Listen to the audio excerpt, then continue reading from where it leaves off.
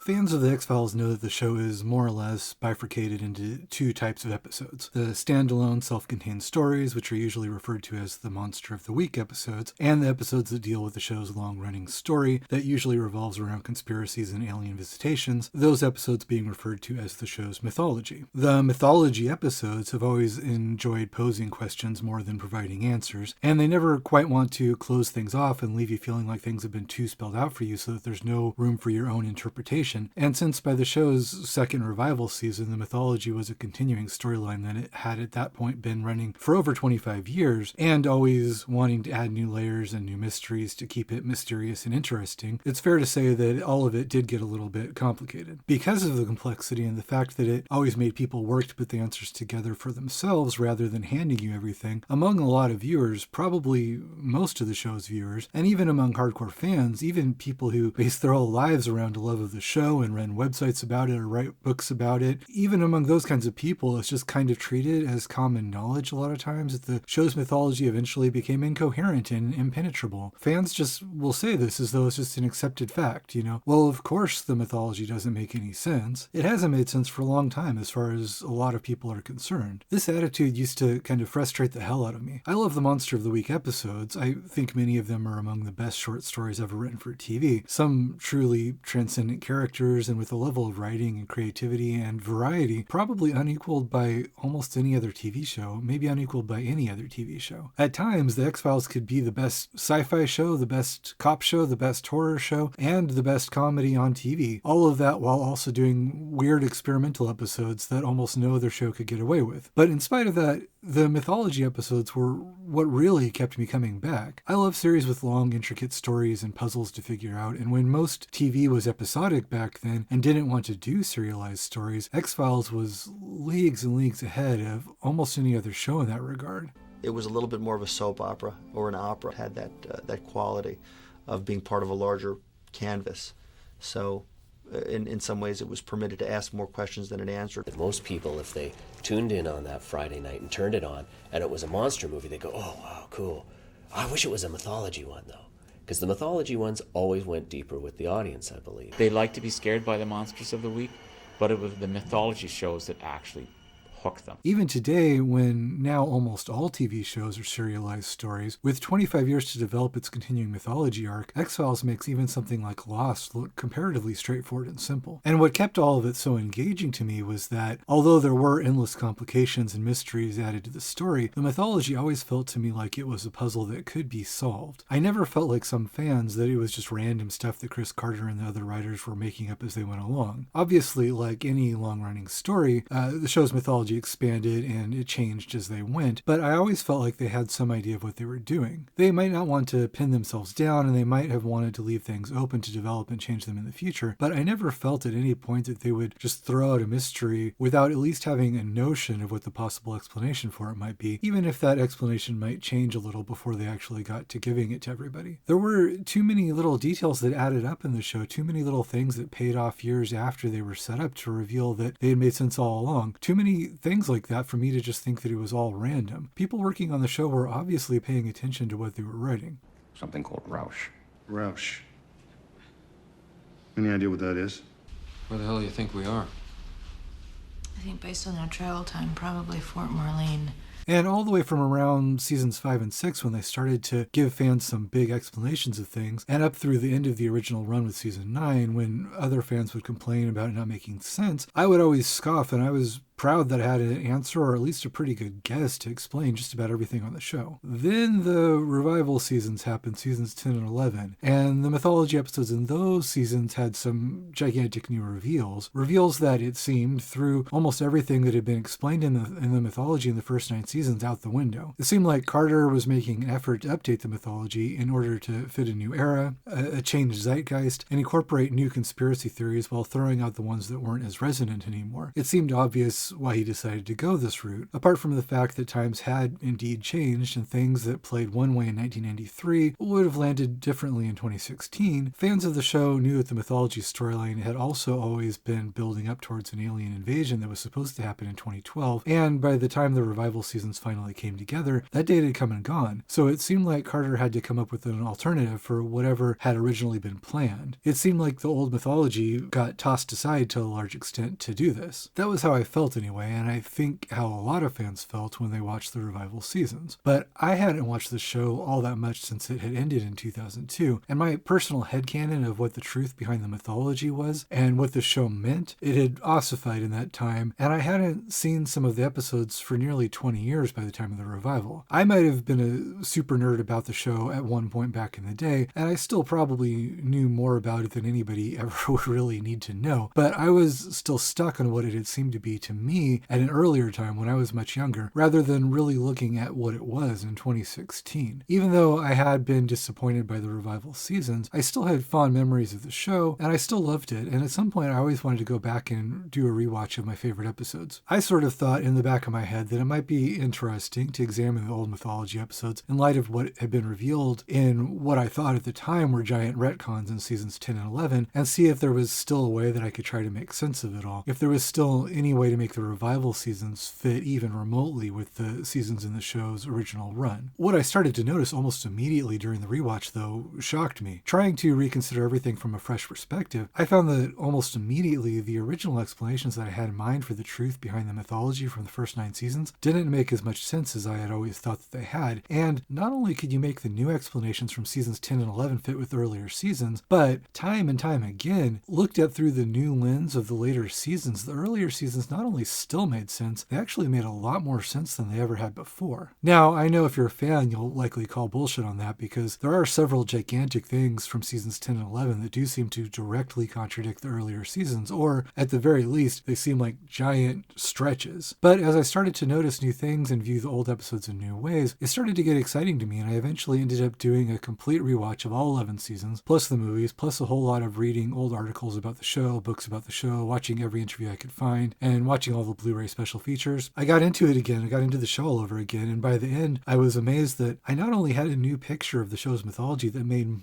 much more sense than the old picture ever did on a plot level, but that the new ideas that are explored by these new angles on the show's story make the whole thing that much deeper and more meaningful thematically also, and ultimately just a better piece of art. By the way, from here on out, I'm going to talk about all the mysteries of the show, so of course there will be spoilers for everything, so this is your spoiler warning. So now that we're ready, friends, X-Files fans, I am here to tell you that the X-Files mythology actually does all make perfect sense, believe it or not, and that Chris Carter knew what he was doing, and over 25 years he never dumbed it down, he never compromised it or phoned it in, even though the cost of that was that sometimes he went way over many people's heads, mine included at first. I think that in the end, we all owe him an enormous apology, and I want to show why.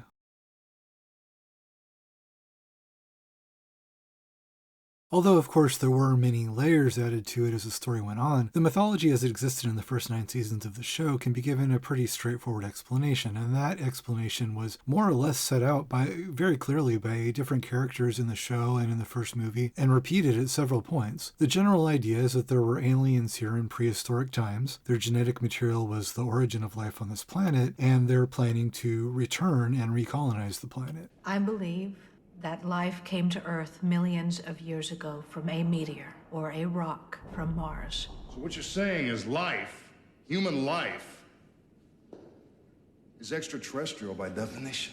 They're here, aren't they? Mr. Mulder, they've been here for a long, long time. It gets confusing for people because there appear, especially in the early seasons of the show, to be several different types of aliens with different agendas. There were the gray aliens, and then there was the black oil, which climbed inside people's bodies and could mind control them. And there was also a lot of talk about releasing some kind of virus or plague, which at times in the beginning seemed to be another separate issue from the aliens or caused by the aliens for unknown reasons. All these ETs running around. It's hard to keep these aliens straight without a scorecard. All of this actually has a fairly direct explanation that was given in the show more than once. The alien species in the show that's returning to colonize Earth actually exists primarily as a virus, which in the show is usually referred to as the purity virus. The virus is extraterrestrial. We know very little about it except that it was the original inhabitant of this planet. Your aliens, Agent Mulder, your little green men, arrived here millions of years ago.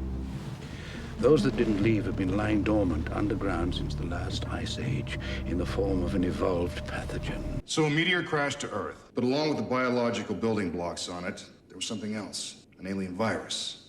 I believe there was a virus which thrived here prehistorically. And what happened to these aliens? They died in the last ice age 35,000 years ago. And the virus?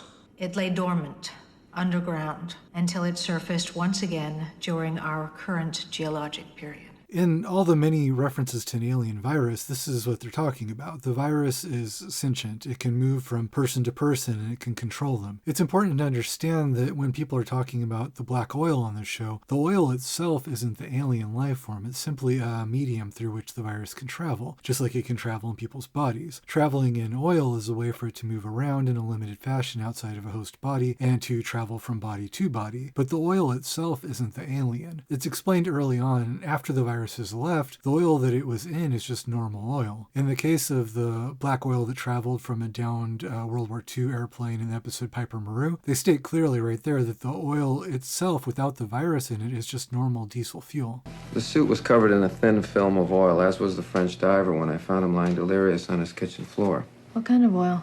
According to the analysis, it's 50-weight diesel oil, Scully. That's the same oil that was used on World War II submarines and on P-51 Mustangs, for that matter. I think it's a medium.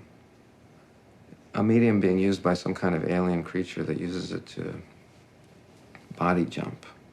Then what they finally revealed in the X-Files movie was that the virus could also gestate inside of a host if it chose and create a larger life form. I believe that virus infected early man and transformed his physiology. Change him into something else. Into an alien life form himself. At first, this larger life form seemed like yet another new type of alien, stronger and more vicious than what we had been shown before. But it was explained very soon after, actually it was explained in the very next episode of the show after the movie, that this larger alien was a younger form of the gray aliens that we'd already seen many times on the show. So rather than all this being several different types of aliens, this shows that the black oil, the gray aliens, and so on are all just different phases of the life cycle of the same alien. It's all one alien. The show likes to be circumlocucious like that to keep you guessing, but while it often likes to play with your expectations, when you finally put all the pieces together, you'll see that, as in this case, the answer is usually simpler and more direct than you thought. The black oil was an alien creature that invaded your body through your eyes or your nose or your mouth and would take over yourself and control you, and then when it was done with you, it would move on. The oil then, if it stays in you, it can gestate into the alien from the movie. And then the alien from the movie can then become a gray. People also tripped out somewhat because there seemed to be different types of black oil. Some of it came in a meteor thousands of years ago, some of it came in a Mars rock that landed in Tunguska, some of it seems to ooze and flow more, some of it seems to travel in a more wormy kind of shape. But again here, I think people are just overcomplicating things. This is all the same virus. When it got here millennia ago, there was some on Earth, some on Mars. Some got trapped in underground oil deposits. Some kinds might behave a little bit differently when they'd been separated by thousands of years of evolution, and if different deposits hadn't been in contact with each other, they might not all be up to speed on recent developments, but there's no reason to assume that this isn't all just the same virus. Different people have different personalities, and different colonies of the purity virus might have different personalities and act a little differently as well. Even something in the show like the presumably alien worm that they find in the season 1 episode Ice could just be a similar kind of thing, or a different creature from the same planet. It also seems like this worm came here on a meteor in the distant past. It also seems to be hibernating in ice until it's thawed. It also seems to find a host and mind control it. It even bleeds a black oily substance like the black oil, and like the gray aliens also bleed. Whatever the worm creature was, it could have just come here on the same meteor as the purity virus, and it could just be the same kind of thing again. Then there are also, of course, the alien-human hybrids and the alien bounty hunters, and later on in the show there would be the super soldiers, but I'll get to all those things soon. The big second layer to the show's mythology is that there's also a conspiracy of men, which seems to be run by a shadowy group that's known as the Syndicate, which was abetting the aliens in their colonization plans, mainly by working with the aliens to create a race of alien-human hybrids that were meant to assist the aliens as a slave race. This is what the abductions and experiments on people were supposed to be about, creating these hybrids, and also the explanation for the alien-human hybrids that were running around at different points in the show. They weren't a separate kind of alien, but rather a hybrid between humans and the alien species that we already knew about. No, there's a matter of Agent Scully's one abduction in 1994. Abduction by whom? By the military, working with the government conspirators. To develop a breed of human-alien hybrids that the aliens would use as a slave race. While the Syndicate and the humans in the conspiracy were explained to be conspiring with the aliens in their colonization plans, they also seemed to be secretly developing a vaccine that they thought might be able to make them immune to the purity virus without the aliens' knowledge. What were their interests? Developing an alien virus vaccine. Before the Russians developed one. How'd they go about that? By testing innocent civilians all over the world. They were pretending to work with the aliens, to infect the entire population with an alien virus. But the conspirators were trying to save themselves by secretly and selfishly developing a vaccine.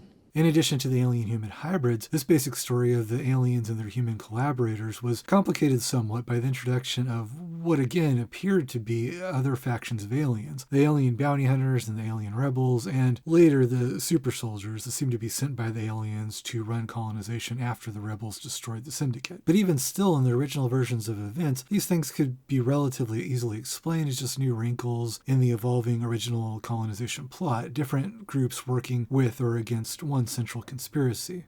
The conspirators believed all life in the universe had been infected with the virus, including a race of shape-shifting alien bounty hunters who policed the conspiracy for the aliens. But they were wrong. And it led to the destruction of the conspiracy. And who destroyed it? A group of renegade aliens who had avoided infection with the virus through self-disfigurement. And the conspirators themselves, what happened to them? They're all dead now.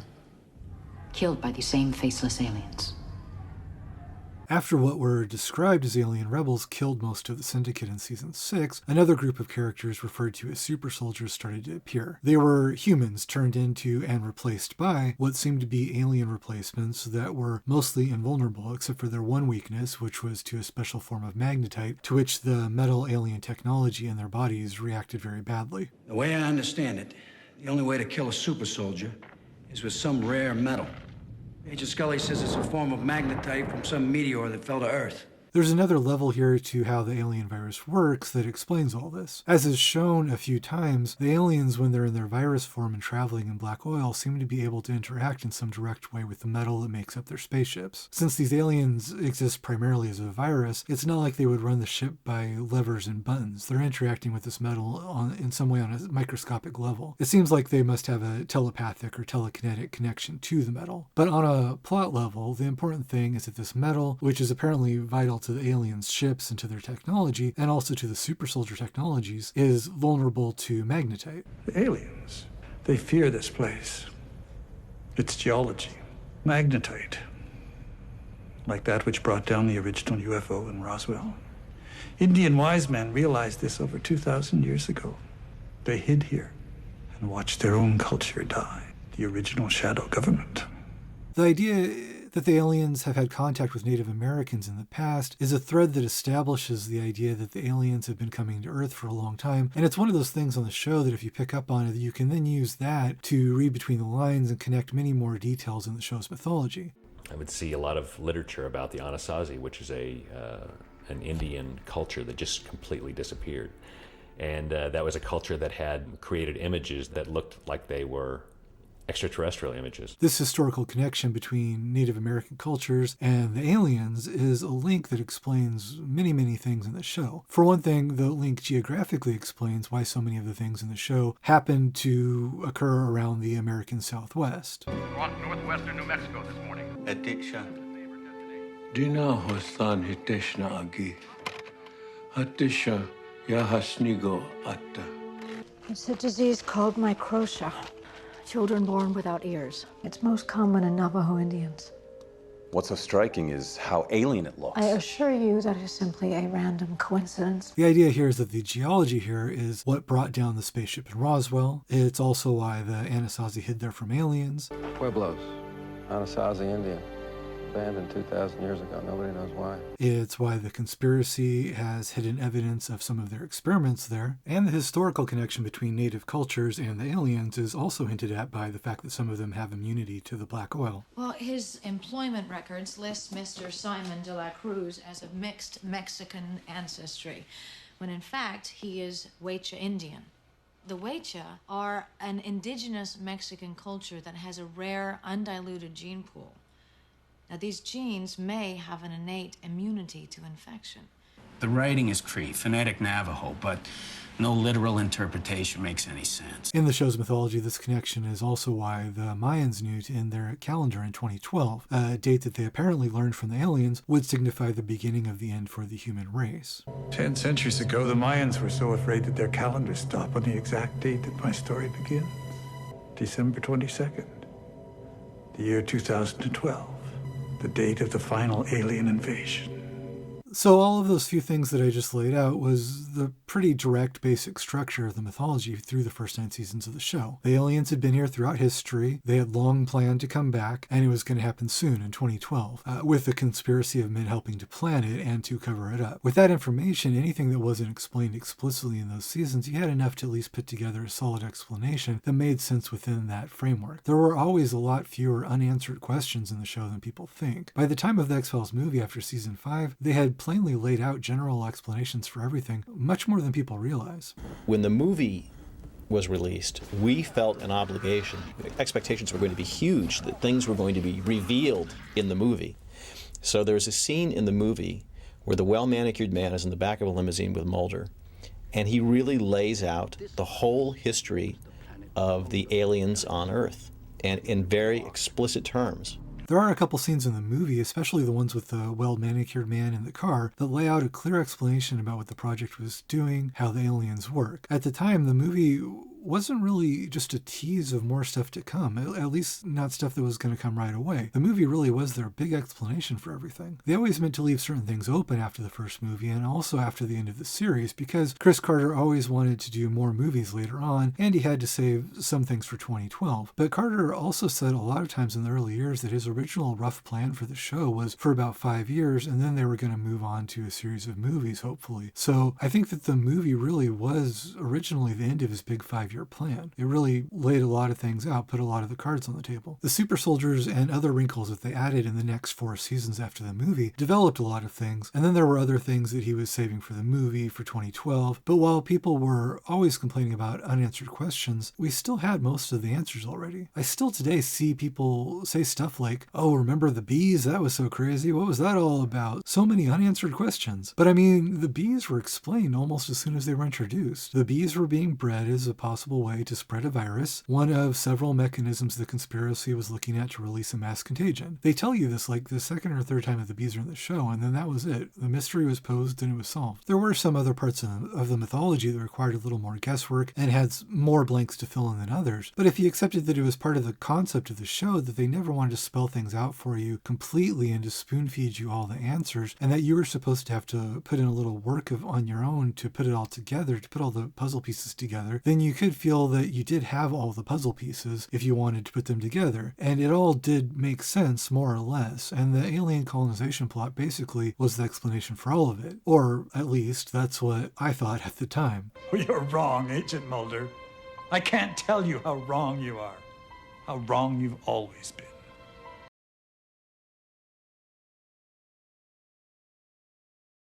And then seasons 10 and 11 happened and threw several wrenches into that whole alien colonization thing. I'm talking planned invasion. The colonization of this planet by an extraterrestrial race. I thought you were serious. I want to talk about the coming back with season 10 or 11 on the X-Files. Right. I thought about it. I thought, why do I want to come back? What story do I have to tell? Right. I don't want to just come back and do a victory lap. I have something to say. Yeah. And I did a 4-part arc through 2 seasons to say all the things that I wanted to say. What we had set up throughout the whole mythology of the show was that the conspiracy was between certain levels of shadow governments in cahoots with some kind of an alien presence. The twist that Chris put on it in the first episode was there are no aliens. We have their technology. That's it. The conspiracy is just humans. So I like that, because it didn't rewrite everything. It just kind of made a very clever twist. There was a moment you were being asked about your abductions, about your pregnancies, how the aliens took your babies, and before you answered, you looked at O'Malley. Why? Because it's not exactly the right question. I'm sorry, I don't understand. Because I don't believe it's aliens who are taking them. Who took your babies? Men. Men? Humans? You saw their faces? Yes. But you always wondered if they weren't lying to you too. I've been misled. We've been misled. If everything we've been led to believe in is a lie, what if there is no alien conspiracy? Mulder, what are you talking about? I'm talking about everything we've been led to believe, our work, the X-Files, everything. Tell me what this is about. It's about controlling the past to control the future. It's about fiction masquerading as fact. My people have come to trust memory over history. Memory, like fire, is radiant and immutable, while history serves only those who seek to control it, those who would douse the flame of memory in order to put out the dangerous fire of truth. Beware these men, for they are dangerous themselves and unwise.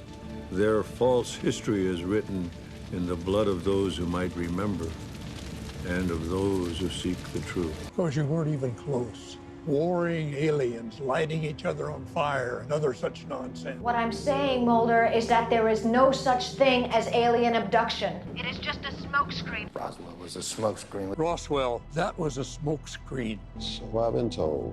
Figured it out. It all makes complete sense. All these years we've been deceived. This is not an alien conspiracy. It's a conspiracy of men. Seasons 10 and 11 add many new twists to the show's mythology, and I'm going to get to all of them, but of course the biggest one is the notion that the aliens never had plans to colonize Earth at all. When I first watched seasons 10 and 11, I had the same reaction of many other people, and I felt like this was the biggest retcon in the history of franchise retcons. How could they possibly say that there was no alien colonization? Alien colonization was what the entire mythology story of the first 9 seasons had been about. It was the whole show.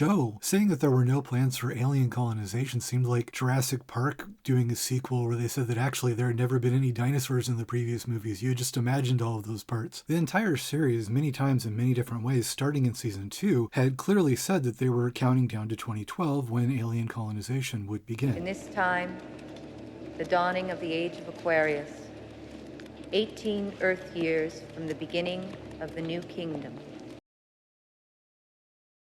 In the final phases before it begins, there will most likely be assemblies. We're 15 years away. The timetable has been set. The date is set. You heard the man, the date set. December 22nd, the year 2012, the date of the final alien invasion. The countdown has begun. It began in 2012, but no one knew. It's been in motion since 2012. But if the aliens weren't coming in 2012, then what was the countdown to 2012 all about? When I turned 11, my powers grew. The fact that he says his powers started to develop when he was 11 in this quote seems like an oddly specific detail, doesn't it? Why wouldn't he just say that they started when he was around 10 or 10 years old? Well, like many details in the show, you'll be rewarded if you look into it more and you'll find out that it actually makes perfect sense and that there was nothing random about it. If you go through the timeline and work out when William was born, you'll find out that he was born in 2001, so you can figure out when he would have turned 11. But we'll get back to William soon here. At first, this idea that there were no plans for alien colonization, it seemed to turn everything on its head. But I'm going to show that not only can you reconcile it with earlier seasons, if you figure out a few subtextual things and watch the earlier seasons with this in mind, the new explanations not only work, they actually work so much better than the old explanations. Many things that didn't quite make sense before, or that required elaborate explanations before, suddenly all make perfect sense and they become simple and direct. Now, I know that you're going to say, but what about this or what about that scene that doesn't seem to fit with what was revealed in seasons 10 and 11? And I'm going to get around to those because, believe me, at one point I had those same questions. But first I'm going to start with the things that immediately when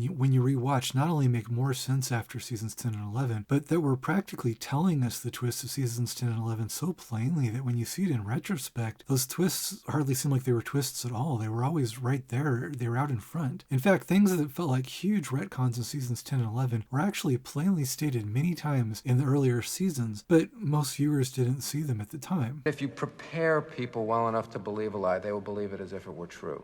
And if you tell them a really big lie, like there are aliens from outer space, much more than a small one, they will believe it. And if you suggest to them that these aliens are doing bad things to them, the power of this suggestion will be to make certain people believe that certain psychopathologies and neuroses that they're suffering from can now be attributed to that. But you've cited evidence. You've made claims yourself. What I've seen because I wanted to believe.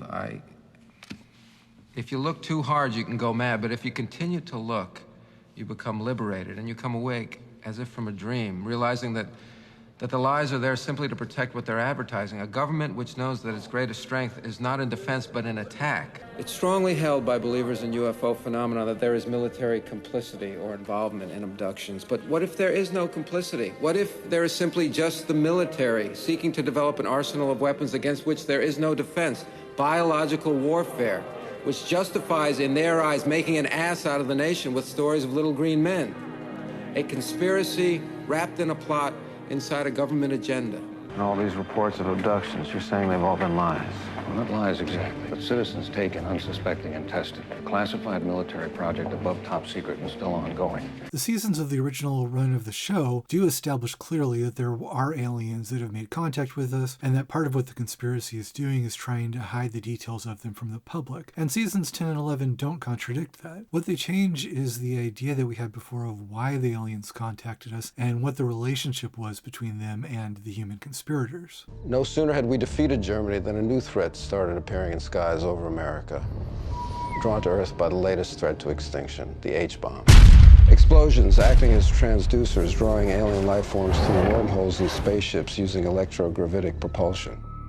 Advanced extraterrestrial species visiting us, concerned for mankind and the threat of our self-destruction, forestalling our annihilation through their own self-sacrifice. But they're not here for the reasons that you might think. They're here to deliver a message. The aliens came to study us. We're prepared to work with us. World leaders signed secret memos directing scientific studies of alien technology and biochemistry. Classified studies were done at military installations S4, Groom Lake, Wright-Patterson, and Dulce. Extracting alien tissue. Tests were done on unsuspecting human subjects. And elaborately staged abductions in craft using alien technology recovered from the down saucers. Roswell was a smokescreen. We've had a half a dozen better salvage operations.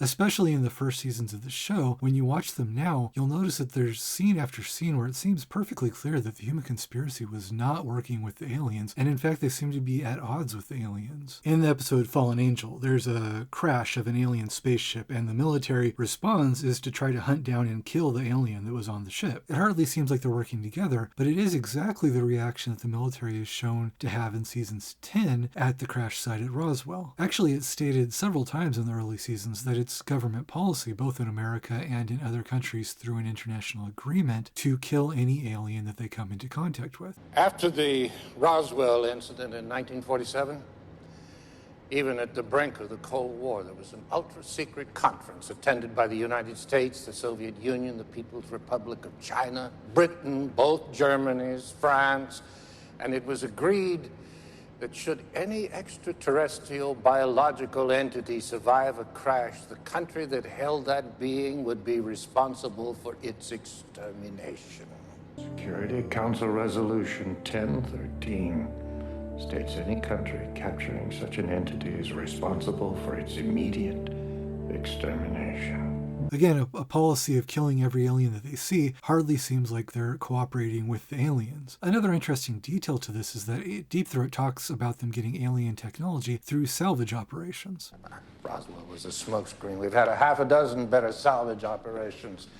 Now, again, if they were working with the aliens, and in fact were doing the aliens' bidding, why would they only have access to alien technology through salvage operations? If the tests they were doing to create alien-human hybrids were something the aliens wanted them to be doing, wouldn't the aliens need to give them the technology to do those tests? In the season 4 episodes Tempest Fugit and Max, a plane crash is caused when the character Max is smuggling what he believes to be an alien power source on a plane, and what appears to be a UFO intercepts the plane to take it. But the crash isn't caused by the UFO, it's caused when a military aircraft is sent to intercept the UFO. It seems like the story is that the military had the alien power source, the UFO is trying to get it back, and the military is trying to stop them. Assuming that what stopped the plane really was a UFO in the first place, then it would seem like the aliens and the humans are once again at odds. They're fighting over this power source, not conspiring together on anything. You could have explained this kind of thing before with the idea that the conspiracy was in part cooperating with aliens, but also in part secretly working on other things to pursue different agendas that they kept secret from the aliens. This makes sense to an extent, but it still wouldn't explain why they had a policy of immediately killing any alien they find. You would think that if the aliens were controlling the conspiracy and involved in it, that they might get a little pissed at that. It's just a much cleaner explanation overall that suddenly makes sense of all these little details if you realize that the aliens and the conspiracy weren't working together at all. But then you could also point out the fact that some people who were abducted seem to have memories of seeing aliens, like Dwayne Barry. So if the aliens weren't involved in the abductions, then why would they have memories of seeing aliens? The idea of those memories not being true, though, was actually clearly explained in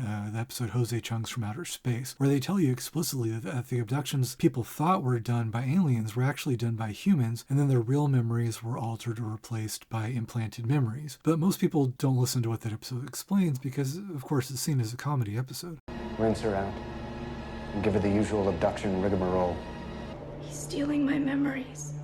What do you do with the abductees? Take them back to the base. Let the doctors work on them. Nothing physical, they just mess with their minds. Hypnosis. At the base, I seen people go into an ordinary room with an ordinary bunch of doctors and come out absolutely positive they were probed by aliens. How many times have you been abducted, Sveta?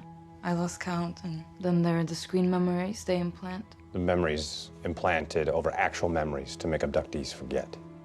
I'm familiar with the syndrome.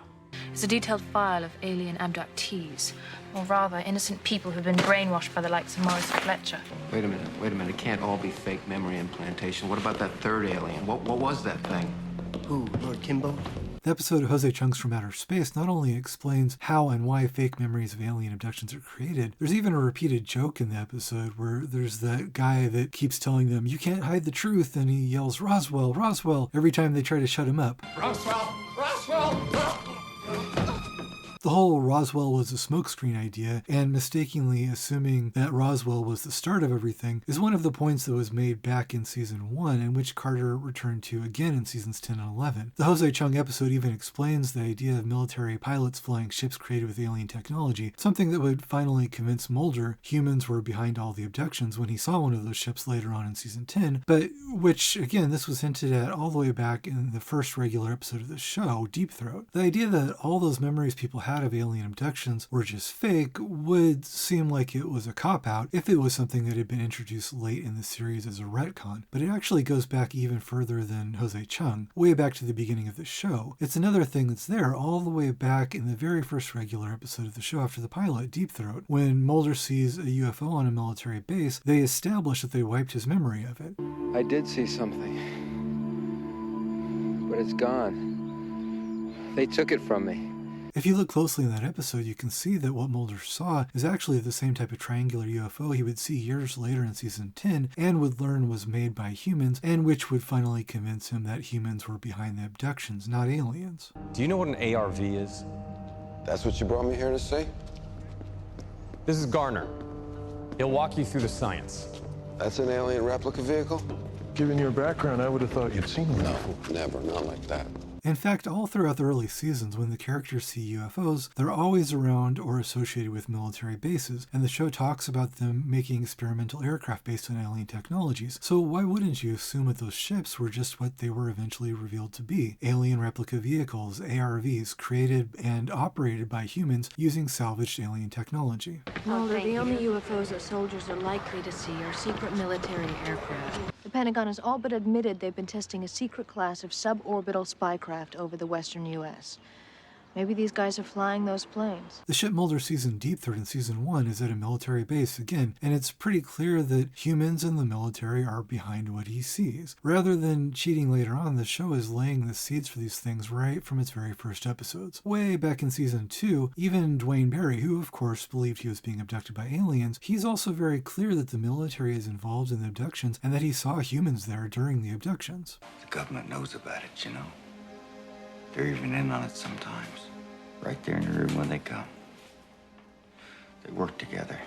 Even under the alien colonization explanation for the purpose of the conspiracy, it's unlikely that there ever were alien abductions on the show. The humans were supposed to be running these experiments to create alien-human hybrids, and that's what people were supposed to have been abducted for. So why would aliens be abducting people and experimenting on them? If there were abductions actually done by aliens, it would have been a whole separate thing from the alien-human hybrid project, and there would have needed to be a whole second purpose to it that was never explained. Saying that the aliens weren't doing it at all, again, makes things clearer than before and cleans up a lot of issues. You don't even need the explanation of implanted memories to explain things like why in Dwayne Barry's memories of his abductions he seems to see aliens. The few times we do see characters that look like aliens involved in abductions or interacting with the Syndicate, like in the season 6 episode 1 Son, those things are taken as evidence that the aliens were in fact involved in the conspiracy. But if you think about it, there's no evidence that what we see in those scenes actually were aliens. One of the only times that Mulder gets up close to the body of one of those types of quote-unquote aliens and is actually able to look at it is when he finds the dead bodies in the boxcar in the season 2 episode Anasazi. And in that episode, as soon as he looks at the bodies, he sees that their arms have smallpox vaccination scars. So why would aliens have smallpox vaccination scars? The answer is that they wouldn't. What he's seeing are humans who were part of the alien-human hybrid experiments who took on some of the appearances of aliens. Again, watching that episode the first time without the information about the alien-human hybrid experiments from later seasons, you just assume that Mulder found a pile of dead aliens. I mean, you saw it with your own eyes. But if you go back, there's no cheating. They tell you right there the minute that he finds them that they aren't aliens, because if they were, they wouldn't have those scars. Again and again in the early seasons of the show, we're shown things that look like aliens, but that could actually just be alien-human hybrid experiments. And sometimes in episodes like 731, we're even clearly told that they are alien-human hybrid experiments, not actual aliens. There are gray aliens that we've seen,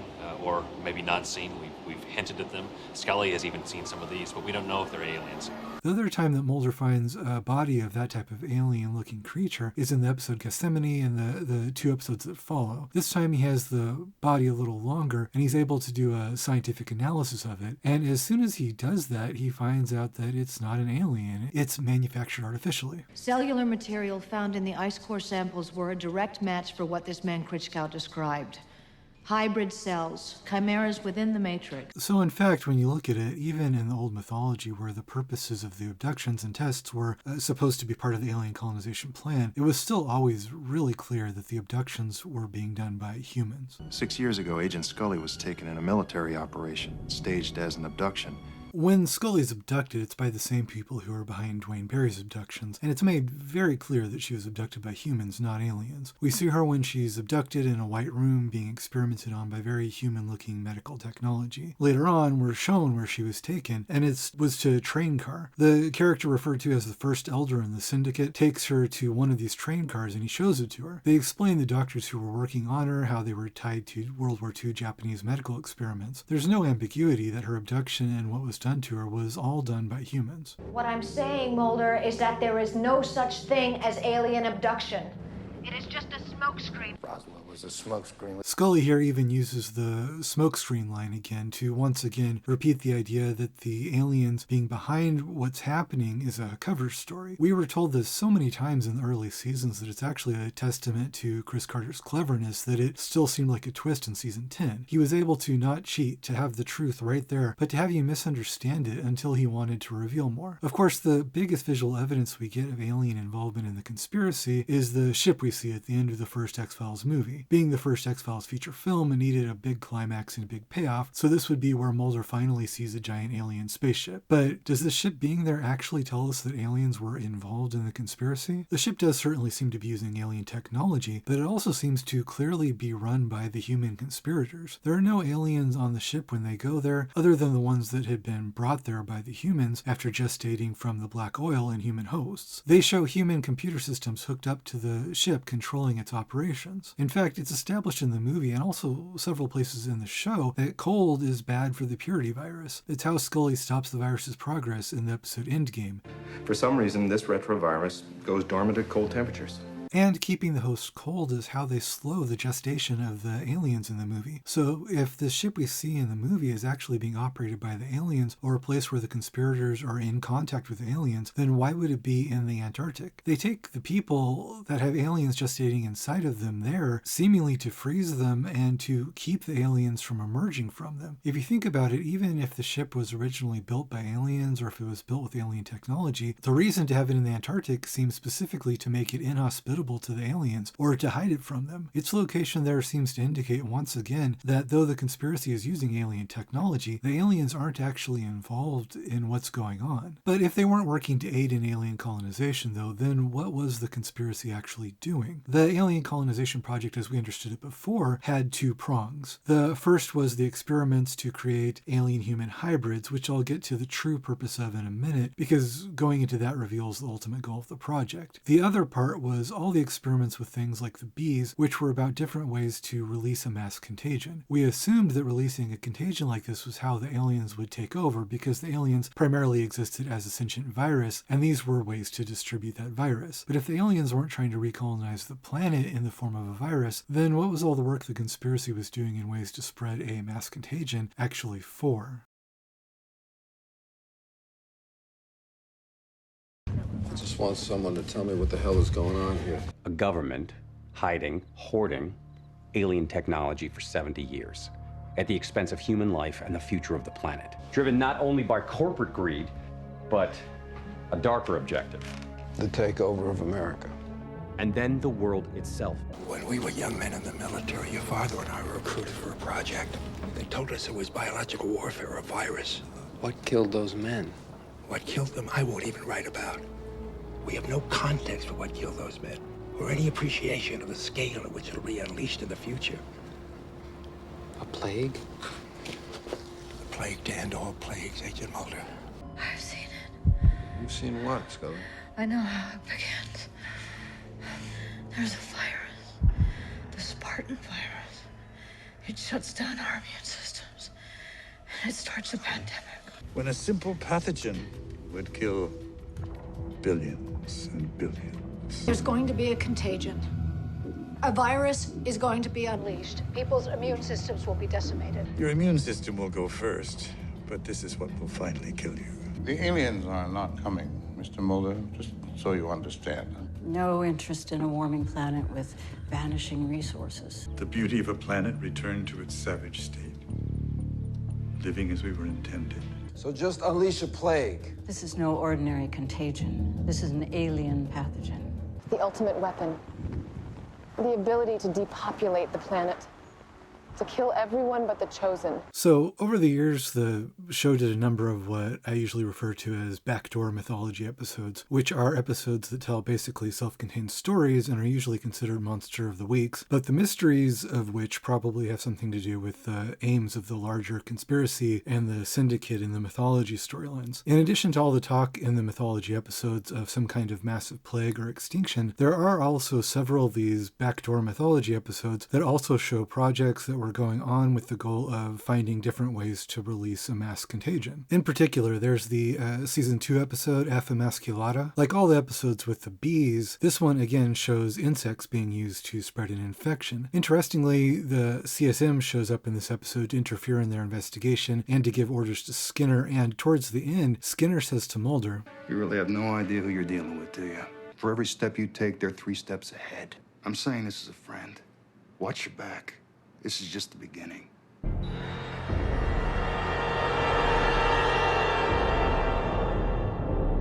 So they clearly meant for the experiment being shown in this episode to be part of something larger. Like I said before, since we knew that the conspiracy was planning to release some kind of mass contagion, we thought we could assume that it was planning to release the purity virus on a mass scale, so all humans would be infected and controlled without it having to travel to them one at a time through oil, and in that way the planet would be colonized. And what we finally revealed in the movie was that in fact the black oil was a virus that has been around since before man was around, alien in origin, that has taken over the universe.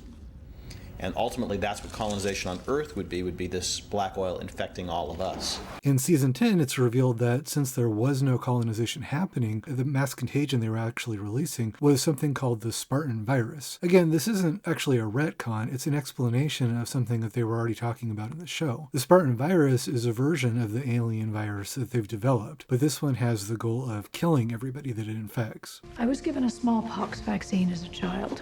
As I'm sure you were as well. It was standard practice in America at the time. If you are suggesting that there is more in that shot than a vaccine. Of course, the show came back to mentioning something being done to people through the smallpox vaccine many times over the years. These guys were keeping records of smallpox inoculations.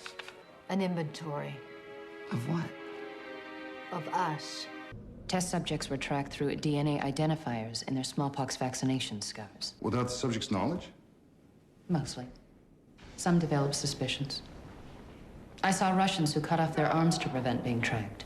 People were said to be tracked through markers left in them by the smallpox vaccine. The records that Mulder and Scully found in the mines in season 3 were of people being cataloged and recorded based on when they were given the smallpox vaccine. In the episodes that deal with the bees, it's also explained that the virus they're carrying is a mutated form of the smallpox virus. In Paperclip, we really begin to realize the extent of the government conspiracy and the cataloging of all of us. This is where Chris first introduced the idea of genetic material being taken through inoculations, for smallpox in this case. But other than being used as a way to track people, it was never really explained in the show's original run what was in the smallpox vaccine that was so important to the project and why they had put it there. Season 10 finally explains that the way the Spartan virus is supposed to work is that everybody, or mostly everybody, had a weakness placed in them through the smallpox vaccine that makes them vulnerable to it, to the Spartan virus. It also explains that the alterations the vaccine made to a person's biology can then be passed on to their offspring through them, so over generations, they've marked almost everybody with this vulnerability that they want them to have. The Spartan virus removes the adenosine deaminase gene from your DNA. Remove the ADA gene and your immune system will simply vanish. What they have, what you have, what I have to presume the entire population has is something entirely different. It's in the germ line already. It's in sperm, it's in eggs, it's a virus within a virus that was put there through the smallpox vaccine. It's what these men are calling the Spartan virus. Then the Spartan virus can be released on a controlled timetable via various means. In seasons 10 and 11, the show mentions chemtrails several times. They are dosing us, folks. And now I know what you're asking. Why would they dose us? Why would they use these planes? It's the same reason that chemtrails... If you see graffiti like this in your neighborhood, you can suspect your DNA is being targeted by a release of aluminum into the atmosphere through chemtrails. This whole thing with chemtrails seems like an attempt at the time to keep the show current with the conspiracy theories of the time, in this case 2016 through 2018, but this also has roots in a number of earlier mythology episodes and backdoor mythology episodes. In season 2, there were the episodes Blood and Red Museum that both deal with something similar. In Blood, there is a government experiment to induce psychosis in a population by releasing a chemical and pesticides from crop planes, similar to chemtrails. In Red Museum, there's a project to release a similar kind of chemical that creates a similar kind of psychosis, this time by a doctor in a small town. In that episode, one of the people involved in the project turns out to be the man that Scully saw shoot Deep Throat, which shows that these projects, these backdoor mythology episode projects, have a direct tie to the larger conspiracy and to the Syndicate. They show a similar type of chemical yet again in the season 11 episode Kitten, this time saying that it was being tested to induce psychosis in soldiers in Vietnam. Those episodes are showing a chemical agent that's different from the Spartan virus, but they deal in similar territory of the conspiracy trying methods of mass releasing something on unsuspecting citizens, and also of the conspiracy's interest in finding ways to mass control the population. The way the Spartan virus is revealed to work is that it would destroy people's immune systems, rendering them vulnerable to every other type of disease and infection, ensuring that virtually everybody infected with it would soon die. A scale we've never dreamed. A scope that quickly becomes global. A massive contagion, then. Not one contagion, but a variety of contagions. If the flu doesn't kill you, then something else will. You're describing it as a fast-moving AIDS, without the HIV. Our immune system's decimated by the same tampering to all our genomes. As the CSM rationalizes it, humanity was on a path of self-destruction anyway, destroying the environment and the planet, and so he was just controlling the timetable, like a controlled burn of part of a forest to get rid of dangerous vegetation and make sure that the rest of the forest doesn't burn. My plans are airtight, and even if they were to get out, they would be dismissed as so much fake news. That's the world we live in, Monica. Every day a new disaster, when the one thing no one is prepared for will wipe the slate clean. We refuse to imagine our impending extinction, the acceleration of the cataclysms. We've thrown science out the window in favor of scandal and opinion, civilization a joke, and my plan merely the punchline. These are people you're killing. I'm just cleaning the mess that they made. I didn't set out to destroy the world, Mulder. People did. Can't justify your actions. We have just had the hottest year on record on planet Earth. I didn't do that. I'm not responsible for the 40% loss of bird life or the decimation of the megafauna. Just murder all the people. Aliens predicted all this. They saw it happening to themselves. Yeah, and you kept it a secret. Look at world history, Fox. Neither you nor I could save mankind from self-extermination. So you plotted your endgame. I just changed the timetable. So the aliens, it's explained, started visiting again shortly after World War II because they sensed that we had used our first atomic weapons, and they came here to warn us that we were on a path to destroying ourselves. This is the point of self-immolation that they had predicted that we'd arrive at by 2012. When they come back to warn us, they're trying to give us one final chance to avoid it. No sooner had we defeated Germany than a new threat started appearing in skies over America. Drawn to Earth by the latest threat to extinction, the H-bomb. Explosions acting as transducers, drawing alien life forms through wormholes in spaceships using electrogravitic propulsion.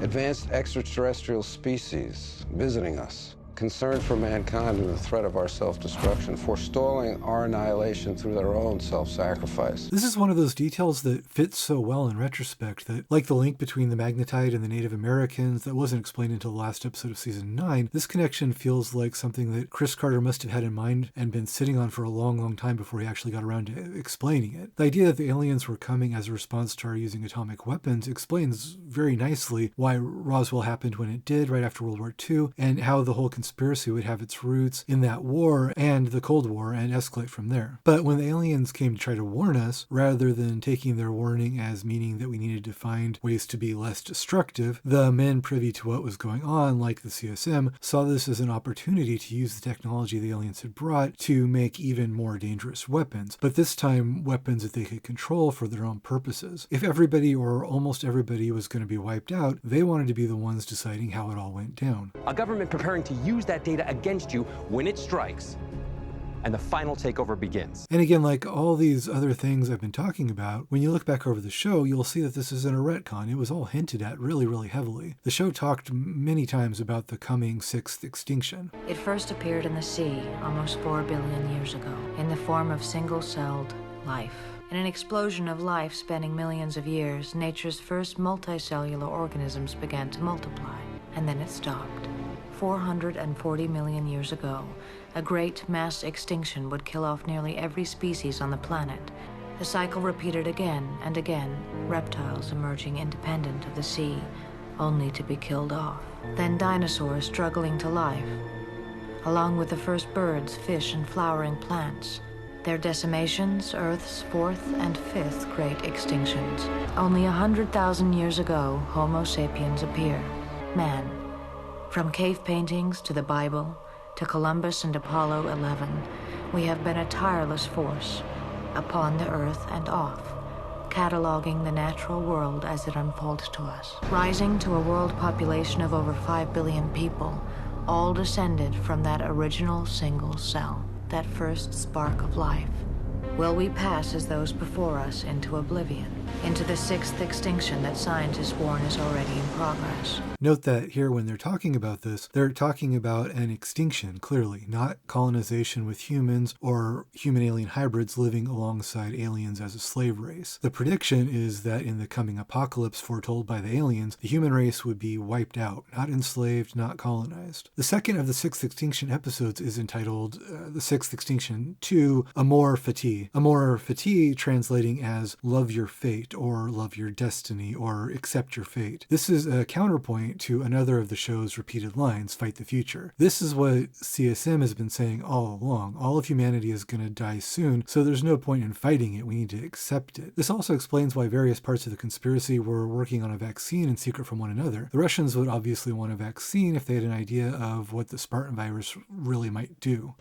There's something that has been brewing from the end of the second season on, which is the idea that this conspiracy to keep a secret the existence of extraterrestrial life is a global and multinational conspiracy, not just an American one. And there is another Cold War afoot, a race to find what may be the cure to an alien virus that's on the planet. In Season 10, by explaining the mechanics of the Spartan virus, the show finally explains all these ideas of an extinction and an apocalypse that make much more sense of all the clues we've been given than any of the other explanations that were given before. But we do still know that the project was also doing experiments in creating alien-human hybrids. And so if the plans to release a contagion were about killing everybody, not controlling them or making them a slave race to live alongside aliens, then what were the alien-human hybrid experiments for?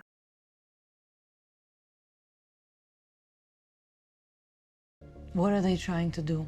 That's the missing piece.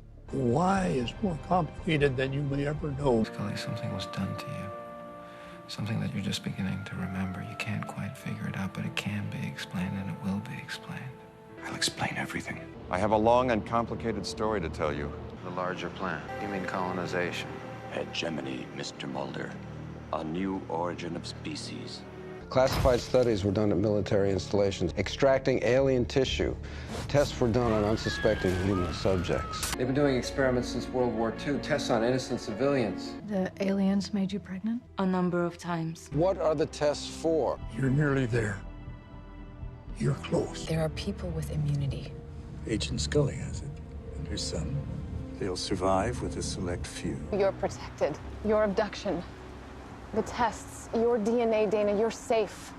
You're one of the chosen elite. Without a vaccination, the only true survivors of the viral Holocaust will be those immune to it. Human alien clones. The ultimate weapon. It's a weapon. Ask yourself, my friend, what could be more valuable than Star Wars? More valuable than the atomic bomb? Or the most advanced biological weapons? A standing army immune to the effects of those weapons. Alien DNA is what I have. And alien DNA is all that can save us. But what are we looking to do? To amplify my DNA. Using alien DNA to defeat the Spartan virus by creating a vaccine against it. I don't have to tell you that we live at the nexus of certain government agencies doing experiments on the mind even before the Cold War. I've also seen things that could only be described as superhuman. Hegemony, Mr. Mulder. A new origin of species.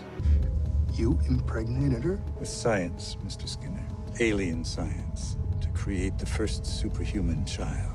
The explanation of what all the alien-human hybrid projects were actually for is where it all finally comes together, and where I think you can clearly see the beautiful structure to all of the mythology to which Chris Carter has long alluded. The idea eventually revealed in seasons 10 and 11 is that the ultimate goal of the conspiracy was to find a way to use alien DNA and technology to give humans superhuman abilities, including the ability to survive the Spartan virus when it was unleashed, so that after the coming plague, the chosen few who were given this enhancement would survive as a race of basically immortal superhumans. 21st century genetic engineering will not only eradicate the Siamese twins and the alligator-skinned people, but you're going to be hard-pressed to find a slight overbite or not so high cheekbone. You see, I've seen the future, and the future looks just like him.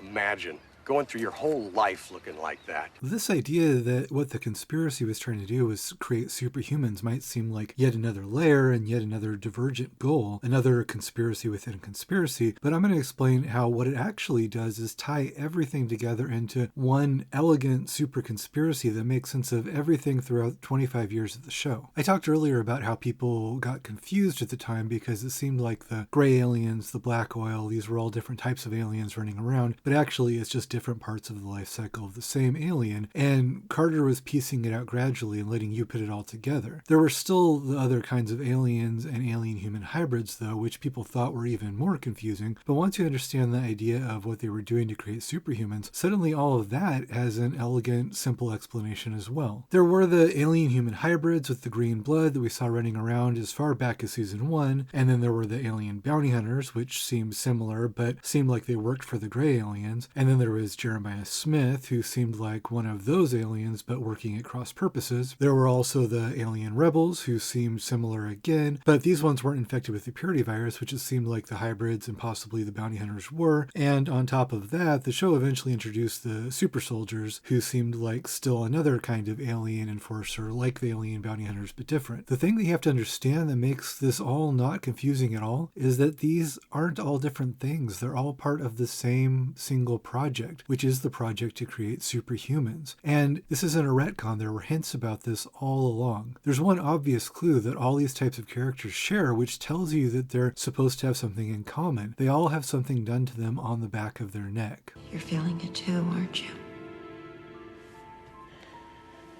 Here. You have the mark, don't you? What mark?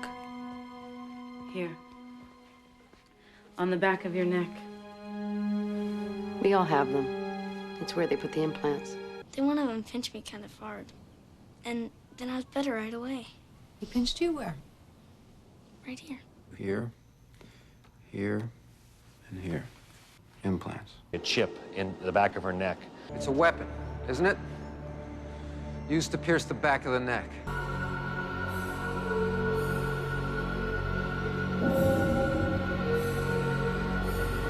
Pliers? But what about that?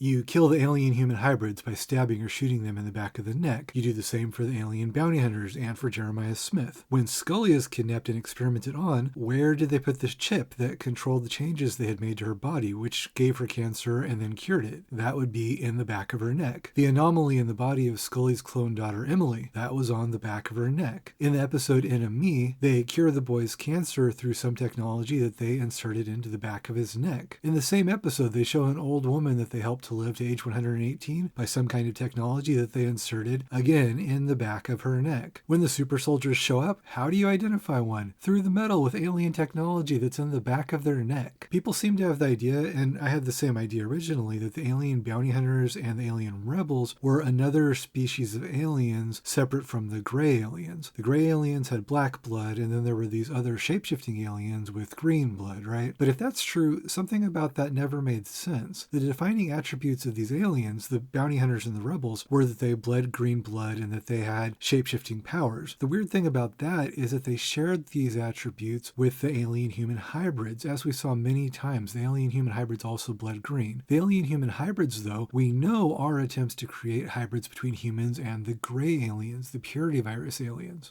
What do they have there? The wellspring, Miss Scully.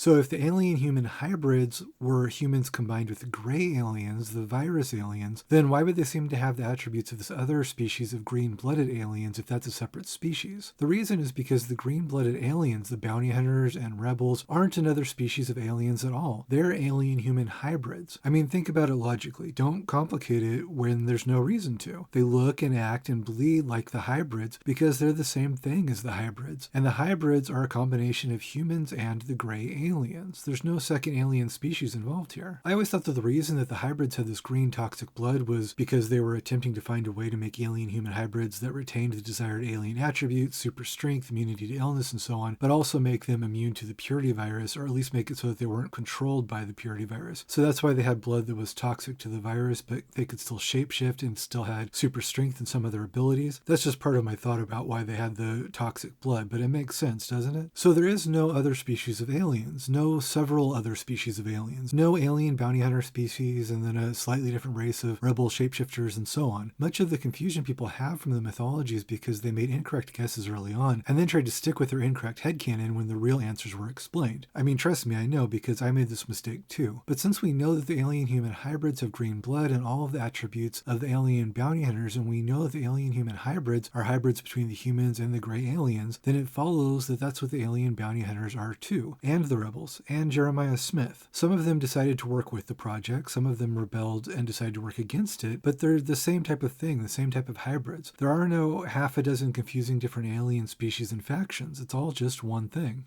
Because you weren't even close. Warring aliens, lighting each other on fire, and other such nonsense. And we already know, as has been shown in the episodes like Colony and Endgame, and going back to the very first confirmed appearance of a green-blooded hybrid in Season 1, some of the alien-human hybrids, when they start to understand what they are and what the project is for, some of them rebel and set out to have their own agenda, or to stop what's happening, or to just leave the project. That's all a character like Jeremiah Smith is. It's a hybrid that's decided to rebel and stop the project, or at least to try to stop part of it. The alien bounty hunters are more loyal alien-human hybrids who have decided to work with the project and hunt down hybrids who are getting out of line. The alien rebels are similar again, but I'll get back to what I think their exact agenda was later on in a little bit. When the super soldiers were introduced, I remember fans at the time complaining that it was yet another side story, yet another faction within a faction, further complicating the show's mythology. And again, yet they actually weren't a new idea at all. The idea that the government and the conspirators were doing experiments to create super soldiers and stronger humans with special powers goes back to the first seasons. In Season 1, we have the Eves, which were an experiment in creating people with super intelligence and even telepathic abilities. Are you here to give me an IQ test by any chance? I think I can top 265. We're very bright, we Eves. In Season 2, we have the episode Sleepless, which was about projects during Vietnam to create super soldiers that didn't need sleep. Top secret military project. Born of the idea that sleep is the soldier's greatest enemy. I don't sleep. And incidentally, where were the surgeries done on these soldiers to give them this ability? That would be on the back of their neck. Back of the neck. On the back of your neck. The idea that they were experimenting on soldiers in Vietnam also ties in again with the Season 11 episode Kitten. Let me say there was a rumored program out of the Cold War. A plan to create a super soldier. What you're chasing is a prototype. There's also the episode Salvage from Season 8, where they show the result of an experiment to create an indestructible man by using a kind of smart metal that allows his body to rebuild itself. This obviously seems like another version of the same kind of super soldier thing, only another earlier, less successful version because they weren't using the alien technology with the metal from the alien spacecrafts that could more successfully interact with organic creatures. The super soldiers we'd eventually see in Seasons 8 and 9 were the next stage of these projects, after they learned more about the alien technology and how to create alien-human hybrids. The idea was played with in the show that the super soldiers might be created by aliens, perhaps to manage colonization after most of the Syndicate had been killed, but this was pretty clearly a red herring. It was pretty clearly a red herring even back at the time. I'm the product of 50 years of military science. The program your old friend Noel Rohr told you about. I'm a bioengineered combat unit. Knowing that these super soldiers were created by human conspirators and not the aliens, we can also figure out that the conspiracy that created them was connected to the same people behind the alien-human hybrid projects. Aside from the back of the neck hint, among other reasons, it's explained in the super soldier episodes that the process by which people are transformed into super soldiers involves the same purity virus doing something to its host's body, and the same vaccine that stops the purity virus also stops people from transforming into super soldiers. The way the super soldier forms inside the body of the person who's transforming, like a second organism, and it then sheds the host's skin when he dies, is even similar to how we saw the purity virus gestating an alien inside a human host. So the super soldiers are made by humans, but with alien technology that makes them part alien, which is exactly what the alien-human hybrid project was doing all along. Again, it's the same project. And the goal of the changes made to people both by turning them into alien-human hybrids and turning them into super soldiers, another type of alien-human hybrids, is to use alien DNA to give them certain attributes and powers of the aliens like strength, healing, and vulnerability. In other words, to turn them into superhumans, exactly as it was eventually explained in seasons 10 and 11. In the case of the super soldiers, they're clearly using some technology from the metal in the alien spaceship, which we know because they're vulnerable to the same magnetite that those ships are vulnerable to, and because they have this metal in their spines. The technology in this metal, in this case, is key to their invulnerability because we're shown that if even a small amount of that metal within their body survives, it can regenerate the entire super soldier. Incidentally, I always wondered in the episode Talitha Kumi why it was so important for them to get that particular stiletto Mulder's mother had in order to kill Jeremiah Smith, if they could just go to a grocery store or something and buy an ice pick to do the same thing, right? But while the super soldiers can't be killed by being shot or stabbed any normal way, because of the alien technology inside of them, they can be killed by a particular kind of metal, a certain kind of magnetite. They share that weakness with the alien spaceship because the technology is the same. Could it be that they needed not just any metal stiletto to kill Jeremiah Smith, but rather one that was made of that particular kind of magnetite? They do show that when the bounty hunters are shot or injured in the back of the neck by means other than one of these stilettos, they can come back. Could it be because the bullets weren't the right kind of magnetite? It's just a thought. A simple gunshot won't do. So I think, in retrospect, it's obvious that all these different factions are a part of the project to create alien-human hybrids, the ultimate goal of which was to create a kind of invulnerable, immortal superhuman that could survive the coming plague. It was all one project, one goal, and it only involved one species of aliens. What are they? Well, the best I can figure, there's some kind of secret military project. Ordinary men made invincible. Doggett says in season 9 that the super soldiers are ordinary men made invincible, which, again, in retrospect, is the exact same thing as the superhuman project that was explained in seasons 10 and 11. We just didn't have a few of the pieces yet to figure out that this was the goal of the entire conspiracy. He also says back then that the super soldiers were a military project, which links it again to the kinds of projects we saw in episodes like Eve and Sleepless, and explains yet again that it's the human conspiracy creating these things, not the aliens. Giving humans immortality was the goal. The super soldiers were another stage in the project, but they still weren't the perfect superhumans the project was trying to create. They were physically immortal, but they relied on the alien metal to keep them alive, and being part machine, they still had a major vulnerability to the magnetite that could destroy those machines, and they seemed like, to an extent, like they were mindless automatons. They were good soldiers for the people running the project, but not what those people running the project wanted to become themselves. When you understand that the alien-human hybrid experiments were about making humans with superhuman abilities, this is something where, once again, you can not only go back and find clues dating back to the earliest seasons of the show, but you also start to notice many things that suddenly make much more sense now than they did before, and many things that didn't make sense at all before suddenly make sense with this explanation. The tentacles reach far back into the last century. But it wasn't until victories in Europe and Japan and the onset of the Cold War that political and economic conditions became perfect for actual execution. They've been doing experiments since World War II, tests on innocent civilians. In 1947, a spacecraft was reportedly recovered in New Mexico. No doubt you know of this, and of the reported recovery of a body at the site. These incidents coincided with not only the end of World War II, but an ignominious project which brought Nazi scientists and war criminals to this country to exploit their knowledge. Operation Paperclip. Yes, you know of it already. And you must also know of the work of Dr. Joseph Mengele, the Nazi angel of death. Mengele thought that he could produce a super race through genetic engineering. As did many of his colleagues at the Institute of Hereditary Biology and Racial Hygiene. Like Victor Klemper? Poor Victor. He loved his orchids. Did you know that he was able to create some of the most beautiful hybrids? Klemper was trying to create an alien-human hybrid. That's what I saw in the boxcar. He was using human test subjects. The title of the season 3 episode Paperclip is a reference to Operation Paperclip, which is a real program in which Nazi scientists, rather than being imprisoned, were brought over to America so that we could use their scientific knowledge. The show talks about this being part of the origin of the project that would eventually involve the Syndicate and the alien-human hybrid experiments on the show. And when the well-manicured man is explaining the conspiracies project to Scully, he specifically says it started in World War II when the Nazis were trying to create a race of superhumans. And you must also know the work of Dr. Joseph Mengele. Mengele thought that he could produce a super race through genetic engineering.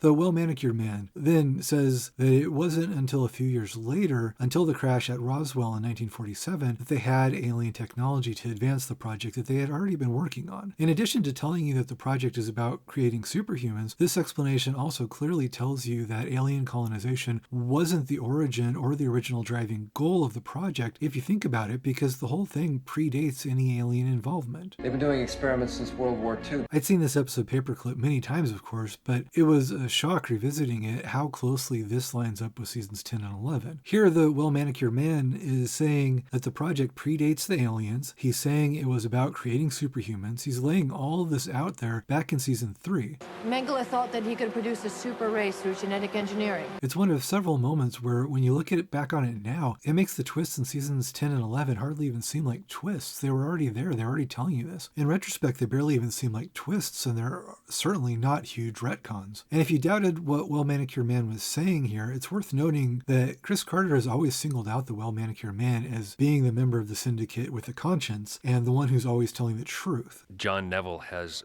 been on the show. He plays a character named the well-manicured man. All the bad guys don't have names; they only have descriptions. He is an important part of the group of elders who run the conspiracy because he's the voice of reason. He's a person who believes that violence is the wrong way in which to protect this secret, that you need to let a certain amount of information out so as to sort of keep your pursuers close so you can control them. John Neville was such an important sort of counterpoint to the Syndicate because he was an honest man with integrity. In fact, his character could always be counted on to tell Mulder and Scully the truth up to the point where he felt comfortable doing so. So he was really the direct opposite person to the cigarette-smoking man who was venal and could never be trusted. Carter gave us a lot of the answers about the origin and purpose of the project right here back in this episode in season 3, and he was telling people to listen to the person that was saying them. You're lying. No. The idea that the alien-human hybrid experiments had the roots in Nazi eugenics and not in alien visitations is hinted at all throughout the show in many ways, actually. There's a season 4 episode called Herrenvolk, which shows clones of Mulder's sister Samantha and also features the bees, hinting that the cloning and genetic experiments and the plans to release a mass contagion are connected projects. Herrenvolk, the title of the episode, is German, and it literally means master people, and it was a concept in Nazi ideology referring to a master race which they believed had an innate right to rule over the world. The project in the show is trying to create a master race to rule over the world, and by making the Nazi connection here, they're once again tying that project to Nazi eugenic experiments, and also once again linking the origin of the project to a time before alien technology was involved in it. Rob just said to me he's a mixture of Stalin and Hitler.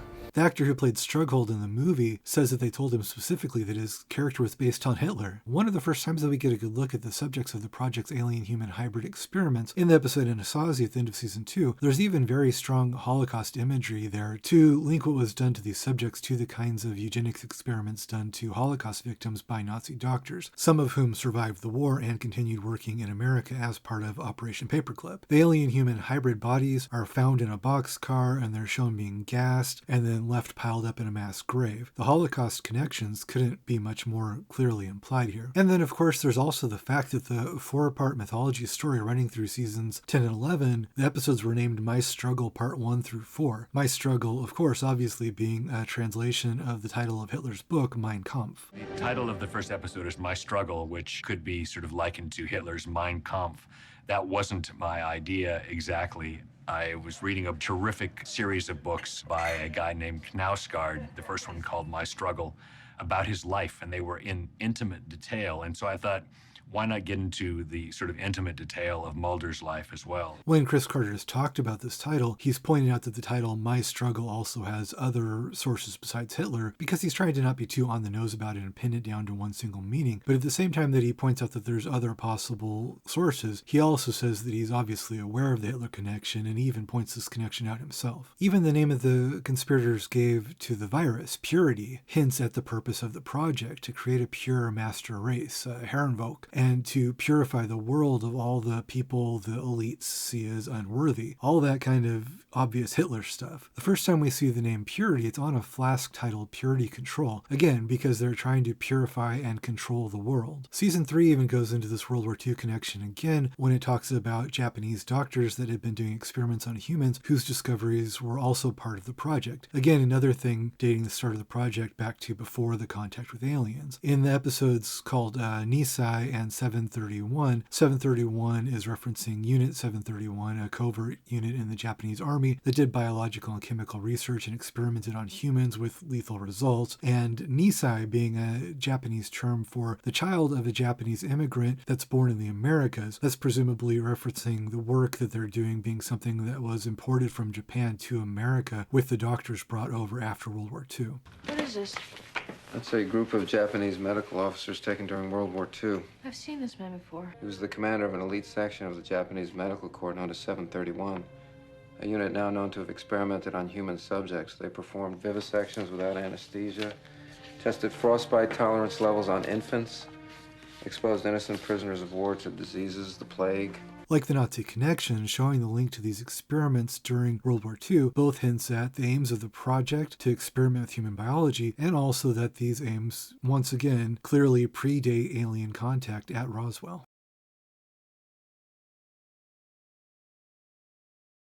When you're rewatching the show from the beginning with the new seasons in mind, it all starts to make more and more sense at first, like I keep saying over and over. But then the new understanding of events does seem to hit a roadblock in around seasons 5 and 6, where characters in the Syndicate and characters who seem like they would know the truth about the conspiracy, including the well-manicured man, start to talk very specifically about alien colonization, which would seem to confirm that alien colonization was in fact what was happening with the project. In season 5, there are several scenes of people involved in the project talking to each other about alien colonization and the alien colonists. Collaboration has allowed you to prepare to stall colonization. My group has been working cooperatively with the alien colonists. They know that when the aliens learn of Cassandra, colonization will begin.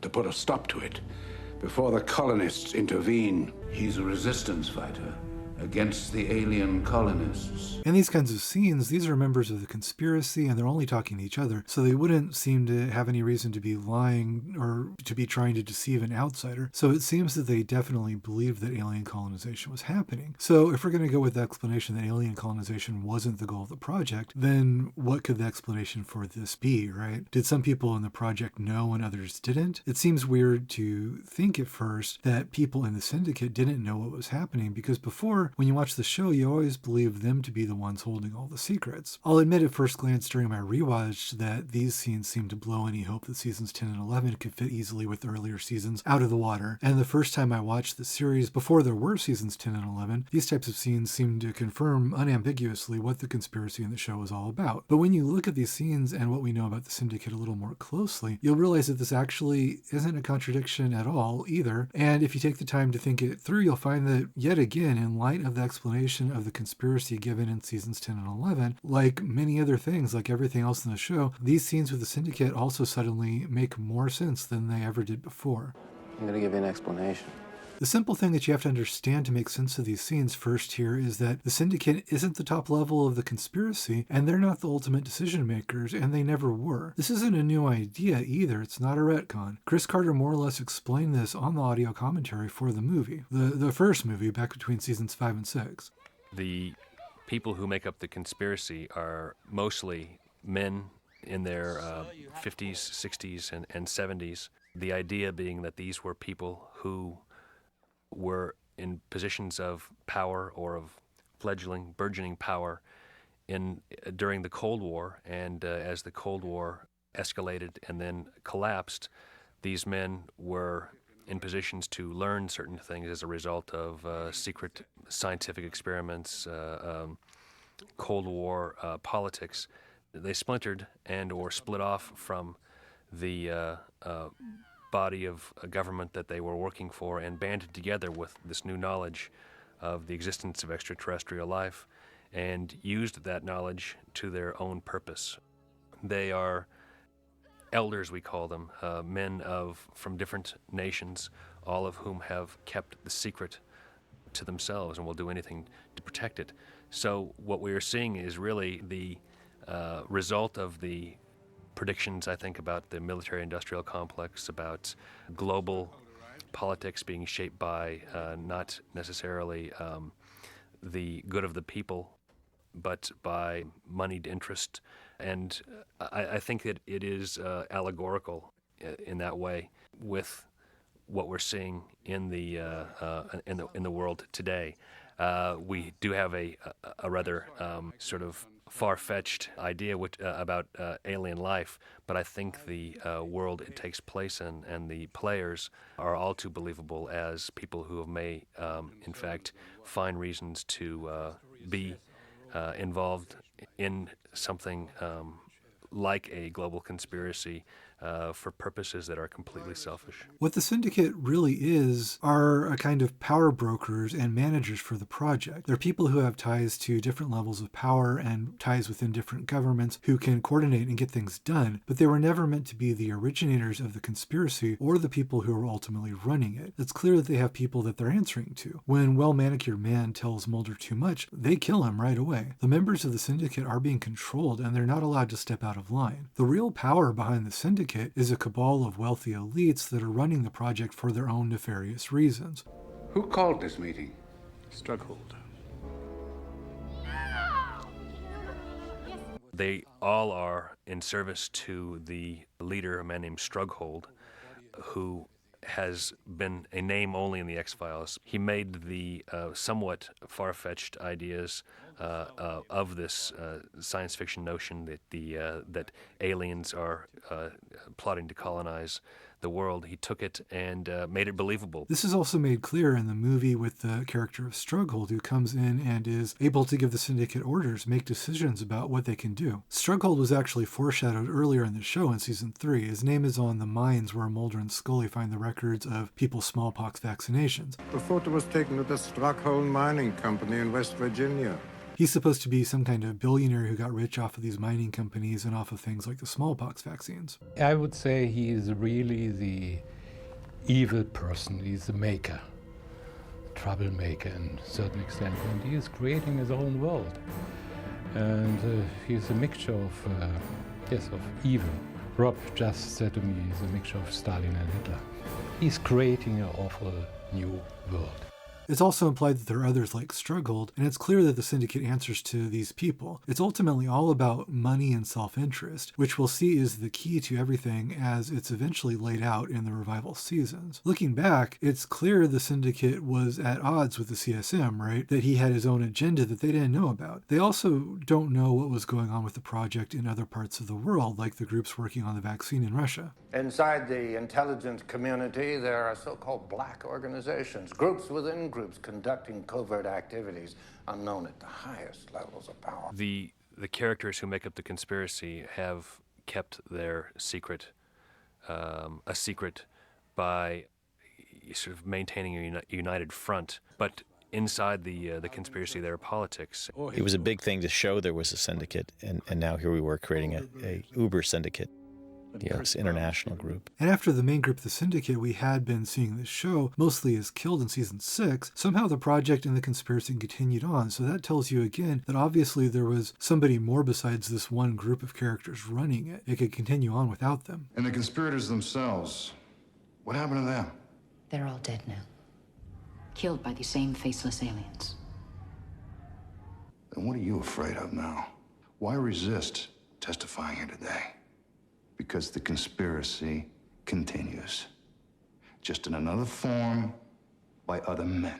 We're all part of a syndicate involved in alien colonization. Surely you knew about this business. They're conspirators. Note that in this episode, like I pointed out, Mr. Y says that he was part of the Syndicate, which again shows that the characters that were killed when we were told the Syndicate was destroyed in season 6 were only a part of the operation, and that it continued on without them. Once you understand that the Syndicate weren't actually the originators of everything or the ones running everything, it makes sense that they might not have understood everything that was going on. This not only actually makes sense, but when you think about it more, you'll realize that it's the only way that the conspiracy in the show could actually make sense. For the conspiracy to do all the experiments and all the logistical work it would need to do over decades to plan an orchestrated Armageddon and the creation of a new race of superhumans, many thousands of people would need to be involved in different capacities: doctors, scientists, government, and military personnel. But if the entire purpose of the conspiracy is to wipe out most of the world's population and leave only a very few chosen elites to have the world all to themselves, then not all of those thousands of people involved in the project, and certainly not all of their friends and family that all those people would want to save and take with them, could still be part of the chosen elite few. So if many of the people involved in the conspiracy would eventually need to be eliminated, how do you get them to participate in a conspiracy whose goal was their own destruction? You'd obviously have to lie to them about the purpose and the nature of the conspiracy. And in addition to providing the technology they'd need both for the plague and also to turn them into their desired race of superhumans, the alien technology that they recovered provided the perfect lie that they needed to tell all these people to get them to participate in the project. They could tell them that the aliens were behind this project and that their experiments to create hybrids with alien DNA were a self-preservation measure and that the aliens would wipe them all out if they didn't do it. It certainly would have seemed like a reasonable explanation to them because creating alien-human hybrids with alien technology was in fact what they were doing, so why wouldn't they believe that the aliens were in fact behind what the project was doing? So I think that the people in the broader project were told that they were working on engineering a plague based on the alien virus, which was basically true, but they were also told that the virus would just control people, but they would still live on even if as a slave race. They were told this was for alien colonization, so they thought that they had no choice. They were being forced by the aliens, and this was their best chance of finding a way to fight back or to survive it. They believed that this would happen whether they cooperated or not, but cooperating would give them some input into the outcome and might buy them time to make a vaccine and survive. This is how you'd get the thousands of people that had to be involved to plot wiping out most of the world when a lot of them would probably be among the people who were going to get wiped out. When the well-manicured man figured out that the virus could kill a lot of people, in the movie when they see for a first time that the virus could gestate a new alien inside of his host and wasn't just mind controlling them, it was actually killing them, that's when he decides to help Mulder more, and then as soon as he does that, they kill him for it. Until Dallas, we believed the virus would simply control us,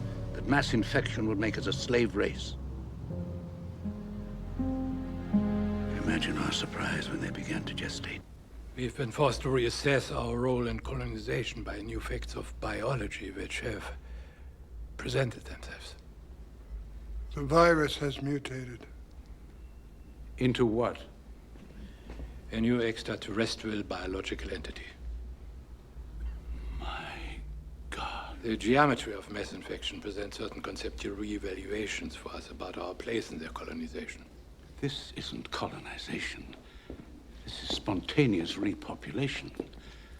Well-manicured man doesn't realize the full plan here, but they say right here in the first X-Files movie that they realize that what they were doing isn't colonization and that the Syndicate was lied to about the purpose of their project, even if he doesn't yet realize who it was that was lying to him. It's another interesting detail in the movie that members of the Syndicate seem so surprised that the virus can gestate inside of a host to grow an alien. It seems like most of what they knew about the gray aliens they were guessing from the bodies of ones that they had killed or found, which makes sense under the premise that they weren't actually collaborating with aliens at all. When the gray aliens come back after World War II, they were trying to give us a warning that we were on a path to wiping ourselves out, but that's actually what the project decided to do, was to wipe most people out. They shot down and killed any aliens they saw because they didn't want the aliens to warn anybody else. In the last episode of season 9, when Mulder accesses a government file about what's supposed to happen in 2012, this was supposed to be him finally finding ultimate proof of alien colonization. But if you pause the screen and you read it, there are some interesting details here too. The screen Mulder is reading is at a military base, and it's explaining to the personnel there that when the alien invasion starts, they're supposed to stand down and not resist. This would be another useful goal of telling people at some levels of involvement in the conspiracy to lie about alien colonization, because when the Spartan Virus starts to be released, they'll think that it's part of the planned alien invasion, and they'll already have instructions on how to react, how to not resist. They'll think resistance is useless, and they won't try to interfere with what's happening until they actually realize it's not what they thought it was supposed to be, at which point it'll already be much too late. They even explain in seasons 11 that some of the first people that'll be targeted by the properties of the virus will be military people and emergency personnel, anybody that could help fight back and resist it. This is also another purpose of the ARVs, the alien replica vehicles. They could start spreading the virus, start dismantling any resistance, and have people, even people with knowledge about the project, not realize the truth until it's too late. It'll probably start on a Friday. The banks will announce a security action necessitating their computers to go offline all weekend. Digital money will disappear, followed by the detonation of strategic electromagnetic pulse bombs to knock out major grids. What will seem like an attack on America by terrorists or Russia. Or a simulated alien invasion using alien replica vehicles that exist and are already in use. The screen Mulder reads in the military base gives an explanation about how, when the invasion starts, control of the government will go to FEMA. The building of prison camps by the Federal Emergency Management Agency with no stated purpose. This is actually another idea with deep roots in the show. They put the bomb in the building across the street because it did have federal offices there. The Federal Emergency Management Agency had a provisional medical quarantine office there, which is where the bodies were found. According to the newspaper, FEMA was called out to manage an outbreak of the hantavirus. Are you familiar with what the Federal Emergency Management Agency's real power is? FEMA allows the White House to suspend constitutional government upon declaration of a national emergency. Think about that. What is an agency with such broad sweeping power doing managing a small viral outbreak in suburban Texas? You're saying it wasn't such a small outbreak? No, I'm saying it wasn't the hantavirus. It'll happen on a holiday when people are away from their homes. The president will declare a state of emergency, at which time all government, all federal agencies will come under the power of the Federal Emergency Management Agency, FEMA, the secret government. Mulder sidestepped security at a facility known as Mount Weather, a place where they say our so-called shadow government is installed. He saw it at Mount Weather, where our own secret government will be hiding when it all comes down. They hid here and watched their own culture die, the original shadow government.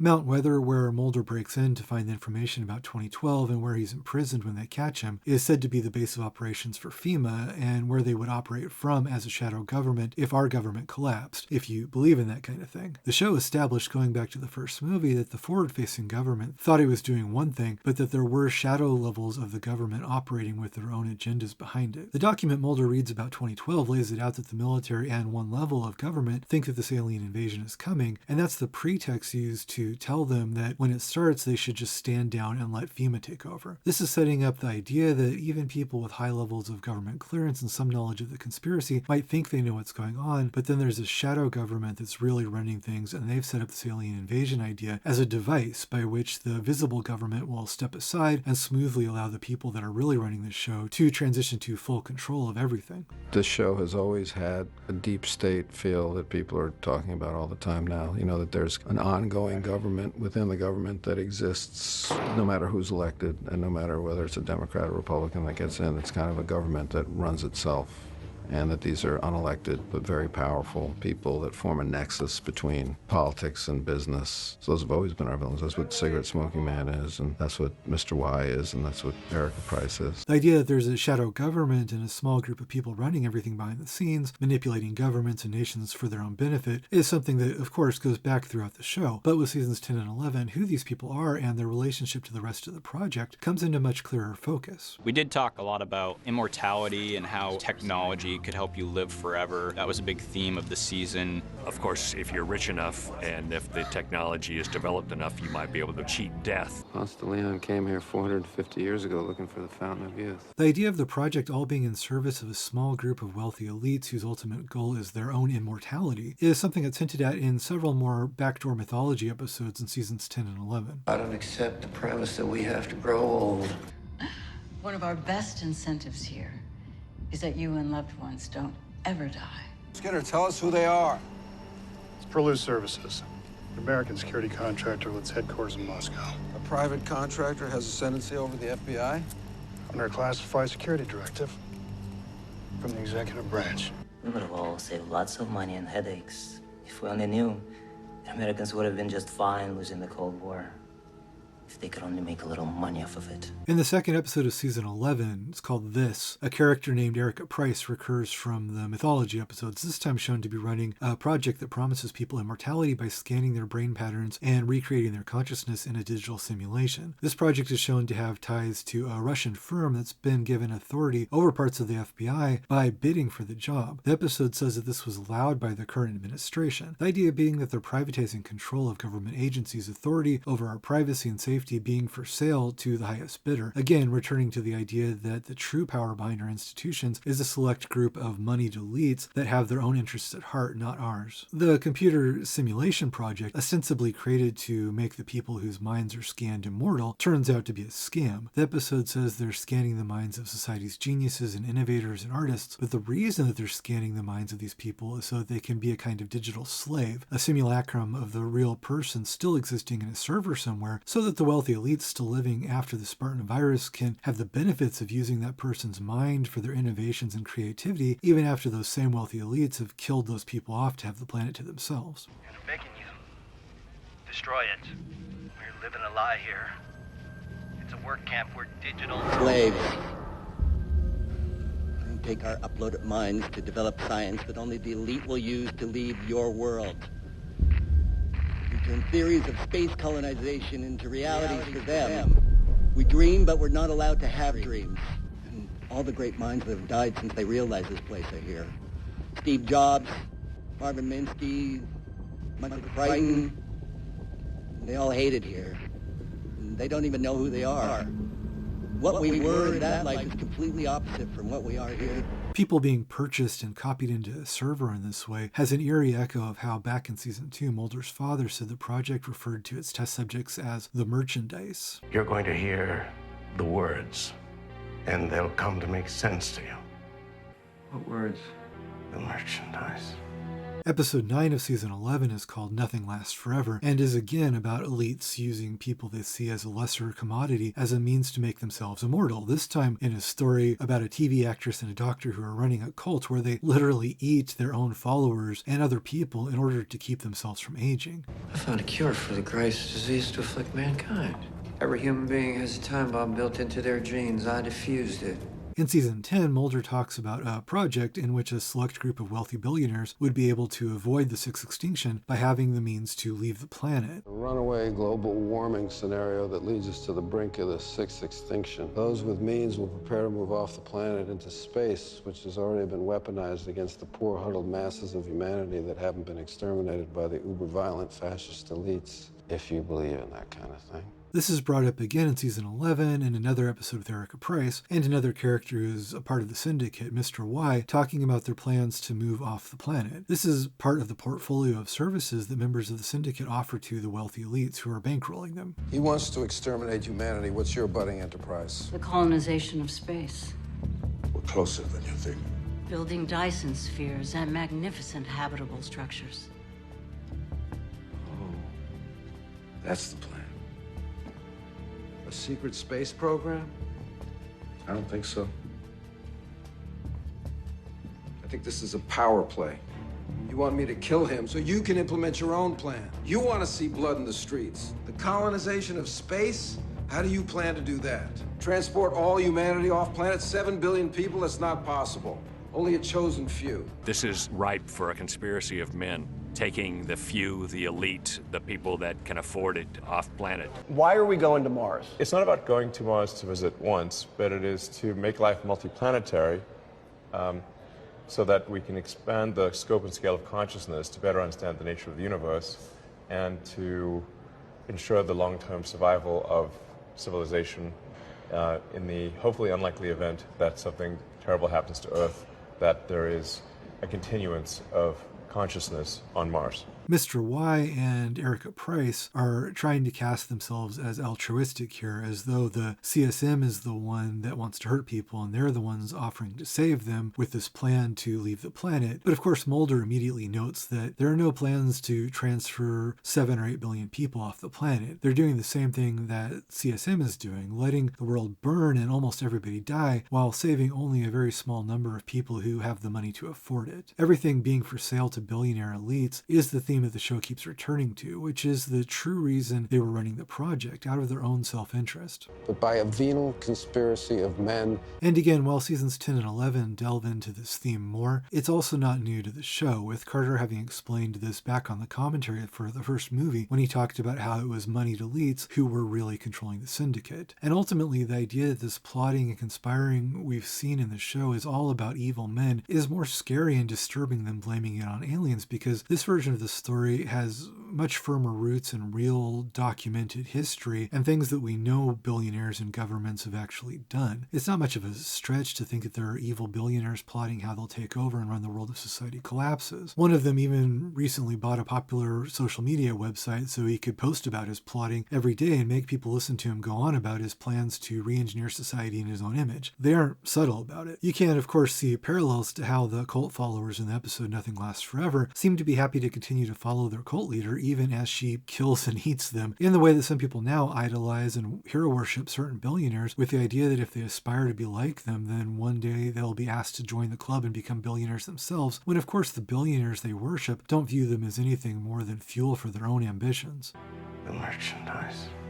On the audio commentary for the X-Files movie, Carter also talks about how he wanted to root the conspiracy as much as possible in real documented things, and they based a lot of it on real stuff about ex-Nazis after World War II and that kind of thing, and people who were involved in the Cold War, because he says that while he thought the alien part of the conspiracy might seem silly to people, the idea of wealthy elite humans and the government and the military conspiring on plans that aren't in our interest is something he thought was very believable and based in real history. So he basically says right there on the commentary what the twists in seasons 10 and 11 would later make more concrete. Aliens coming in the future isn't as scary to him or as important to what he wanted to deal with in the show as people in our own species doing things that could possibly wipe us out right now. The connection between these more documented things and the more speculative parts of the show dealing with aliens is the idea that alien DNA could give us the kinds of attributes real projects like the Nazi eugenic experiments the show references were after.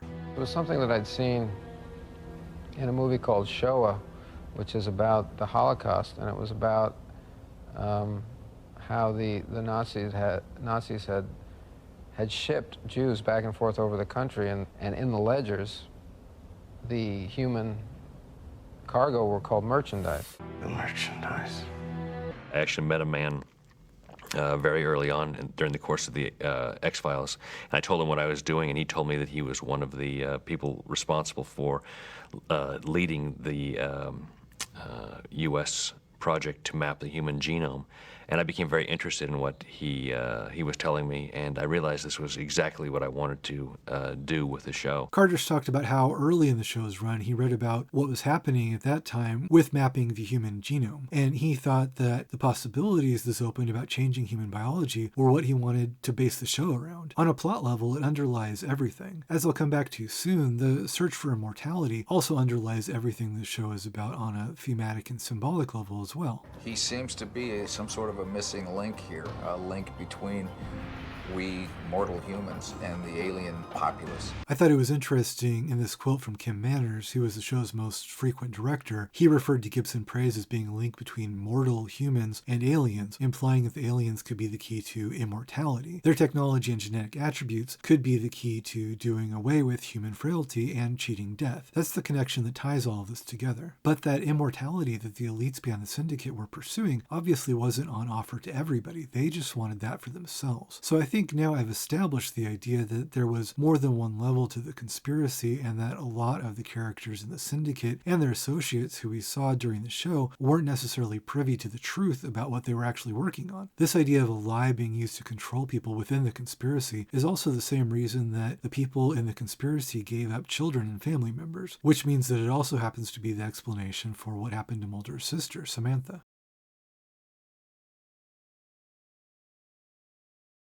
I was 12 when it happened. My sister was 8. She just disappeared out of her bed one night. What more could you possibly hope to do or to find? My sister. Mulder's main motivation in season 1 was uncovering the secret about his missing sister. And that was really, I think, what drove season 1 and certainly the entire mythology of the X-Files. was the basis. It was Samantha Mulder. The question of what happened to Mulder's sister Samantha is, of course, one of the central mysteries of the show, and it's also one of those things, like the bees, that people have the impression wasn't explained satisfactorily, but it was actually explained pretty early on if you were paying attention. The aliens distrusted their human collaborators. Members of the conspiracy were made to surrender family members as human collateral. So Mulder's father gave up Mulder's sister. And what became of her? Samantha? She was returned. She was sent to California, where we were raised together. She was taken many more times and suffered horrible tests. Mulder spent years looking for her, several times thinking that he'd found her, but he was tricked. Samantha was part of the cloning experiment done by the conspiracy. She herself died in 1987. From the time it was clear that Mulder's father was involved in the conspiracy, it was heavily hinted throughout season 3 and 4 that he was told he had to give up one of his children to be taken, and he chose for them to take Samantha. When Samantha, before she was gone, did Dad ever ask you if you had a favorite? Did he ever ask you that? Fox, please. Mom, did he ever ask you to make a choice? Don't do Mom, this. listen to me. I need to know. Did he make you make a choice? No. I couldn't choose. It was your father's choice. And I hated him for it. Even in his grave, I hate him still.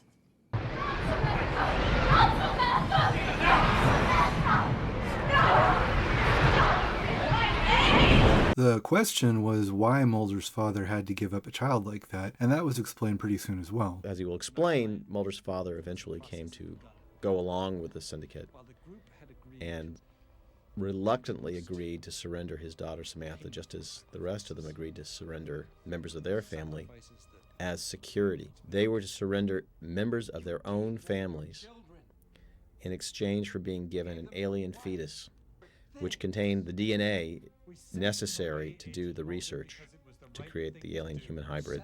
The idea was that members of the conspiracy were made to each give up a family member as a kind of collateral to guarantee their cooperation. Samantha was taken, but she wasn't returned because Mulder's father was always a kind of reluctant member of the conspiracy, so she was raised on a military base by CSM with his son Jeffrey and his wife, Cassandra Spender, who was the family member that he'd given up to be abducted, as his collateral. The family members they gave up to be abducted were subjected to versions of the alien-human hybrid experiments, as we've seen that most people abducted as part of the conspiracy were. The various clone Samanthas Mulder discovered over the years were created because she was part of the alien hybrid tests, and when she was 14, because of the tests, she tried to run away from the military base where she was being kept, and she died. That's what happened to Samantha. It's all been explained and settled. What didn't make sense before was the part of the explanation for why all this was done. The explanation they were told was that the aliens made the members of the conspiracy give over family members to the aliens as collateral in exchange for giving them an alien fetus that they could use in the alien-human hybrid experiments. But it seems obvious looking back, though, that Samantha was never taken by aliens. They establish again and again that the experiments done to her were done by humans, not by aliens. After her initial abduction, she lived on a military base. Cassandra Spender, too, who was supposed to have been taken for the same reason as Samantha, was plainly being taken and experimented on by humans, not aliens, although we'll get to more about Cassandra Spender later. They even make it clear in season 6 that they're trying to hide what was being done to characters like Cassandra from the aliens. So again, it was not the aliens taking them or doing any of this to them. But aside from the fact that what was done to them with the experiments was part of the project run by humans, not something the aliens were doing, the initial explanation that they were taken in exchange for the alien fetus never made total sense to begin with. For one thing, several characters like Deep Throat seem to think that that one alien fetus was the source of the material that they used in all the hybrid experiments, but we're shown in the very first episode where the idea of the fetus is introduced that that's a lie, because they show CSM has several alien fetuses just like it. Maybe they needed alien fetal tissue or stem cells specifically, but they also had the bodies of other aliens going back to the crash at Roswell. We were surprisingly successful with a clone from a human egg and alien DNA. DNA that the government had since 1947.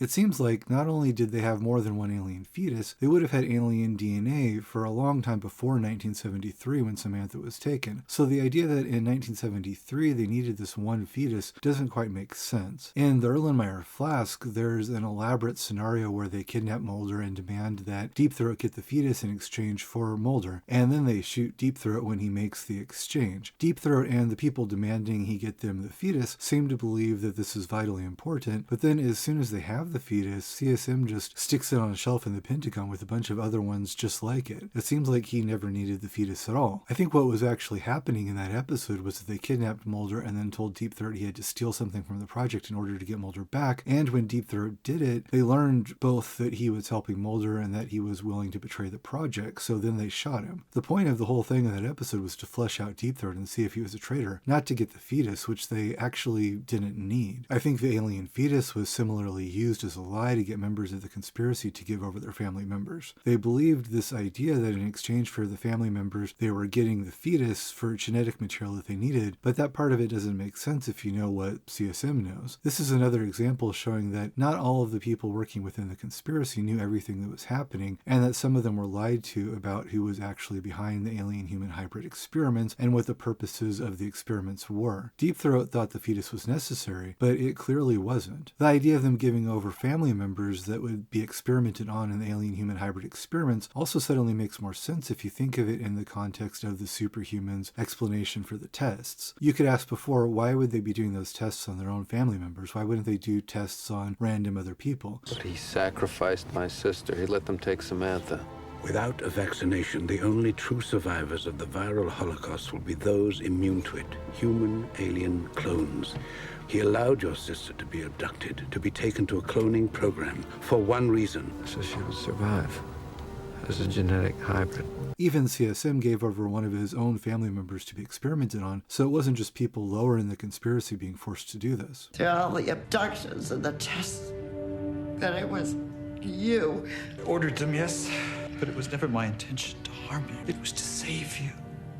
Cassandra Spender hated her husband for what he allowed them to do to her, but he told her that he did it to save her. He says that the experiments they were doing were supposed to make her immune to the coming plague. The idea of turning select elites into superhumans is that a chosen few will be able to live on after the release of the Spartan Virus kills most other people. So it makes sense, actually, also that they'd want to give these superhuman abilities to people that they knew and the people that they were choosing to survive the plague with them. The tests might have been horrific, but in their twisted way, the people who knew the purpose of the tests thought they were saving the people that they were testing on. The test subjects weren't being sacrificed necessarily so much as they were being chosen. They were chosen to be part of the elite few that would survive the plague. The episodes in the two-parter in season 7, Sein und Zeit and Closure, the episodes that are meant to finally settle the questions about Mulder's sister, are actually among my favorite episodes, although I know that they catch a lot of flack from fans. I think part of why people had such a hard time with these episodes was that it didn't feel like a revelation because we already had been told a lot of the explanation those episodes presented, so it wasn't news in some ways. What some people were hoping for was that those explanations were a lie, and that it would turn out something different had happened to Samantha, and that she'd turn out to be alive or something like that. But like what happened with several other mysteries on the show, it turned out that we had been given the correct answer pretty early on. People just weren't putting it together, or they were hoping for a different answer. We had already known for years what had happened to Samantha, and if you thought that through, you could probably also guess that she was already dead, because otherwise she would have still been around in some way like Cassandra Spender was. She would have come back already.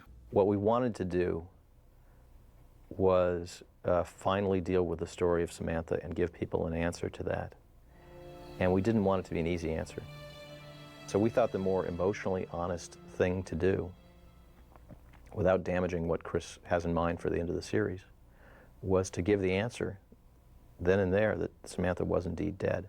And also to make it cathartic and kind of moving and a release for Mulder and this guy who's suffered under the weight of her disappearance the entire time we've known him. The idea that the show uses saying that she was taken by walk-ins, spirits that take people to protect them from trauma, wasn't an alternate explanation or a way of saying that any of the previous explanations about why she'd been taken weren't true. It was just a much more elegant way to confirm that she was dead than to have Mulder find her body or something morbid like that. This way the show showed that she was dead and gave resolution in that way, but also that she was at peace and that her suffering had ended, so there was a closure closure to it, and it also gave the idea that she had been saved eventually, so Mulder could stop trying to save her. It also gave the ghost or spirit element to it, so that Mulder could even have a little farewell moment with her. I thought it was actually a beautiful and poignant way to deal with all that, but it just wasn't the one that fans had been hoping for. The walk-ins weren't a cop-out or a new idea in the show either. They were actually introduced way back in season 2, another link in the episode Red Museum.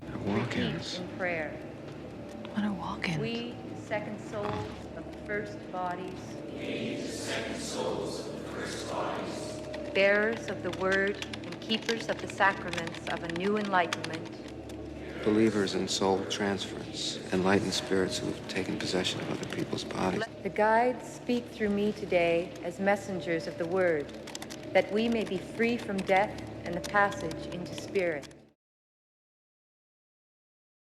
The show relies on you to take these big pieces and use them to read between the lines and put together the answers to a lot of the mysteries of the show. But once you have the big pieces, you'll find that if you go back and look at the show with them in mind, obvious answers to things big and small start presenting themselves all throughout the show. There's a big overarching storyline going through seasons 5 through season 9 of the show that's mostly communicated entirely in subtext, and which I think is easy to miss entirely. Before I get to my thoughts on that bigger storyline, though, I want to point out several more smaller things that I think are answered by the revelations in the later seasons. The idea that alien colonization was a lie makes the fate of Mulder's sister, and also the reason for her abduction, much more direct, and the idea that this was a lie people at the top of the conspiracy wanted people to believe, not a secret that they were trying to hide, also is one possible answer to the long-running question of why they'd never kill Mulder. He was spreading the exact story that they wanted him to.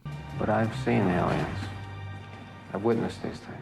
You've seen what they wanted you to see. What Mulder may have seen could expose our plans. What Mulder's seen only serves us. Decade of my life in this office. All the time I was being led by my nose through a dark alley to a dead end, exactly as they planned. Some people within the project believed that he was spreading the truth and wanted to kill him, but CSM and others were clearly protecting him at times during the show. And you know how important Agent Mulder is to the equation. The ones who were protecting him were the ones who knew the truth. The true goal of the project being to find a way to make a select group of superhumans immortal through alien DNA, and the fact that Scully, through the experiments done to her, is one of those people, also happens to explain another little loose end people have wondered about over the years. All right. So how do I die? You don't. Your abduction, the tests, your DNA, Dana, you're safe. You're one of the chosen elite. Another loose end this idea tidies up is how the CSM survived the last episode of season 9, when he looked about as dead as you could possibly get. But if the point of the alien-human hybrid projects was to give the select group of elites the power that the hybrids and super soldiers have, then it follows that there's no reason that if Billy Miles could come back from this, then the CSM couldn't also easily come back from this, and he could even come back from this. Some people ask if he'll ever die on the show, and my answer is always, you can't kill the devil. It also explains how Jeffrey Spender could have gone from this to this. And at first, like a lot of people, I assumed that the point of showing the CSM so totally incinerated in season 9 was to show us beyond any shadow of a doubt that after the several other times that he survived attempts to kill him, this time he was really finally dead for good. So when he showed up back in season 10, it felt like a cheat to me. But looking back, they were telling us all over the place that part of what the project was working on was giving these characters the ability to regenerate themselves. You can't kill the devil. Not only do the super soldiers have the ability to heal themselves, Jeremiah Smith has the ability to heal people. The alien bounty hunters have the ability to heal people. One of them uses that ability to save Mulder's mother. The metal technology from the alien spacecrafts is shown to have healing abilities. Cassandra Spender's wounds heal spontaneously. Oh, they have so much to teach us. They are great healers. She tells us that the aliens are great healers and that they're going to give us the power to end all disease. Cassandra misunderstood who was behind it, but she was explaining here the idea of the superhuman project right here. The fact that Cassandra Spender's wound is able to heal itself spontaneously is how they show that she's what they consider to be a successful alien-human hybrid. Giving people these abilities are clearly a main goal of the alien-human hybrid experiments. How exactly the CSM would have got these powers is also an interesting question in itself, though, and another another one that I think has a clear answer once you look for it. The culmination of all these alien-human hybrid experiments begins in Season 5 with the arrival of Cassandra Spender, and that kicks off what I think is the subtle subtextual storyline that runs through the mythology all the way through Season 9, the subtextual storyline I was talking about earlier. There's a repeated line in the show where a character is called the key to everything, and it's used so many times that I've seen people make fun of it over the years, asking just exactly how many keys to everything are there. But I think Carter was aware that he was using the same line again and again, and he was using the same line to show a connection between the different characters to which it was referring. This kid may be the key, not just to all human potential, but to all spiritual, unexplained, paranormal phenomena. The key to everything in the X-Files. He could be the key to everything in the X-Files. She's the key to everything. I've spent my life looking for what's out there. The answer to what theologians have pondered for millennia. The key to everything. To life itself. That girl is the key, Scully. Sveta is the key to everything. She's the key to everything. Sveta is the key. And Jackson himself was the key. I found a key. The key to every question that has ever been asked. There are a lot of repeated lines on this show. I want to believe, don't give up, trust no one, fight the future, to name just a few. But all these lines are used very deliberately. It's not like when Carter is writing them, he's not aware that he's written these lines before. When a character is called the key to everything on the show, it's always because they're a different version of the same thing. Gibson praise can read people's minds. Mulder and Scully proved this scientifically. There's a certain junk DNA which all humans share, but has no apparent function. Gibson's junk DNA is functional.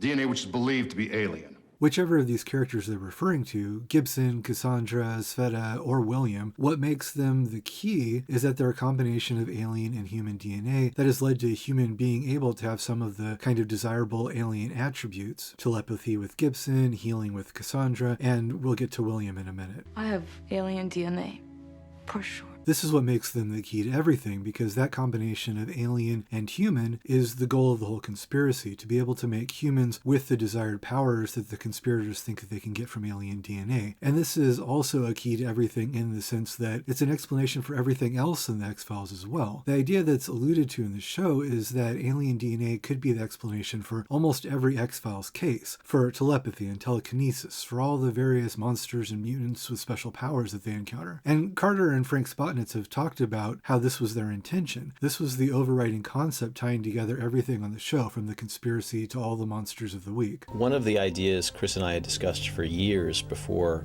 we actually introduced Gibson Praise was that the reason so much paranormal phenomena occurs in the world of the X-Files is because, in fact, we are part alien.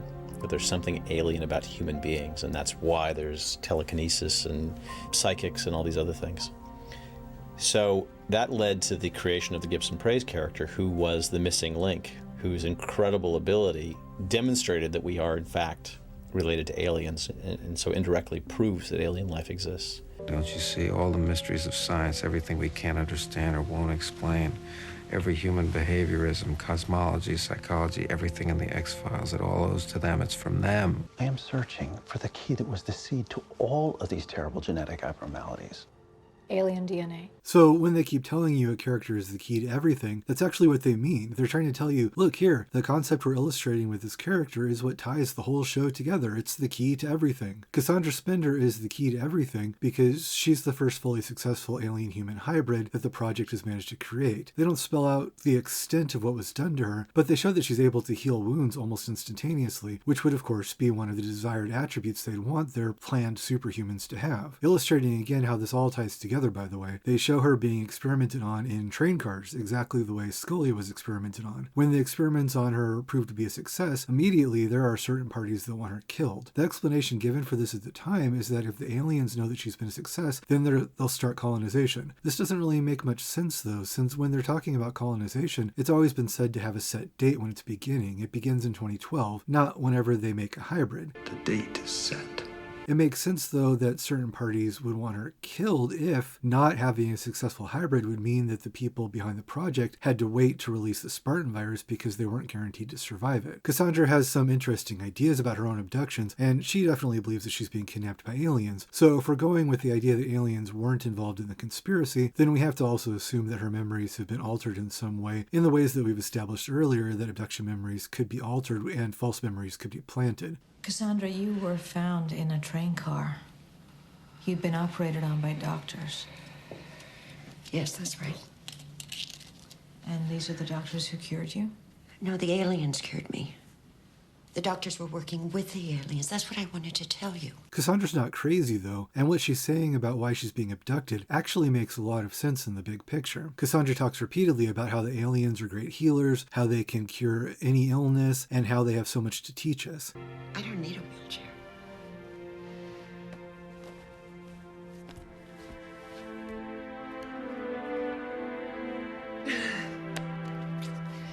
She believes that ultimately her abductions are a good thing because we'll get the gift of all this science from the aliens, and that her abductions will ultimately end death and disease. I told you about their power. You said you didn't believe it. She was in a cult? A UFO cult who believed they were going to be carried to immortality in some kind of flying mother wheel. Again, in retrospect, she's clearly talking about creating the race of superhumans that was explained in seasons 10 and 11. And ultimately, with what's explained in seasons 10 and 11, she's completely correct about the reason behind her abductions. Jeffrey Spender says the abductees believe their abductions will make them immortal. That's exactly what the purpose of the experiments is, to create superhumans that are immortal, immune to disease. She's been lied to about who's kidnapping her, but she has managed to figure out what the experiments are for. The success of their experiments on Cassandra seems to trigger the storyline with the alien rebels who show up at that same time and start to immolate people who are part of the same test Cassandra was a part of, and eventually in season 6 they kill a large portion of the Syndicate. The idea is that these were aliens that wanted to stop the colonization and the spread of the purity virus, having mutilated themselves so that they couldn't be infected by the virus. But if that was their goal, why did they wait until the project had a success with Cassandra? At that point they'd been experimenting on Cassandra for over 20 years and conducting their experiments in human eugenics for over 50 years. So why did the alien rebels decide not to act until right then if their goal is to stop the experiments? So I mean, look, we're getting into a bit of speculation here on my own pet theories, but stick with me on this one for a minute. I've already explained how I think that the alien bounty hunters and alien rebels are actually alien-human hybrids made with the DNA of the gray aliens and not a separate race of aliens from the gray aliens. That would also mean that they'd been around for a time before they suddenly decided to start killing everybody. So what if the alien rebels weren't actually working against the project, but rather working for higher levels of the project? After the elites running the project had got what they needed from that phase of the project with the experiments with Cassandra, they decided to clean up loose ends and get rid of evidence, and so they sent the rebels to kill off all the test subjects that hadn't been as successful, and also to kill off the parts of the Syndicate who, as we had seen, were the ones involved in overseeing those particular parts of the tests. If you think about it, what the alien rebels are doing doesn't actually stop the alien-human hybrid projects, it just kills off the people who were involved after they'd already accomplished their goals. If we're going to go with the idea that this part of the Syndicate was being lied to about the true purpose of their experiments, then it would follow that they weren't meant to be part of the final group of elites that would survive the Spartan virus and live on as superhumans. After Cassandra was successful, they'd served their purpose, and so now Strughold and the other people who were really running the show didn't need them anymore. Warring aliens, lighting each other on fire, and other such nonsense. Either way, as to the reason those members of the Syndicate were killed, Cassandra obviously represented the project completing one stage and moving on to the next one. The next real mythology episodes the show does are the three-parter Biogenesis and the Sixth Extinction episodes. In these episodes, Mulder is exposed to rubbings from the metal in an alien spacecraft, and it sets off something in his brain that begins to give him superhuman cognitive abilities. The reason for this seems to be that he was exposed to a version of the purity virus earlier in the show, and he was also given a successful vaccine for it. So that could have unlocked features in his brain like the alien DNA in the brain of Gibson Praise that gives Gibson telepathic abilities. Since we know that the aliens probably communicate telepathically with the metal in their spaceships, it follows that the metal could create some kind of telepathic reaction in Mulder's brain, unlocking the alien abilities which allow them to communicate with their ships. CSM is excited by whatever it is that's going on with Mulder's brain in these episodes, and he refers to him as another kind of successful alien hybrid. Then he has some sort of surgery done to himself and Mulder, taking whatever altered hyperactive materials there are in Mulder's brain and transferring those materials to himself. So it seems that basically Mulder's exposure to the virus and vaccine combined with his exposure to the rubbings from the alien spacecraft unlocked some kind of alien abilities in him, and these were abilities which the CSM had been hoping to acquire from alien DNA for himself. Cassandra Spender having been their first fully successful attempt to take alien genetic features and combine them with a human, I'm assuming allowed them to now do this procedure where they could transfer these abilities from Mulder to CSM when it seemed like before they had been struggling to do that. So that means Cassandra represents step 1, and what happened with Mulder here in these episodes represents step 2. Then the rest of season 7 is relatively light on mythology episodes, except for the ones explaining Mulder's sister until the end of the season. But there is the very important episode, which I think of as a mythology episode,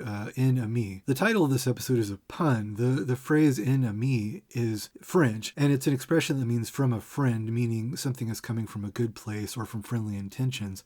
Ami being the French word for friend. But the pun is that to English speakers, the phrase, of course, sounds like the word enemy. So they're using the phrase here as the title of an episode about the CSM because the episode is playing with the idea of whether he's actually a friend or an enemy. It's important in the episode that CSM, attempting to gain Scully's trust, lets her in on a little bit of what he claims the conspiracy is working on. And what he shows her, he says, is based on extraterrestrial technology, which can cure cancer and allow people to live longer. What we are being given, it's not the cure for cancer. It's the holiest of grails, Dana. It's the cure for all human disease. It's from that final frontier. It's largely extraterrestrial. There are those who would use this power for their own purposes, to choose who will live and who will die. The speech he gives to Scully about alien technology which cures human frailties, of course, is information from the earlier seasons which once again lines up exactly with what we'd eventually be told about the project's ultimate goals of creating immortal superhumans. He even tells Scully that this technology will be used by those who control it to decide who will live and who will die, which is the whole plot revealed later on about how the conspirators want to use their superhuman technology to decide for themselves who gets to survive the sixth extinction in the Spartan Virus. The reason for the events of this episode happening at this point in the show's timeline have to do with CSM's ulterior motive for taking Scully on a road trip and are ultimately extremely important, but I'm going to come back to that part of the episode later. But aside from the episode In Ami, the next major mythology episodes in the show after Mulder has his reaction to the rubbings from the alien spaceship are the three-parter that starts with the season 7 finale Requiem. What happens in Requiem is that the project starts taking previous abductees again and, as we'll find out in the next season, returning them as super soldiers. If we're operating under the premise that the alien-human hybrids and the super soldiers are the same project, which I think I've established enough, but I'll show even more proof of that later, then it seems obvious that the reason they start creating this new type of super soldiers at this point in time here is because the previous stages of the project had advances that made it now possible. It's no coincidence that over these couple of years in the show, the mythology episodes all deal with the project making several advances in the alien-human hybrid projects, and that, after those advances, they then start with the super soldiers. I think we can draw a clear line from their success with Cassandra being step 1 to what they were able to do with Mulder being step 2, and then once they were able to do those two things, they were able to start with creating the super soldiers as step 3. A to B to C. What you can see they did to me was a failed attempt to turn me into one of these alien men. I was a guinea pig, a test subject. And now I want to expose their evil plans. What plans are those? To do this to you. To everyone. The super soldiers represent the project being able to give humans many alien attributes of super strength and healing and invulnerability, but like I said before, they were part machine and imperfect and not quite the kind of superhuman that the elites running the project wanted to become themselves. What they wanted was to become a species that had these abilities innately and gave birth to people with these abilities that didn't need abilities grafted onto them by machines and that was immortal without being reliant on alien technology. And that would be what they would try to accomplish with the next major phase of the project. A vaccine was needed, one that had to be created with a combination of human and alien DNA. And Jackson himself was the key. What is the point of all of this? I always saw the show as a search for God in a way. From the first episode of The X-Files, you see this poster with a spaceship on it, and it says, "I want to believe," and that really is Mulder's mantra. He doesn't believe, he wants to believe. He wants to find reason to believe, and that's kind of, for me, the basis of faith, is that you continue. Faith is a struggle, it's an effort, and Mulder's faith was a struggle and an effort, his faith to find the truth about his sister. So that poster, I think, really sums up so much of what became the mythology, that search. Part of my problem with seasons 10 and 11 when I originally saw them was that I already had a very convincing headcanon about what William was, how he was made, and why he was important to the coming alien colonization. It was very heavily implied in the show that he was meant to be some kind of savior figure or Christ figure, going back to the episodes when he was born and even before. The episode where William is born is full of imagery from the Christmas story. Mulder finds where Scully is giving birth by following a light in the sky, and they even have the lone gunmen show up as the three wise men. They show up bearing gifts. The hints about this connection continue, and they even go back much further in the show. In Memento Mori, the episode where Scully finds out the tests that were done to her gave her cancer, and where they start to learn more about those tests, Mulder finds the password to get into a lab that was involved in her tests on a very strange little prop. There's a little snow globe with both what appears to be an Easter egg in it and also a snowy forest. It would seem odd to have Easter eggs in the snow, Easter being in spring and specifically associated with the rebirth and new life of the season after the snow has passed, but the snowy trees in the snow globe also seem to resemble Christmas trees. The globe seems like it has symbols for both Christmas and Easter, the birth of Christ and the death and resurrection of Christ, the symbols together representing the life of Christ, death and rebirth, and so on. This still could have just been a random little prop, but it always stood out to me as being too odd and specific to just be totally random. We also know that in the show, again and again, background details like numbers, names, and all of that kind of thing were almost always intentional Easter eggs. I think anyone who's been a careful watcher of the show knows that we tend to put in Easter eggs, as they call them. In this case, literally an Easter egg, or at least a plastic depiction of one. And we also know that these kind of details were usually chosen by Chris Carter. He really loves that kind of thing, so it seemed very unlikely that the snow globe would just be random, especially when it was important enough to provide the password that would reveal more secrets about the tests that had been done to Scully. It turned out that I was right, that it wasn't random. In the episode's audio commentary, Frank Spotnitz points out the snow globe prop, saying that it was something that Chris Carter specifically wanted and even went to significant expense to have custom manufactured. This was Chris's idea, the snow globe with Vagreville. I believe that snow globe cost something like $2,000, believe it or not, to have a snow globe made specially. It's an incredibly expensive prop. Don't ask me why. Is this a message for me? So you have a Christmas symbol combined with an Easter symbol representing life and death of Christ and his resurrection from the dead representing eternal life and the promise that if you believe in him, you'll live forever. I am the resurrection and the life, saith the Lord. He that believeth in me, though we were dead, yet shall he live. And whosoever liveth and believeth in me shall never die. This is interesting in a show that's largely dealing with experiments, the main goal of which was later revealed to be a quest for immortality. And it's also used in an episode where Scully is learning that she might die, the cure for her cancer being a major plot point. Not to mention that her cure is also accomplished by technology created by the same project. Around the same time, Scully also got an Ouroboros tattoo, which is another symbol representing eternity, the cyclical nature of life, death, resurrection, and rebirth. This is an example showing similar symbols from different philosophies being different ways to express essentially similar concepts. It's interesting also then that Carter wanted the egg in the snow globe to be not just an Easter egg, but specifically the egg from the Canadian town of Vagreville. The Vagreville egg is a large sculpture at 31 feet long and 3.5 stories high. It's the second largest egg sculpture of its kind in the world, and it has an interesting history of its own. It's an Easter egg, but specifically it's a Ukrainian-style pisonka, which is a style of decorated eggs that were used in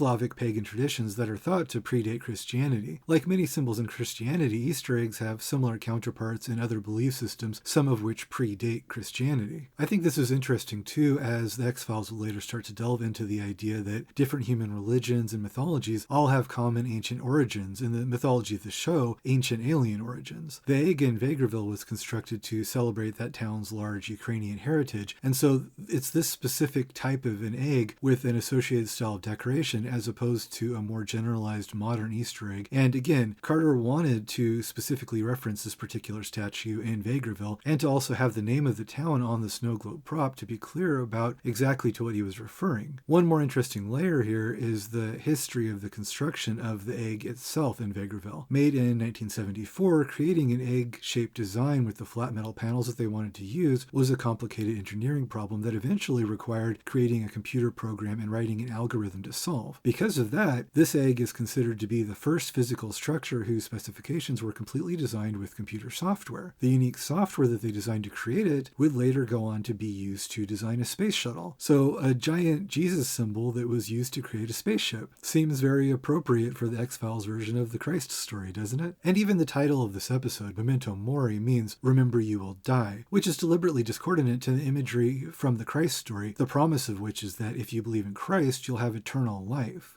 And whosoever liveth and believeth in me shall never die. This theme in relation to the test done to Scully continues on. In Season 5, Scully meets Emily, a little girl made with her DNA as part of the test done to her, and she finds Emily during her Christmas visit with her family. The episode where she finds Emily is even named Christmas Carol. You couldn't make the Christ connection much more obvious, even if Emily wasn't also a virgin birth, which she is. Carter has even talked about how he wrote the episode I was talking about earlier, Memento Mori, during his Christmas vacation. This is obviously what was on his mind. But although it's undeniable that it's heavily implied that William is some sort of savior or Christ figure, he's not the only one on the show about whom this is implied. Early in the show, during the three-parter that starts with the Season 2 finale Anasazi and goes through the first 2 episodes of Season 3, Mulder goes through an archetypal death and rebirth journey. Of course, a hero dying and being reborn or visiting the afterlife and returning is a universal theme in many stories and myths which follow the Joseph Campbell style type of hero's journey. Whether it's Orpheus going to the underworld, or it's Jesus Christ, or it's Luke Skywalker, the idea is that for the hero to fulfill his quest, he needs to confront death or conquer death. So this part of the show is touching on the mythologies of many cultures, but to make the Christ symbolism and savior idea clear, these episodes trade very heavily in Christian imagery. Mulder literally goes below ground when he descends into the buried boxcar. The sequence of the boxcar is full of hell imagery. It's buried under red rock, and when CSM tries to destroy it, he does it with fire. For 3 days, the Blessing Way chant was performed. When Mulder is rescued, the ceremony that's performed to save him is specifically said to go on for 3 days before he returns to the land of the living. 3 days, of course, being the amount of time between Christ's crucifixion and his resurrection. On the night of the 3rd day, he opened his eyes and asked for water. The ritual bath must be given outside the Hogan before sunrise. The FBI man was weak from his journey and did not wish to speak, but like a rising sun, I sensed in him a rebirth. Albert Hosteen in the show says he knows Mulder has returned to the land of the living when he asks for water and he's given a bath. The water, bath, and so on, of course, being symbols for baptism, being reborn in Christ. The Christ symbolism goes on with Mulder's story throughout the show. When Skinner was embracing Mulder, now tell me that wasn't Christ being held. I mean, is that... You make up your own mind. Oh, okay. Well, it looked like, The you know, Pietà. it looked like the very famous... Yes, yeah. Yeah, and I noticed already, and everyone thinks I'm crazy. I go, did anyone notice that but me, that he was embracing Mulder like that? And so I'm glad you at least agreed with me on some of that. The episode in Season 4 where Mulder discovers a fake alien body, which makes him question his belief in aliens, is even named Gethsemane after the garden in the Bible where before his crucifixion, Christ questioned whether he had to die on the cross. Gethsemane was...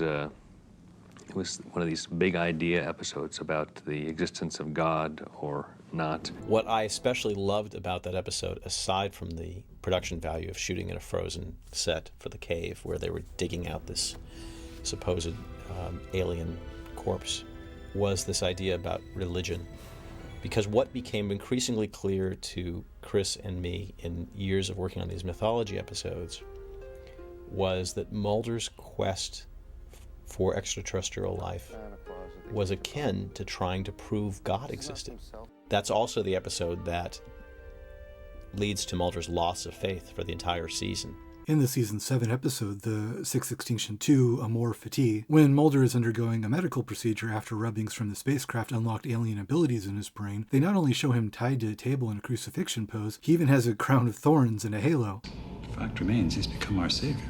Specifically, Christian symbols are all over the show, but whether they're used regarding Mulder or William, it's reductive, of course, just to simply directly say that William is Jesus or Mulder is Jesus. Chris Carter, as I understand it, is a Christian, but he recognizes that these themes of a savior figure and the idea of a hero's journey involving death and rebirth are ideas that go through many religions and mythologies. While he might be Christian himself, he's always also had an interest in and respect for Native American history and mythologies, which has found its way into the show going back to the early seasons. When the FBI man Mulder was cured by the holy people, we were reminded of the story of the Gila monster, who symbolizes the healing powers of the medicine man.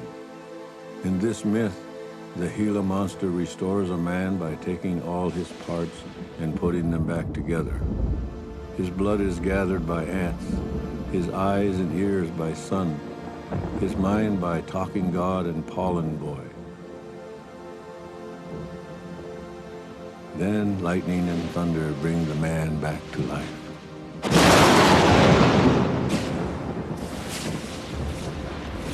This relates here with the White Buffalo story, which is told as Mulder is returning from death. At the end of the ceremony, when the FBI man had been healed, we heard the news from other Native Americans in the northern plains that a great event had taken place. Like the Navajo, these people have their own stories and myths. One of these stories tells of the white buffalo woman who came down from the heavens and taught the Indians how to lead virtuous lives and how to pray to the Creator. She told the people she would return one day. Then she turned into a white buffalo and ascended into the clouds, never to be seen again. But on this day, when the holy people had given the FBI man a miracle, a white buffalo was born. And every Native American knew, whether he believed the story or not, that this was a powerful omen and that great changes were coming. The White Buffalo story is in some ways a similar savior story to the Christ story. The God that visited Earth earlier said that she will return, as in Christian beliefs, Christ is supposed to one day return in the end times or the Armageddon. In the X-Files, that Armageddon is the sixth extinction. The idea of the sixth extinction is a scientific theory, and it's not specifically Christian, but it's also worth noting that in Christianity, the number 7 is sometimes associated with the full and complete world, or perfection, healing, and God. There are 7 spirits of God, 7 thunderous voices, 7 seals, and so on and on. God created the world in 6 days in the Bible, and then on the 7th day he rested, which is one reason that 7 represents completion. You can see why this concept resonated with Carter when he was writing about how the CSM and the other conspirators orchestrating Armageddon wanted to create a perfect world that would be complete on the day after the 6th extinction, or on the 7th day. And like all these symbols I'm talking about, the symbolic use of the number 7 has analogs and antecedents in other religions and mythologies outside of Christianity. This is similar to how telling elements of both the Christ story and the White Buffalo story isn't mutually exclusive. Like I said before, the hero dying and returning isn't an exclusively Christian concept or exclusively Native American either. It's also a very common idea that all religions are different versions of similar ideas and different ways of talking about the same universal truths. A passage from the Bible on an artifact that you're saying is extraterrestrial. And, how did the aliens get it? They gave it to us. The text came from them. What if there was a spaceship that washed ashore in Africa, and this spaceship contained passages from the Bible and the Quran and all these religious texts? What would that mean?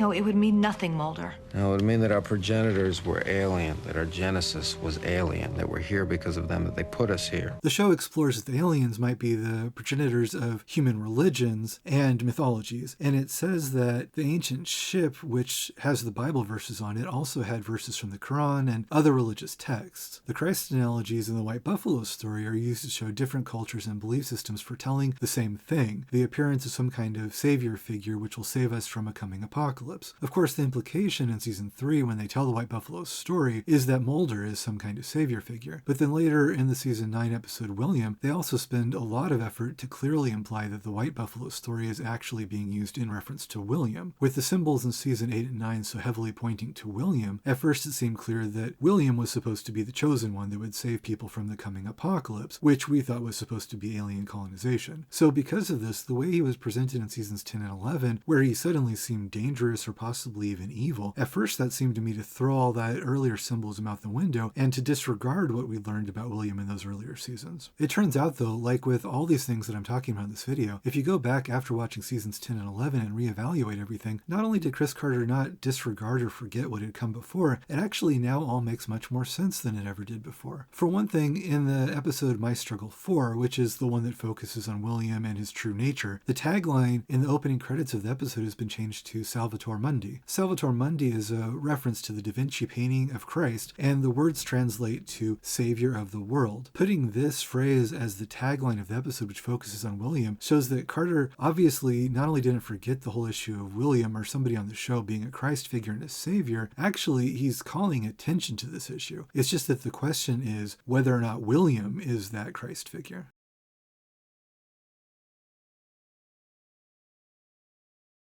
We call it the miracle of life, conception, a union of perfect opposites, essence transforming into existence, an act without which mankind would not exist and humanity cease to exist. Or is this just nostalgia now? An act of biology commandeered by modern science and technology. Godlike, we extract, implant, inseminate, and we clone. But has our ingenuity rendered the miracle into a simple trick? In the artifice of replicating life, can we become the creator? Then what of the soul? Can it too be replicated? Does it live in this matter we call DNA? Or is its placement the opposite of artifice, capable only by God? How did this child come to be? What set its heart beating? Is it the product of a union? Or the work of a divine hand? An answered prayer? A true miracle? Or is it a wonder of technology? The intervention of other hands? What do I tell this child about to be born? What do I tell Scully? What do I tell myself? You impregnated her? With science, Mr. Skinner. Alien science.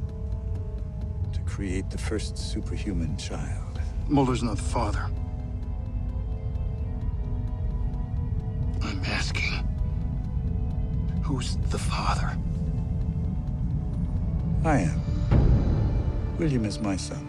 Like I just showed, the idea of there being a Christ figure and some kind of savior figure goes back early in the show, but there was also always a little bit of ambiguity as to who that figure would be, since the symbolism and Sein's importance were applied variously to more than one character. Chris Carter remembers this too, and he's actively playing with the question of who the savior is. In every episode this season, we chose to replace "The Truth Is Out There" with something, and in this case it's Salvator Mundi, which is the name of a Leonardo da Vinci painting. I went to see a talk by Walter Isaacson, who had just written a book about Leonardo da Vinci, and he talked about this painting, which just happened to be going up for auction, and it's called Salvator Mundi, which means Savior of the World, and I thought that that had a kind of double meaning here. We could look at William as a kind of savior of the world. He was the being that the cigarette-smoking man, because he's immortal, wanted to use to start the world anew when he took out all of humanity. But we could also look at Mulder as the Salvator Mundi because he actually is able to vanquish the cigarette-smoking man, presumably, and save the world in his own right. In the audio commentary for the episode My Struggle 4, Carter points out the possibilities of either Mulder or William being the savior of the world, to which the tagline Salvator Mundi is referring. But then in an online interview, when asked about the Salvator Mundi tagline, he also pointed out a third possibility. He said, for me, there were three parts to that. We have William, we have Mulder, who could be considered to be someone who just saved the world by stalling the cigarette-smoking man's plans. Then we have the cigarette-smoking man, who actually looks at himself as the savior savior of the world, sort of diabolically, he was going to save the planet anew. Like the devil, he believes that he is right. It's been one possible interpretation of the CSM going back to the very early days of the show that he's either a devil figure or a symbol for the devil, or maybe even the actual devil incarnate. Well, the world will go on, just in my image instead of God's. You think you can play God? Oh, not God, certainly. You speak to me of hell? You think I'm the devil, Mr. Skinner? He's been described as the devil, the dark force, the counterbalance, Mulder and Scully basically concealing information. It's suggested that Fox Mulder may be the cigarette-smoking man's illegitimate son. So all of a sudden we have a very personal and possible connection to the devil, as it were. That, in a way, was, the launching pad, I think, for the character, and everybody kind of went, oh, yeah, this is interesting now. I mean, we've established the devil. What are you doing? Sending the devil back to hell. And he is a complete self-interest. He is the person who we trust least on the X-Files. He's the devil, if you will. And some people ask if he'll ever die on the show. And my answer is always, you can't kill the devil. We can't kill the devil. But like Chris Carter says, the devil doesn't think that he's a bad guy. He thinks that he's the hero of his own story. It's heavily played with in seasons 10 and 11, and even a lot in the earlier seasons, that the CSM thinks that he's doing the right thing, even if the right thing happens to be something that serves his own interests. In seasons 10 and 11, they explain more clearly than ever what he's doing and why he thinks that it's the right thing to do. Sure, he might be wiping out humanity, but it seems obvious to him, and it did seem obvious to the aliens, that humanity was well on the way to wiping itself out anyway. So what CSM sees himself as doing is taking the inevitable and controlling how it plays out so that he can make sure some remnant of humanity survives, and so that he can mold what survives into a utopia. There are people who think that the cigarette-smoking man is a bad guy, that he's like the villain. I mean, you can look at these things all different ways. There are moral questions that, what would one do if one knew one was facing the apocalypse? What would you do? Save some people or just fight and all die in vain? I mean, there is a case to be made for what he's doing. What the hell are you doing? God's work. What else? We're doing God's work, Diana. I didn't set out to destroy the world, Mulder. People did. Look at world history, Fox. Neither you nor I could save mankind from self-extermination. I just changed the timetable. Understand, I protected mankind as long as I could, Mr. Skinner. I see, so you're the hero. If it just happens that in that utopia he creates, he gets to be immortal and be the lord of the earth, then, well, hey, is it so bad that his job has some perks? So from his point of view, CSM is the savior of the world. But if, as it seemed in the first 9 seasons, William was going to be able to save people from the coming apocalypse, in that way, he would have been the savior of the world. William is my son. I knew that William was not necessarily the biological son of Mulder. I thought he was connected to Mulder in deep emotional, spiritual ways, but the idea that the CSM way back in season 7 actually had something to do with his birth.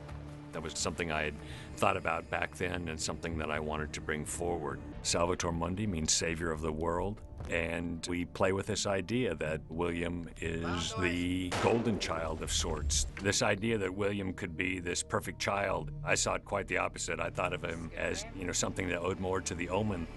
I saw him as a little criminal.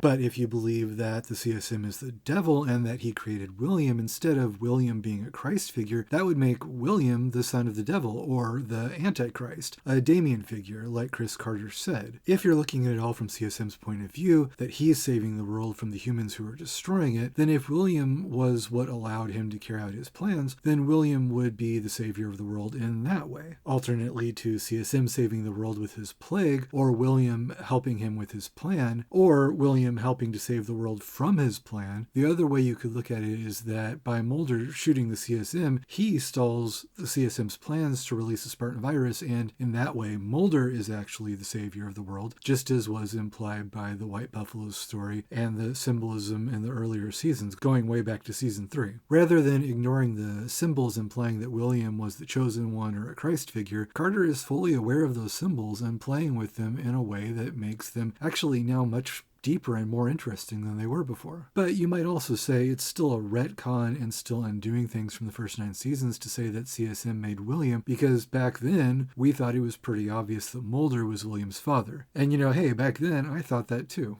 Agent Scully, isn't it true that you and Mulder were lovers and you got pregnant and had his love child? Objection! Although it seemed at the time like Mulder being William's father was the only explanation that made any sense, going back with what we know now, not only does that not seem obvious in retrospect, it actually seems pretty impossible, and the new explanation becomes the only possible one. Mulder and Scully have a child. We were always very vague about how that happened, since there was no apparent time or place that child could have been conceived, but it becomes a larger question as we move forward.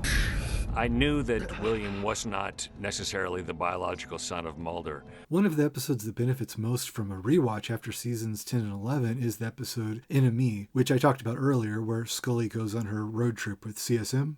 Dana and I have a history, a very important history, that goes back 17 years.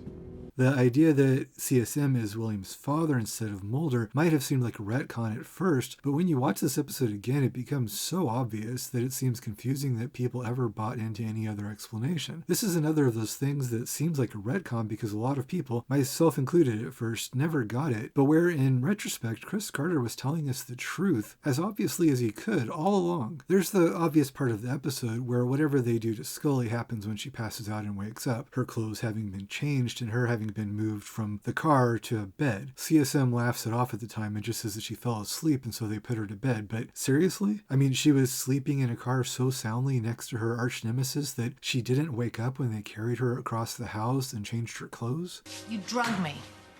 I did nothing of the sort. And if it was all innocent, then what's with the creepy shot where she's asleep in the car and he puts on his gloves before he does whatever it is that he's about to do to her? Did he need gloves just to put her to bed? For years, people bought the idea that Mulder was William's father, but if CSM wasn't involved somehow, what else could these scenes in Enemy possibly be about? If you look at the story of the episode, there's this elaborate plot where CSM says he needs Scully to help him retrieve a disc, which he says is information that he needs on it for some of the healing technology that he told her they were developing. At the end of the episode, though, after she got him the disc, they show him throwing the disc away in the water. He never needed the disc. It didn't even make sense that he would need the disc to use the technology that he's talking about in the first place, because the episode showed that they were already using this technology earlier when they cured a boy of cancer. So the whole idea that he needed Scully to get this disc is obviously a lie. It was an excuse to get her alone with him on a trip for reasons that, like I said, in retrospect, couldn't possibly seem more obvious. William B. Davis, the actor who plays CSM, is the credited writer of the episode Enemy. So before, I assumed that the reason the story of whatever CSM was up to in the episode didn't quite make much sense was just because the point of the episode for Davis when he wrote it was to humanize CSM, give him some sympathetic scenes and some time with Scully, and I figured that the story not making a whole lot of sense within the bigger picture of the show's mythology was just due to Davis not having a really strong grasp of the mythology. Like many other episodes where Carter wasn't the credited writer, though, you can find stories of how heavily he rewrote the script. I think Carter was much more involved in all the little details in all of these episodes than he ever got credit for, including the episodes where he wasn't a credited writer. Later on in season 11, Carter references Enemy specifically when he's talking about William's parentage, so he's obviously aware of what's in the episode, and he thinks that it fits with what he wrote later because he's pointing out the connection. Even aside from that, there are simply way too many things in the episode specifically talking about alien technology to heal people and all of that kind of stuff, which would later perfectly align with things Carter would reveal in seasons 10 and 11. There's way too much of all that for it just to be a coincidence. William Davis obviously couldn't have known these things that the show wouldn't reveal for almost 20 more years, so Carter's the person who put all of this stuff into the episode. And when you watch it again, it's shocking now how much sense it all suddenly makes in light of what Carter would write in seasons 10 and 11. Many fans, as you touched upon before, they have strong feelings about the finale, and you've suggested maybe the fans are not asking the right questions. So can you tell us a little bit more about that? Can you give us maybe a small piece of that puzzle? What should we be asking? Maybe we should divert our attention elsewhere. What did we miss? I'm going to give you one answer to that, and it's that everyone assumes that the cigarette-smoking man had sex with Scully, and I want everyone to think about that. That is an assumption that you should question. And you should also know that the cigarette-smoking man has lots of access to controls alien technology. And so there is something in that night of Scully's life that needs to be explained and explored. The episode Enemy also makes sense in terms of the story I was talking about earlier, where during seasons 5 through 8, if you read between the lines, you can see how the conspiracy is advancing their superhuman project one step at a time during these seasons. CSM takes Scully on this trip right after they'd had their successful alien-human hybrid tests with Cassandra Spender and with Mulder, and right when they're starting to take test subjects back in order to turn them into super soldiers. Right at the same time that they now have the technology to make more advanced super soldiers, they are also now able to try what they wanted to create with William. The idea that Mulder was William's father makes sense if you believe that all the foreshadowing about William being special and a savior figure meant that he was supposed to save the world from alien colonization or from the conspiracy. But whatever led you to believe that he was actually here to save the world from the conspiracy, rather than to help with what the conspiracy considered its version of saving the world? Remember, CSM has always thought that he was the one saving the world, so the question should have been, is William a Christ figure or is he an Antichrist figure? Is he the son of the devil? Dana, God has given you a miracle. A child that wasn't supposed to be. I need to know if it's really God I have to thank. I thought of him as, something that owed more to the Omen. We talked about it with Chris and Glenn and other writers. Nobody wanted William to be this kind of a milquetoast. Everything's okay, and he's a hero, and all that. In early stages, I even posited, well, maybe William murdered this other kid. Go. Chris initially was like, yeah, let's do something really dark. I think what people don't appreciate, and it goes all the way back to William's birth, or at least his infancy, is when he moves that mobile in the very beginning. And what is that? How is that? This kid has a kind of supernatural quality. And I think everyone always attributed that to Scully, that came from Scully. But that was never in my mind that it was something inherited from her. It was something greater and different than that. And that's how you got the William that you saw in the series finale. If William was supposed to be saving the world from the conspiracy, then in seasons 8 and 9 there are an awful lot of scenes where it seems oddly like the conspiracy is trying to protect him. Scully naturally assumes that the super soldiers and their allies are out to harm her baby. Since he's her baby and now she suddenly has these super soldiers very interested in him and following her around, she's obviously not going to assume that they're up to something good. It certainly seems like the super soldiers would be opposed to William because we've also seen them killing doctors involved in the project surrounding William's creation and Scully's abduction. But what if they aren't killing these doctors because they're opposed to what the doctors were working on, but rather because with Scully's pregnancy, the doctors had accomplished their purpose in the project and they can now be eliminated, like the Syndicate could be eliminated after they succeeded with the experiments they were doing on Cassandra Spender. More than the idea that the super soldiers were killing the doctors because they wanted to stop their work, it makes much more sense that they were killing them because their work was finished, and so now they knew too much and the super soldiers were cleaning up the loose ends. It's a clever bait and switch, actually, because who they're killing makes us infer one thing about their intentions and their purpose, but it could just as easily mean the opposite. As we see when William is born, the super soldiers make a great effort to find out where the birth is happening and to observe it, but they say that what they want is to make sure that he's born, not to stop him from being born. This baby will be born. Then, after William is born safely, the super soldiers don't make any effort to harm him, but rather they turn around and leave, having apparently accomplished what they were there to do. I was called on last year to protect Agent Scully, who was pregnant and whose life was in danger because of her pregnancy. I drove Agent Scully to a secluded location in Georgia where it was believed she could deliver safely. But we soon discovered we weren't alone. I was attacked and had to defend myself against an assailant who was shot at point-blank range, who should have died but didn't. This assailant was then joined by others like him, who surrounded Agent Scully and me and witnessed her as she gave birth to her son. Witnessed her? What do you mean? We were confused as well, but we came to understand that her son was a kind of miracle child. Its birth was all important to these people, these so-called super soldiers. Why would Scully's child be important to aliens, Agent Reyes? We came to learn that Scully was one of a number of random women who had miraculous childbirths. And these women all had been abducted as part of a government program to secretly manipulate their biology. Program conducted by the Navy. Again, at the time, this all seemed very confusing because we were assuming that William was going to save the world from the conspiracy, and so the super soldiers and alien collaborators must have been a threat to him, must have wanted to oppose him. But looking back now, it seems obvious that this makes sense, and there's only one way to interpret it, which is that the conspiracy wanted William to be born because he would be a benefit to their plans, not a tool to stop their plans. William was always the culmination of the conspiracy's plans, not something that would interfere with their plans. What about the baby? What are you talking about? She was pregnant. I have had an unborn fetus taken from me. But they take the babies before they're born. What about the baby? Surgically removed. I couldn't tell if the fetus was still alive when it was taken from her womb, but they took it, Mulder, to get rid of evidence. What if the baby was still alive? Mulder, that car hit her so hard that an adult woman with the benefit of a mature skeletal structure wasn't able to survive the impact. It's highly unlikely that the baby would remain viable. Unlikely for human fetuses.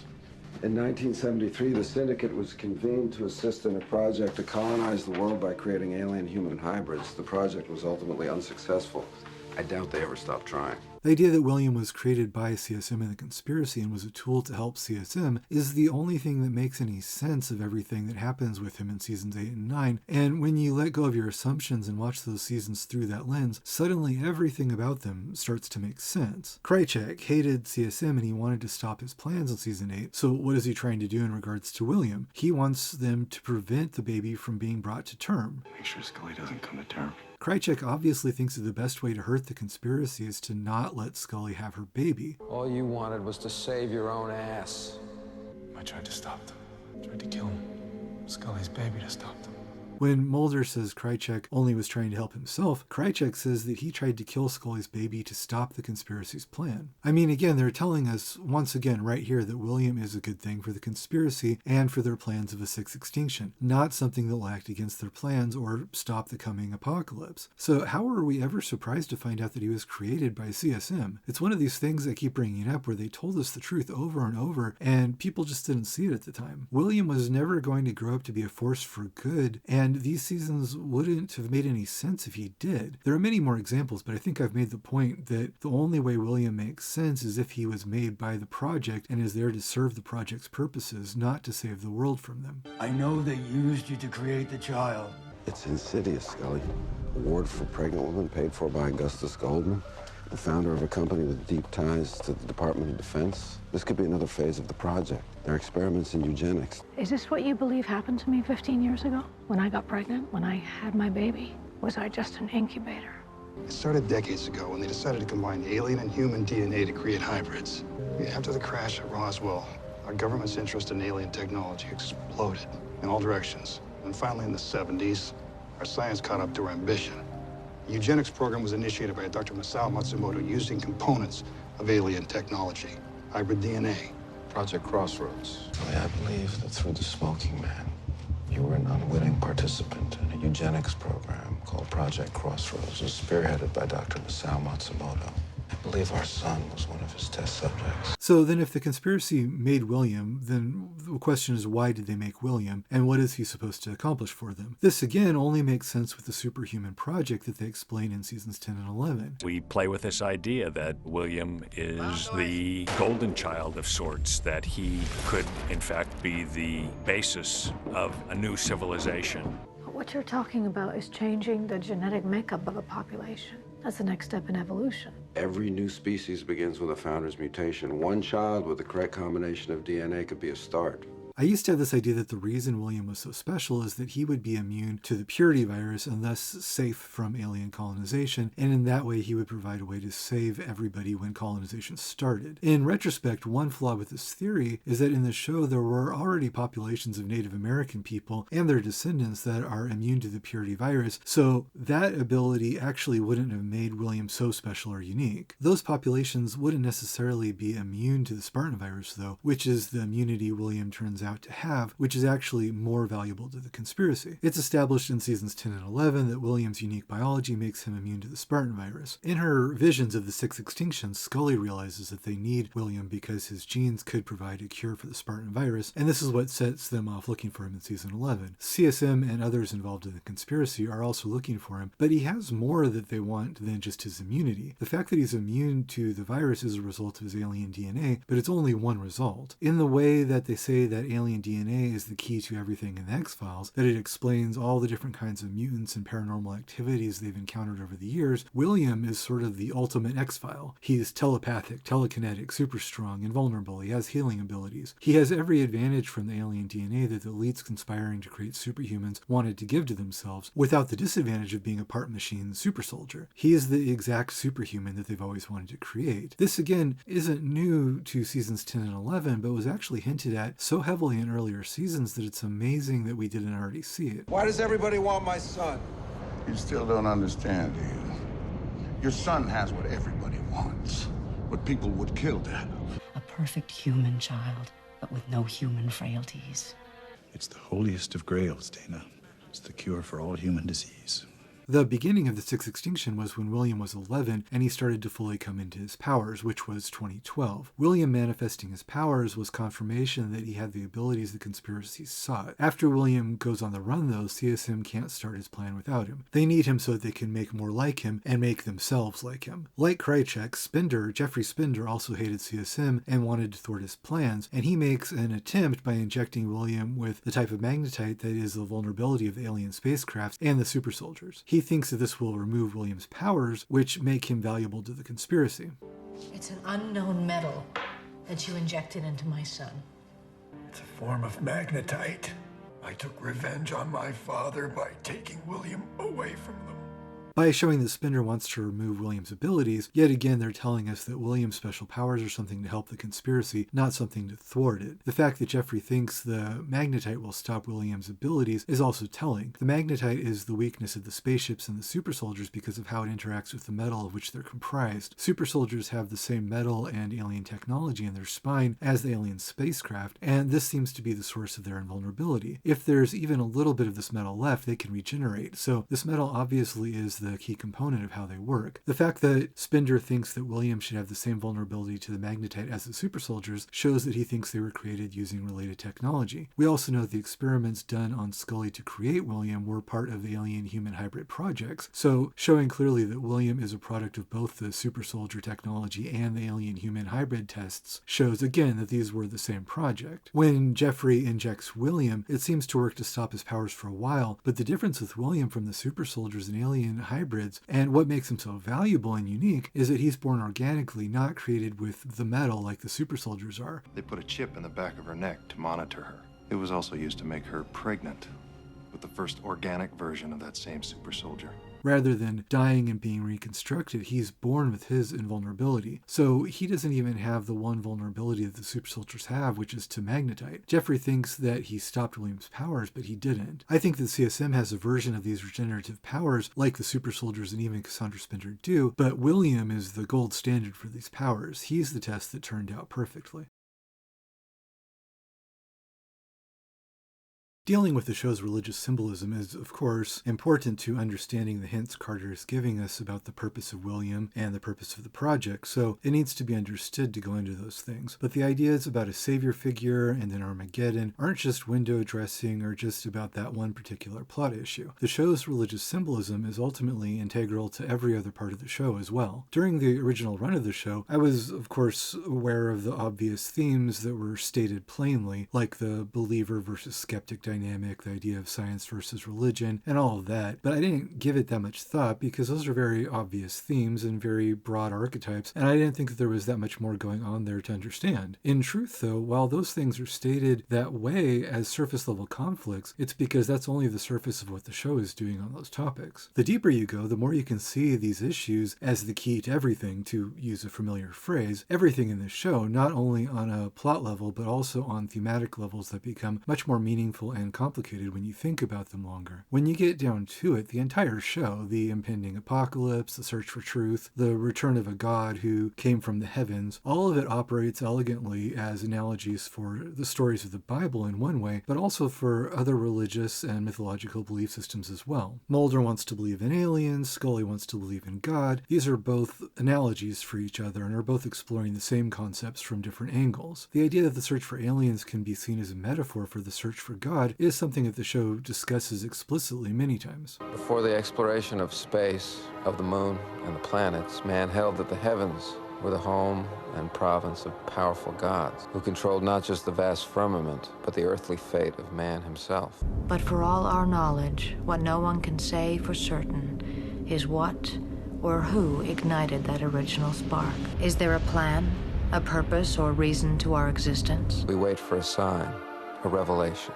Our eyes turn skyward, ready to accept the truly incredible, to find our destiny written in the stars. There's no God, Marita.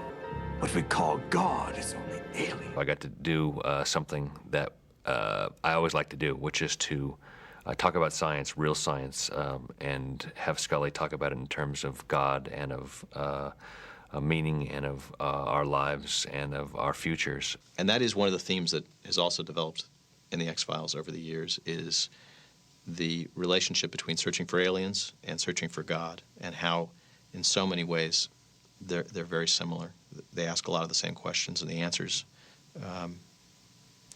if you could find those answers, they'd have the same kind of profound impact. She believes this business, the abductions and the experiments, are due to their plans for us, and that we are not simply breeding cows for them, as some have suggested, but subjects, much like we think of our relationship with God. If it were true, these symbols wouldn't just be words. They'd be the very word of God on the surface of an alien spacecraft. The search for extraterrestrial life in a lot of ways is the same as the search for God. You're trying to find meaning in the universe, higher power. This was the most explicit attempt we've ever made to try and say, what if aliens are God? Scully, even though she was the scientist, is a Catholic, and Mulder seems to be an atheist. This search for aliens is Mulder's secular faith, and the aliens are kind of his stand-in for God. And I think this idea that the truth is out there, that's an unattainable goal.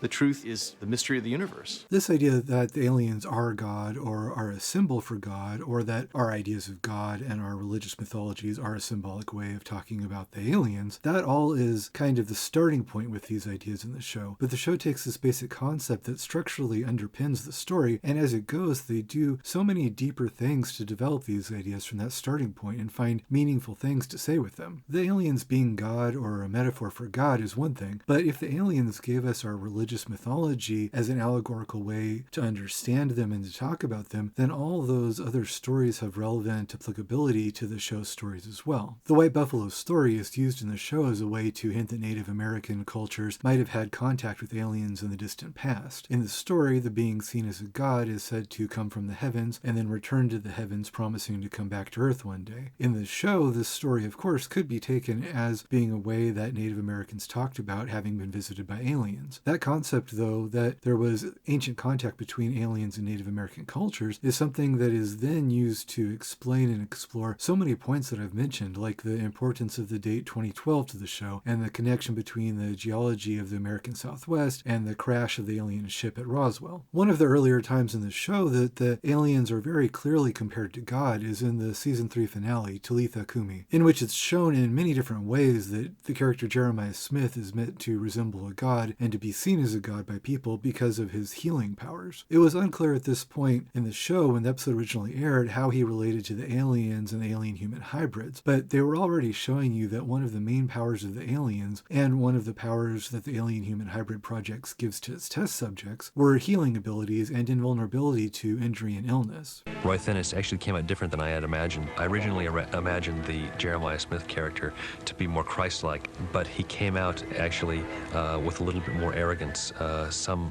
condescension to the cigarette-smoking man. I realized that the character actually had become more interesting to me in Roy Thinnis's portrayal. Again, relevant to this theme is the title of the episode, Talitha Kumi, which is an Aramaic phrase spoken by Jesus in Mark 5:41 in the Bible. The phrase literally translates as "little girl, arise," and is spoken to a girl who appears to be dead, but who Jesus then returns to life. The word Talitha has a double meaning of either little girl or lamb, referring, of course, to the idea of a lamb of God. But here, once again, all the way back in season 3, we have the idea of a Christ figure with the ability to bring people back from the dead, and all the rest of it. It's all here in the show, and the show's spelling it out by explicitly comparing him to Christ. There are numerous other stories in the show about cults who believe the aliens are some kinds of gods. In season 8, there's the cult led by a man by the name of Absalom, who is working with Jeremiah Smith and who thinks he's fulfilling some kind of biblical prophecy. Interestingly, Jeremiah Smith is one of the alien-human hybrids who is actually working against the project, which is why CSM wanted the alien bounty hunter to kill him back in season 3. Here in season 8, he's collecting people who have undergone experiments to turn them into super soldiers, and with his healing powers, Jeremiah Smith is making sure that they don't undergo that transformation. So this cult is actually working against the project, which makes the name Absalom interesting, because Absalom in the Bible is a man who rebels against God. I am the resurrection and the life. He who believeth in me, though he were dead, yet shall he live. In season 9, there's another cult who believes in religious prophecies to do with aliens. After hearing their beliefs, an FBI agent embedded in the group comes to believe that he needs to kill William to stop the coming sex extinction. Another example here of being told that William wasn't there to stop the coming apocalypse, but rather was necessary to enable it. The FBI sent me undercover on a man named Giuseppe to get inside his cult, whose followers believe an alien race will rule the world. One day, God told Giuseppe to lead us 1,000 miles north to find a ship buried in the ground. Giuseppe believes that ship is a temple which houses the physical manifestation of God. Even in what is mostly a Monster of the Week episode, like Roadrunners in Season 8, Scully encounters a cult centered around an alien slug that they found, and the slug, through telepathic communication with them, has convinced the cult that he's the second coming of Jesus Christ. They're not offering up much defense, other than that they're being persecuted for their religious beliefs. They believed they worshipped Christ. That thing was a second coming.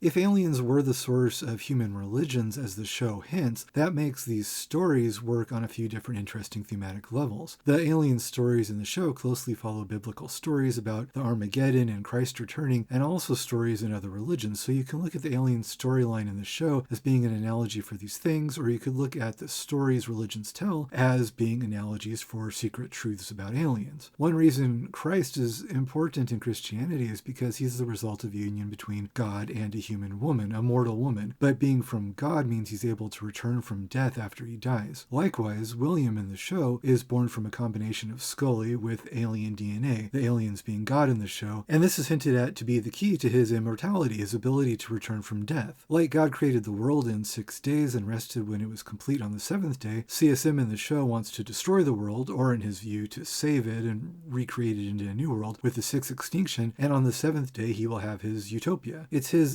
inverted version of God's plan, his attempt to play God or to usurp God. Well, the world will go on, just in my image instead of God's. CSM's Armageddon is an inversion of God's creation of the world, and likewise his son is the Antichrist, or an inversion of Christ. The image Carter chose to end season 11 on is interesting because he shows William, who was just shot in the head, emerging from the water still alive. Chris Carter has pointed out this scene when he was talking about why he used the tagline Salvator Mundi in this episode. He specifically said that William was immortal and that the scene was meant to represent a resurrection. He said, "We have William's immortality and resurrection at the end of the show. That's the final image. William is reborn, immortal, and of course his emergence from water symbolizes baptism." This is another thing that goes back to the early days of the show, and also illustrates again that the various alien-human hybrid projects and super soldier projects are all the same thing, the superhuman project. William rising from the water at the end of the show is a quote of something the show did earlier, the first time we saw an alien-human hybrid actually, in the season 1 episode, the Erlenmeyer Flask. In that episode, we don't yet know the abilities the hybrids to have until one is shot on a dock, just like William is later shot on a dock in season 11. And like William, that hybrid in season 1 goes into the river, which would seem to mean he's dead, but then he emerges still alive, just like William does later, showing that he can survive gunshot wounds and also breathe underwater. The symbolism of the water here is important. Like I said earlier, water is used to represent Mulder returning to the land of the living in season 3. The image of alien-human hybrids, super soldiers, and superhumans being able to breathe underwater is returned to again and again throughout the show.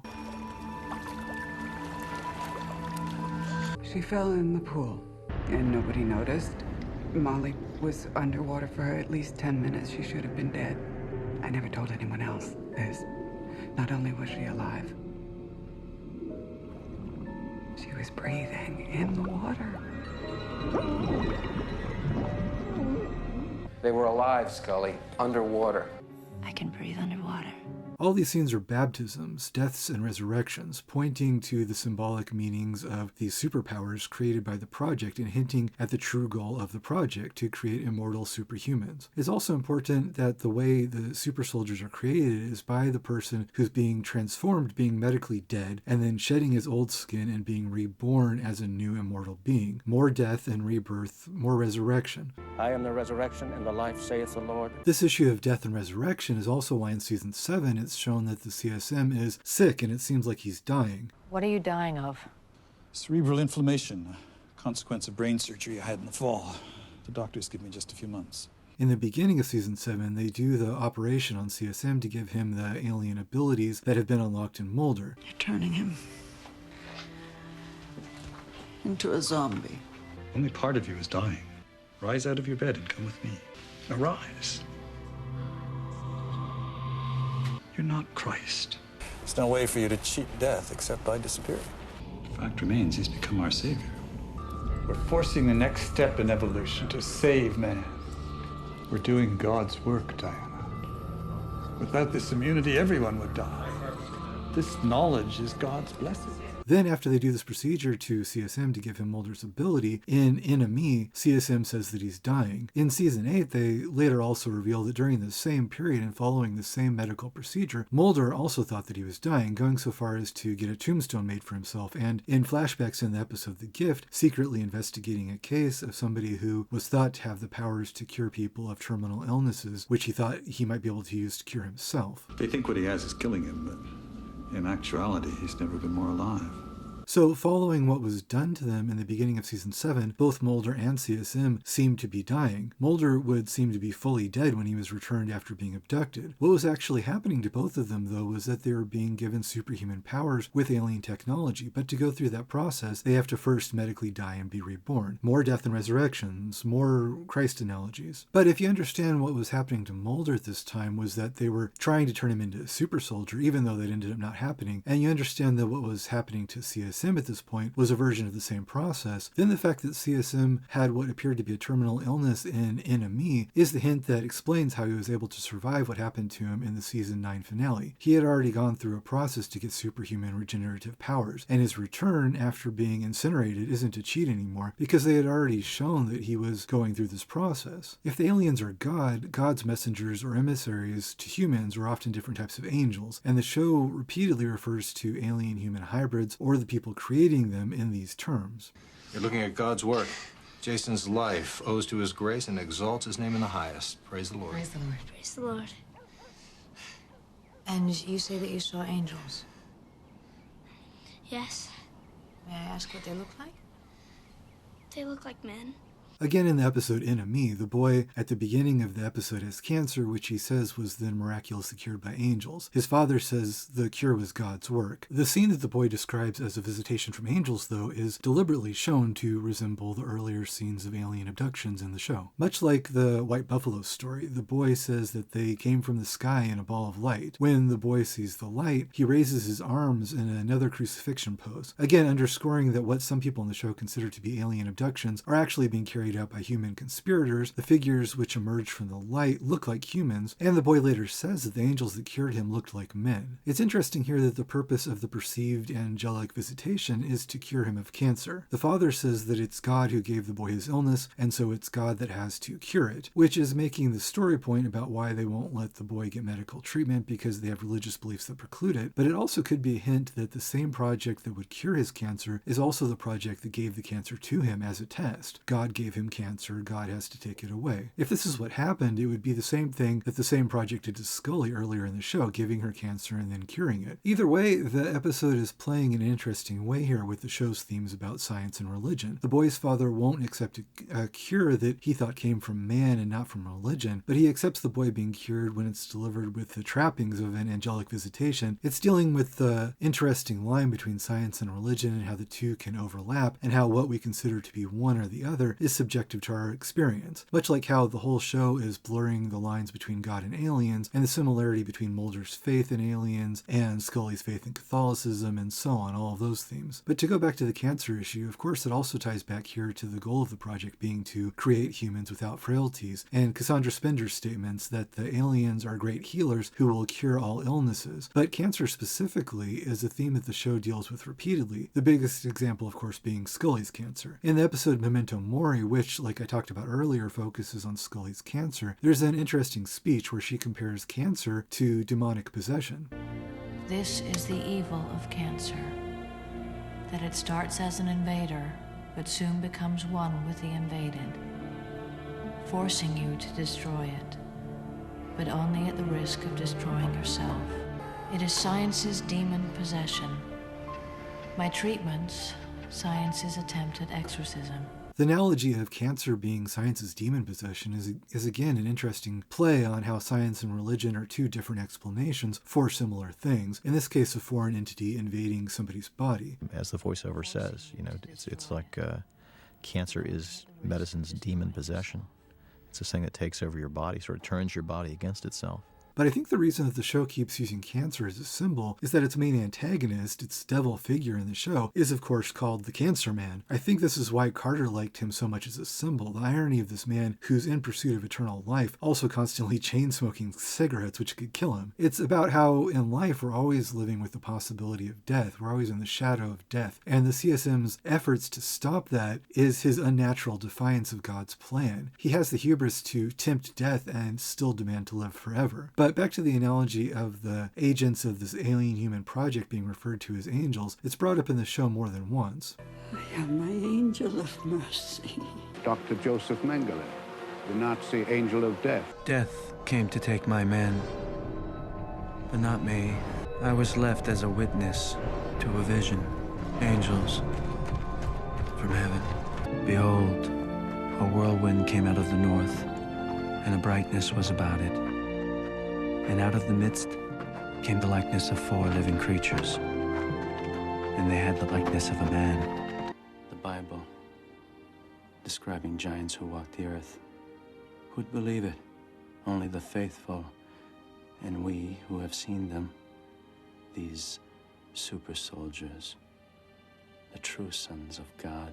In this episode from Season 9, Providence, the characters he sees here that he interprets as angels are obviously meant to be earlier versions of the super soldiers, which is what allows them to survive the gunfire in the scene. The Bible quote here is interesting for a few other reasons as well, though. The quote is from Ezekiel 1:4, and in the full quote, Ezekiel is describing his vision of cherubim specifically. This has important ties to an earlier episode. Another episode that I consider to be sort of a backdoor mythology episode with more significance than I originally realized is the Season 5 episode All Souls. Firstly, the title of the episode All Souls is a reference to the biblical idea of the battle for all souls, which is the coming Armageddon in which God and the devil will fight for the souls of all mankind. In the show, of course, that's the Sixth Extinction, and it's interesting to see that same conflict referenced in the title of this episode. There is a war raging where now a battle is being waged, a struggle for heaven and earth. The episode specifically deals with girls who were born with some unusual birth defects who are now in this episode being killed for reasons that at first are unknown. Investigating the case, Scully encounters a being who seems to have 4 different faces: the faces of a man, a lion, an ox, and an eagle. When she tells a priest about this, he tells her that what she saw was a seraph, a type of angel. The priest is actually wrong here, though, although whether the writers of the episode did that deliberately is an open question. The type of being with 4 faces that Scully saw is an angel that's part of Christian mythology, but it's actually a cherubim, not a seraphim. There are several types of angels in Christian mythology, and they're all very different from one another, which turns out to be relevant here, which is why I'm making the distinction. I'm guessing that the reason the episode says seraphim rather than cherubim is that in popular culture, cherubs are most commonly depicted as being chubby little baby angels, and when people hear the name, that's what they think of. This is actually inaccurate to biblical descriptions of where cherubim are imposing beings with 4 heads who attend the throne of God, but most people don't know that, so if the episode had described what Scully had seen as cherubim, it probably would just have confused people who wouldn't understand why what Scully saw didn't look like what they think cherubs are supposed to look like. For that reason, I'm guessing they just substituted seraphim, which are another type of angel, but an angel with a very different appearance and a very different role in the angelic hierarchy. I'm just pointing out the distinction here because it's relevant that what Scully sees in All Souls is actually the same type of angel that the man believes he sees later in the episode Providence, and the fact of there being 4 of them is relevant to biblical cherubim being creatures with 4 heads and so on. The explanation that the episode All Souls gives for the girls with birth defects that Scully is investigating is that they could be Nephilim, which are another type of being from Christian mythology. The Nephilim have various physical descriptions and various explanations for what they are and where they come from, so it's open to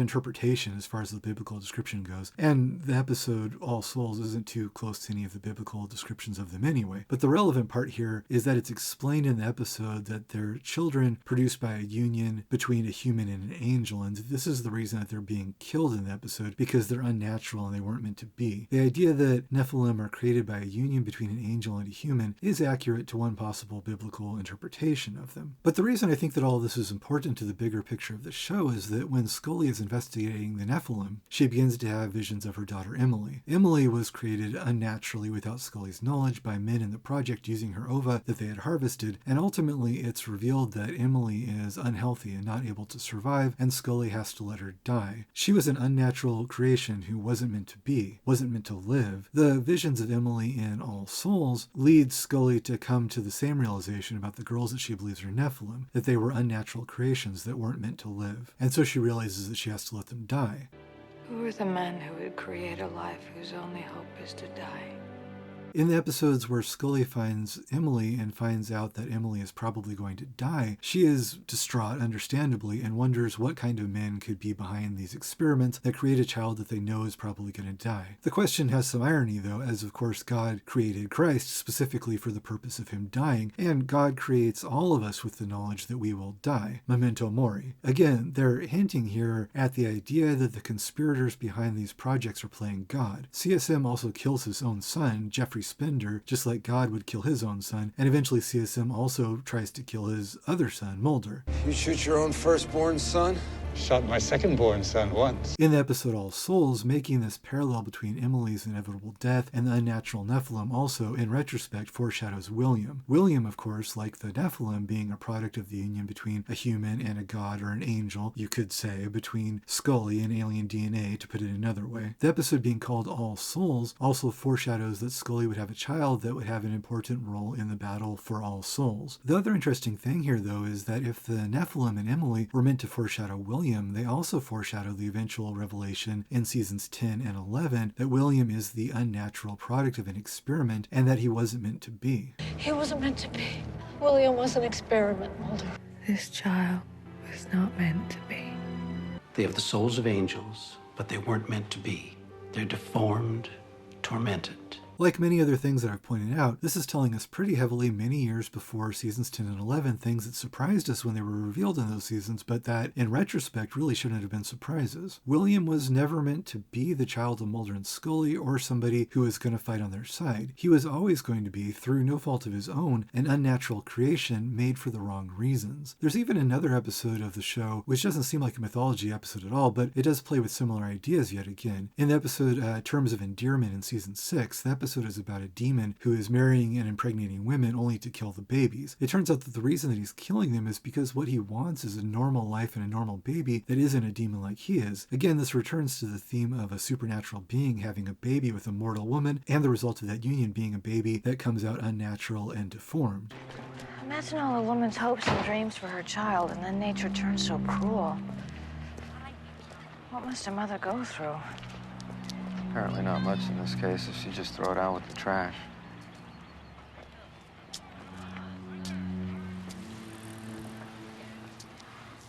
I guess I was just projecting on myself.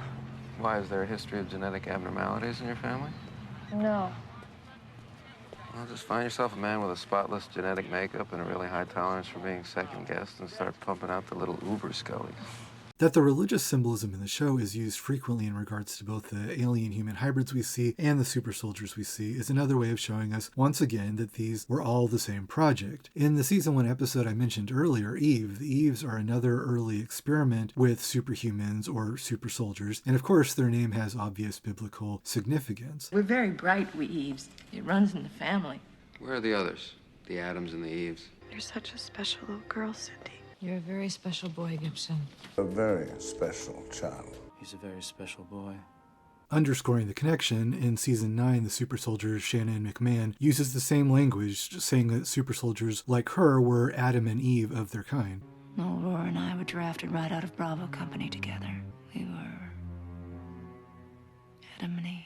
This underscores the connection, and it also hints at the idea that the results of these experiments were the first in a new race of humans with superpowers. It additionally again plays on the theme that the people conducting these experiments were playing God, trying to make their own Adams and Eves in this case. And the theme returns again in Season 10 when Mulder and Scully find a clinic with children who have extreme mutations and birth defects. It's heavily hinted that these children might have been part of the same experiments that Scully was a part of and which created William. And of course, since it's all the same program, the boy at the clinic who Scully speaks to is once again named Adam. Adam, you have a visitor. Hi, Adam.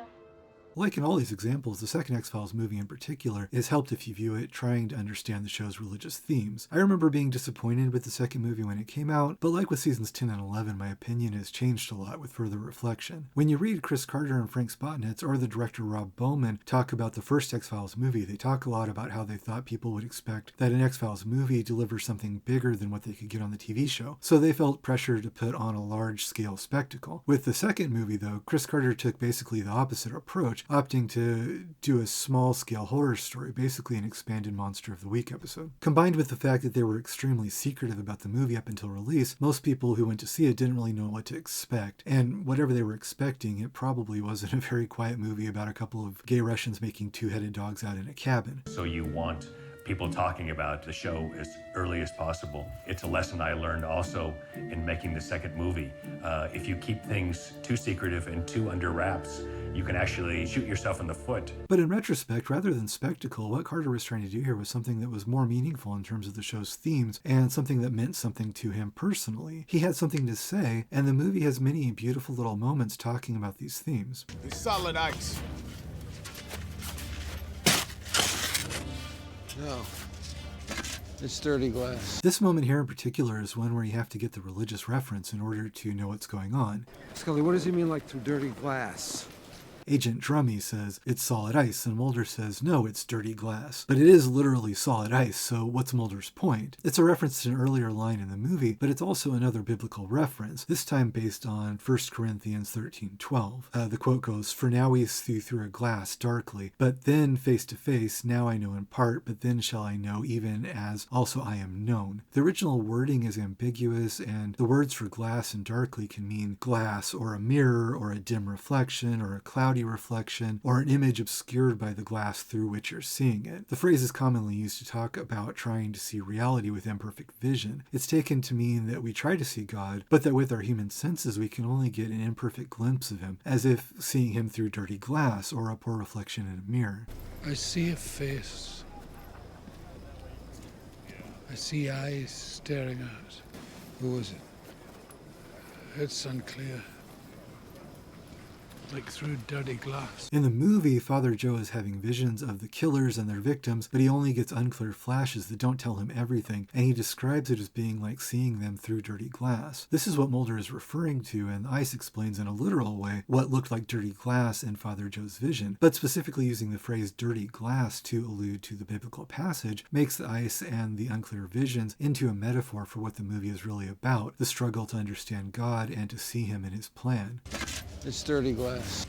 It's dirty glass. The whole movie is snowbound, with Mulder and Scully trying to solve the mystery while evidence is being buried around them in layers of snow and ice. Father Joe cries tears of blood when he's having his visions, similar to the character in the episode Providence who cries tears of blood when he sees the super soldiers, which he considers to be a vision of angels. The idea of tears of blood also has biblical significance, going back to the Gethsemane story when Christ was said to sweat blood, metaphorically or otherwise. In the X-Files, both of these characters cry tears of blood when they believe they're having visions from God telling them their purpose in life. And you can connect that back to the episode titled Gethsemane, which was a point where Mulder was questioning his belief in aliens in his quest or his purpose in life. The movie also makes repeated use of the Bible passage from Proverbs 25:2. Proverbs 25:2. What? God's glory to conceal a thing, but the honor of kings to search out a matter.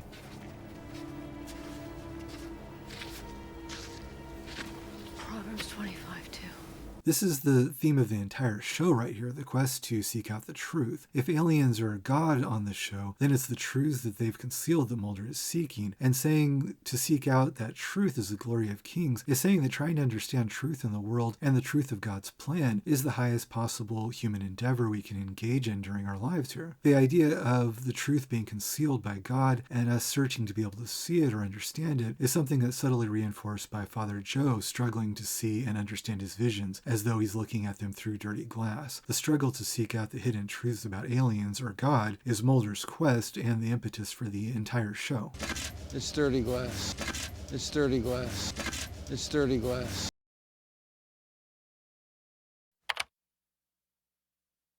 The X-Files is filled with all sorts of inside detail, all sorts of things.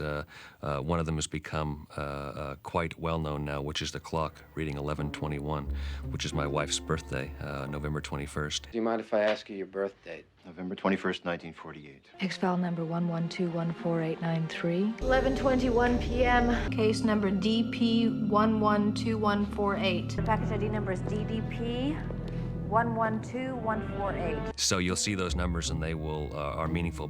And then we had the 1013 on the door, and that was my first introduction to the little notes and secrets that Chris and Frank would build into the show. The numbers on the license plates have a meaning. We did some research. If you find Scully's license plate and Google the first three letters and conspiracy, you'll probably find out what conspiracy we attach to it. I'm interested in numbers. They are important to me, and certain combinations of numbers are important to me. Security Council Resolution 1013. All units got a 1013. 1013. File DF101364. Nothing under Idaho plate CC1356. John Doe number 101356. What's the code? 1013331. 1056. In what's sometimes a continuation of the show's religious themes, Carter has also always said that he's interested in numerology and the symbolism of numbers, which you could probably guess if you know that he wrote and directed the season 9 episode Improbable. This whole idea for this episode is about numbers, and that significance of numbers in our lives. It starts here on the card table where the players are being dealt a hand each, which is a sort of the idea is that we're all dealt hands, genetic hands, and maybe even numerological hands that give us basically the tools with which we deal and or use for our lives.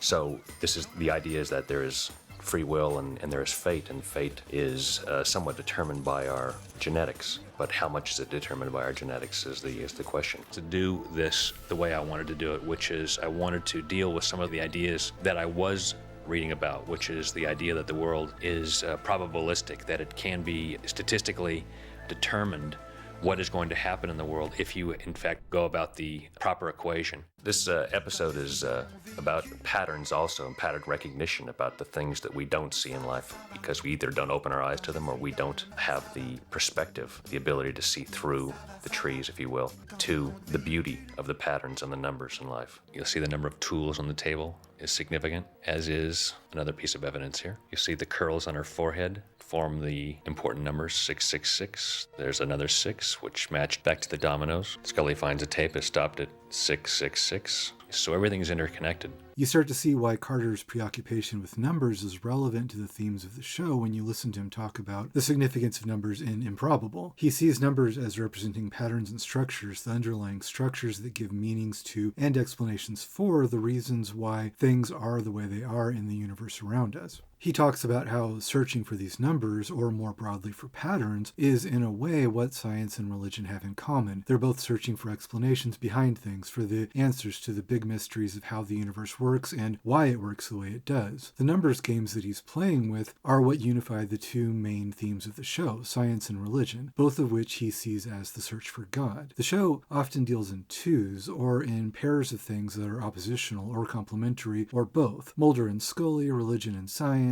aliens and humans, God and the devil, and so on. Scully is the last name of Vince Scully, who was the voice of the Dodgers, and when you're a kid growing up in Los Angeles like I was, also the voice of God. Carter has said many times that the name Scully is based on Vince Scully, a sportscaster, and he said that the name is a pun because when you grew up listening to Scully and becoming intimately attached to his voice, Vince Scully was to you then the voice of God. Scully on The X-Files is the voice of God, or the religious point of view. If Scully represents the point of view of God, it makes a certain kind of sense that William, the child who could either be the Christ or the Antichrist, has Scully for his mother and the CSM or the devil for his father. While there are all these pairs of twos in the show, Christian symbology is also very concerned with the Trinity, or with threes. So the show often takes these dichotomies and triangulates them, and a lot of things in the show come in threes. In Christianity, you have the Father, the Son, and then also the Holy Spirit. William's mother and father are Scully and the CSM, but it's also played with that Mulder, who's possibly another Christ figure, could be his father too. Two possible fathers and one son. It's worth noting that when Mulder is dead and buried in season 8, before he's dug back up and resurrected, the show specifically says that he was buried for 3 months. Again, 3 days being how long Christ was dead between his death and resurrection, and also how long Mulder was dead, symbolically or otherwise, after he was trapped in the boxcar in the episode Anasazi. The show plays with duality and oppositional figures and pairs, and so Mulder dies and is resurrected twice during the show, once for 3 days and once for 3 months, 3 and 3, or 33. The number 33 has symbolic significance in many different traditions, but specifically in Christianity, 33 is the age Christ was when he died. Now, if you want to hear something really cool, you can look at Mulder's birthday and do a little bit of math. Mulder was born on October 13th, 1961, and the episode where he dies in the boxcar, Anasazi, takes place in early 1995, meaning that when Mulder died in that episode, he was 33. You can't tell me that that's just a coincidence. If you think about this, the whole timeline of the show, Mulder's backstory and everything, had to be arranged so that he would be 33, be this particular age at this point in the story. There is nothing accidental about these numbers. Mulder's birthday of October 13th also is not a coincidence. October 13 is also Chris Carter's birthday. Not only that, on the year Mulder was born, 1961, October 13th also happened to be a Friday the 13th. It makes sense for spooky Mulder, right? Also not a coincidence is that in the episode One Son, they show the date that the Syndicate were said to have arranged a deal with aliens to turn over their family members to be abducted, and that date was October 13th, 1973, which would have been Mulder's 12th birthday. The only story the Bible tells about Jesus between his birth and his ministry happens to be when he's 12 years old, and he's left at home while his parents go to the Passover festival. That's an interesting coincidence, since Passover is when God came to collect the firstborn sons of houses not marked by Israelites with lamb's blood. Lamb's blood in Christianity, of course, prefiguring the sacrifice of Jesus, and the idea of God coming to take children, of course, having a parallel in the X-Files to the children of the conspiracy conspiracy members being taken. In Mulder's case, while he and his sister were left at home by his parents like Jesus was left at home in the Bible story. Mulder, though, is spared, or you could say passed over, because of the sacrifice of his father, the blood of his father, choosing to give them Samantha instead. The abduction of Mulder's sister Samantha happened on November 27th, 1973. 27, of course, being 3 cubed, or 3 threes, or 3 to the third power. November 27th is also the 331st day of the year, and after November 27th, there are 34 more days in the year, or 33 more days in the year if you subtract out Christmas. I mean, don't try to tell me that Carter set the first date on Mulder's 12th birthday and the second date here on a day which can be immediately associated with 3 different 33s, and that he just happened to do all of that by accident. These numbers are obviously not accidental. He's obviously giving a great deal of thought to them. So once you start looking for 33s, you'll of course find more in the show. JTT033. In the season 11 episode This, the one I was talking about earlier, which is about a tech firm offering people immortality by replicating their consciousness in a computer server, when Mulder and Scully start following a trail of clues left for them by somebody associated with Langley, one of the 3 lone gunmen, the first thing that they find is a 33. There's a clue referencing the 32nd and 34th presidents, leading them to realize that 33 is the remaining number, so then they realize they have to go up 3 rows and over 3 rows in the cemetery they were led to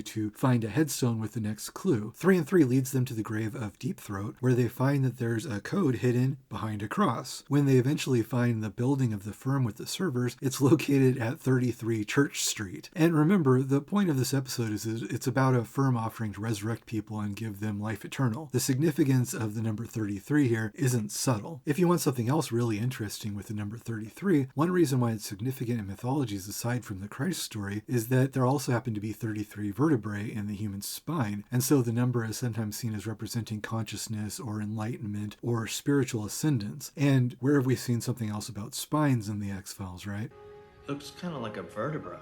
The idea that the project and the conspirators are working on tampering with people's spines is something that Carter returns to again and again from the early days of the show, and something being implanted in somebody's spine is what ties together all the different parts of the project. The alien-human hybrids, the bounty hunters, Emily, Scully, the super soldiers, the soldiers from Sleepless, all of them. He keeps returning to the symbol of the back of the neck, their spinal columns. It's what physically connects our brains or our consciousness to the rest of our bodies and to the physical world. It's what makes the super soldiers immortal, and it's represented by the same number that signifies the resurrection of Christ. Furthering the theme of 3s, you could also say that Mulder actually died and was resurrected 3 times, if you count what happened to him in the 6 Extinction episodes, which also trade heavily in crucifixion imagery. Like I pointed out earlier, when Mulder is undergoing a medical procedure after rubbings from the spacecraft unlocked alien abilities in his brain, he's posed with his arms spread out like he's on a cross, and he even has a crown of thorns and a halo behind his head. The illusions go even further than that, though. When Mulder is lying there unconscious, Diana Fowley is in the room with him, and she touches the side of his face. It's a very particular image, and they return to the image several times. The image is reminiscent of a common theme in depictions of the deposition of Christ or the lamentation of Christ that show Mary Magdalene or the Virgin Mary touching his face like this after he's been crucified. You could say I'm reading too much into it if it wasn't for all the other Christ imagery that's already in the scene, and the fact that it's not the only time that the episode does this. They show Diana Fowley touching his face like this a few times, but in the same episode they also make a point of repeating the same gesture with both Scully and with Mulder's mom. At the deposition of Christ, the point after the crucifixion when Christ's body was removed from the cross, the event is said to have been witnessed by several key biblical figures, including the 3 Marys. The New Testament in the Bible mentions several women named Mary, but specifically there are supposed to have been 3 of them that were there present at the crucifixion and resurrection. There's Mary Magdalene, there's the Virgin Mary, and there are different interpretations about who the 3rd Mary was, but the point is that in the show, Carter goes out of his way to have 3 women all touching Mulder's face in the same way, so I think it's fairly obvious that they're meant to be analogous to these 3 Marys. There are debates about the story of Mary Magdalene in the Bible, but one possible story that's been given for her is that she was a reformed prostitute that Christ befriended and taught. Other people around them thought that she wasn't worthy, but Christ could only see the good in her. I'm bringing this up because in the show, Diana is kind of portrayed as a temptress or a rival for Scully, Scully being the pure and chaste one, and and even having a virgin birth with Emily. And while other characters are suspicious of Fowley, Mulder always defends her and he can only see the good in her. So you could say that Scully and Fowley are maybe the Virgin Mary and Mary Magdalene in this context, which is again important to the idea of Scully being the mother to a savior figure. Diana and Dana even almost have the same name, again, to show that they're different versions of a similar concept. In addition to repeating the shots of them touching Mulder's face, when Scully sees him on the table, she cries over him, and it's when her tears hit his face that he wakes up or returns to life. This is more biblical symbolism, as the tears of Mary are meant to be a symbol both of her sorrow over Christ's death and her joy at his resurrection, death and rebirth. This is the kind of thing you can tell is deliberate because these moments are so mannered and carefully placed. To film that moment, it had to be written into the script that she would cry and that a tear would hit his face and that that's the moment when he would wake up. It's not just something that would happen spontaneously when they're filming the scene. I could talk almost as much about the Virgin Mary symbolism with Scully as I could talk about the Jesus symbolism with Mulder, because there's a lot of it. Later on, Scully would work at a hospital named Our Lady of Sorrows Hospital, the phrase Our Lady of Sorrows specifically referring to the Virgin Mary, and one of her 7 sorrows being the crucifixion of Christ. When referred to as Our Lady of Sorrows, the Virgin Mary is usually shown in tears, and she can also be referred to as Our Lady of Tears, referring to the tears she cried over Christ when he was crucified, which is what Chris Carter is referencing with Scully's tears when she sees Mulder crucified. So having these 3 women in Mulder's life here made analogous to the 3 Marys underscores the Christ symbolism of what's happening in the episode. There are the 3 wise men at Christ's birth, the 3 Marys at his death and resurrection, so Chris Carter must have liked the 3s and the possible symbolism of the male and female figures. I hope you see the poetry in this. In the episode, Mulder has unlocked alien powers in his brain, or powers from God, which could allow him to become the savior of the world. By Jesus' death, he saves the human race. As in this episode, the genetic material they took from Mulder is meant to save the human race from the coming apocalypse. Mulder is dying for the sins of mankind here, the sins that CSM says is why mankind deserves to be wiped out.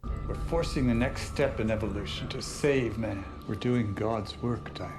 The medical procedure they're doing is meant to take the alien abilities Mulder has and give them to the CSM, possibly killing Mulder in the process. The CSM is trying to take over the Christ role, the savior role. He sees himself as the savior of the world. I'll carry on for Mulder from here. After CSM is on the table like Mulder, he takes Fowley's hand like Mary holds Jesus' hand in crucifixion imagery. As Mulder's new abilities are being transferred to the CSM, the Jesus symbolism is also partly transferred to him here. The show is again playing with the idea of who is the savior figure in the show's mythology and who views themselves as that figure. The ideas of 3s or of trinities here and the different interpretations of who is going to be the savior figure come back to the Carter quote that I already mentioned before, where he said that there were 3 possible interpretations of who could be the Salvator Mundi, the savior of the world. The idea of 3s is used also several times here in the show to explore the theme of fathers and sons. In Christianity, like I said, the Trinity is the Father, the Son, and the Holy Spirit. Mulder is one of 3, having 2 possible fathers, and the question is to which he will be loyal. CSM is the architect of the worst aspects of the project, while Mulder's other father was a reluctant participant who hoped that one day Mulder would be able to expose and end the project. Your father chose hope over selfishness. Hope, the only future he had, his children.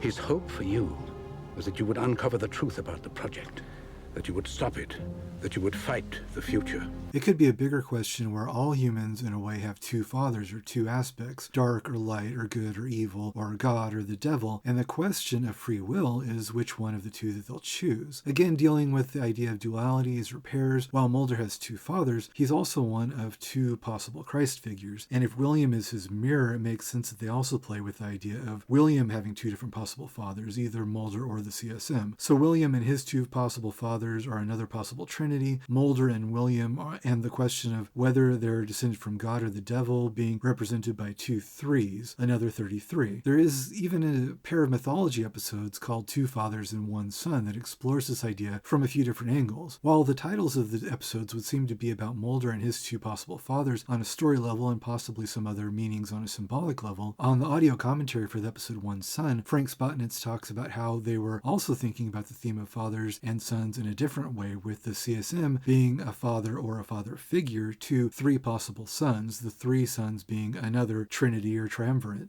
Another idea that was in this 2-parter, and part of the reason it's called 2 Fathers and 1 Son, the 2 fathers obviously are Bill Mulder and the cigarette-smoking man.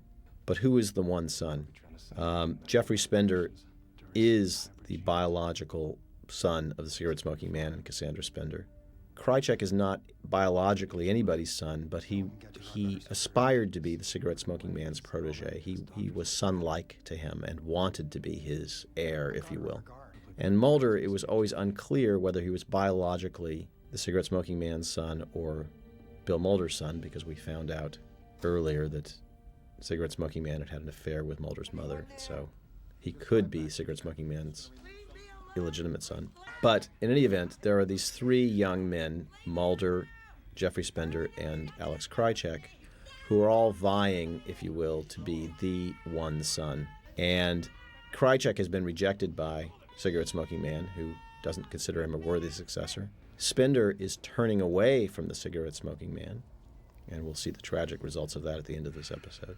And that leaves Mulder. He is the one son left standing. In this interpretation, the episode is called One Son, even though there are three potential sons, because it's about the choice of which of the three sons CSM is going to decide to keep with him when he chooses who will survive the sixth extinction. We wanted the same thing, brother. He ultimately chooses Mulder, which you could say is why they were later trying to turn Mulder into a super soldier, so that he would have a version of the superhuman powers that would allow him to survive the plague and live on with the rest of the chosen few. Like I talked about earlier, and as when CSM said he did the tests on Cassandra Spender to save her, the abductions of Mulder and Scully and the tests on them hardly seem altruistic, but in a way they were done to save them, because in his own twisted way, this was CSM's own chosen family that he wanted to take with him into the new utopia. Again, coming back to the question people always raise about why the conspirators didn't just kill Mulder if he was exposing their secrets, there's the explanation I brought up earlier, which is that by spreading the alien colonization story, he was actually spreading their cover story, not their true purpose. But the other explanation of why they let Mulder live is that CSM wanted him to live, which is something you see in the show again and again, actually. CSM chose Mulder and Scully to be a part of his group that would survive with him and live after the sixth extinction. Like I've talked about earlier, in his own twisted way, he thought he was saving people, just saving the people that he deemed worthy and which he thought would have a benefit for him.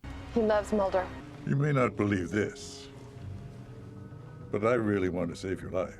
This was also my pet theory before about why out of all the women in the world in season 2 they would suddenly need to kidnap Scully and do these experiments on her. It's the same reason members of the project gave up their own family members to be experimented on, because the experiments were hoped to be a way to make them into superhumans that could survive the plague and live on afterwards. It worked with Scully, which is why in season 10, in her vision of the sixth extinction, her alien DNA allows her to be immune to the Spartan virus. The fact that Mulder wasn't successfully turned into a super soldier and the experiments on him weren't completed is the reason that in that vision he still gets sick when she doesn't. Over the years, I've seen a lot of people complain about the motivations of Krycek's character not making sense, but the issue of the CSM having three potential sons and choosing Mulder also makes sense of Krycek's motivations at several points in the show, and Spender's motivations later on as well. If you look at it now, Krycek's motivations seem fairly clear. In the earlier episodes, he is CSM's protege or lackey, and depending on how much exactly he knew about the project, he was obviously hoping that if he served CSM, he would be among the chosen few that would survive the Spartan virus or alien colonization, if that's what he was told was happening. He messed up a few times though, and the CSM ultimately rejected him, so he took what he knew and tried to parlay that inside information into a job working with the Russian conspirators who were working on a vaccine. After that, since he now knows about the coming sixth extinction, and also knows that CSM doesn't plan to save him from it, he wants to stop it and is now working against CSM, which is why in season 7, Krycek, along with Marita, tries to kill CSM, pushing him down a flight of stairs. This is when the CSM seemed to be ill and dying already, and when they pushed him down the stairs, that would have seemed like more than enough to kill him, so they left him for dead. What they didn't know then was that the reason he seemed to be dying was because he was acquiring early superhuman powers that would allow him to be reborn. Even though Krycek believes that CSM is dead, it still seems like the planned sixth extinction is coming, abetted by the super soldiers, and Krycek knows that William will be important to the plan, which is why he wants to kill William. Make sure Scully doesn't come to term.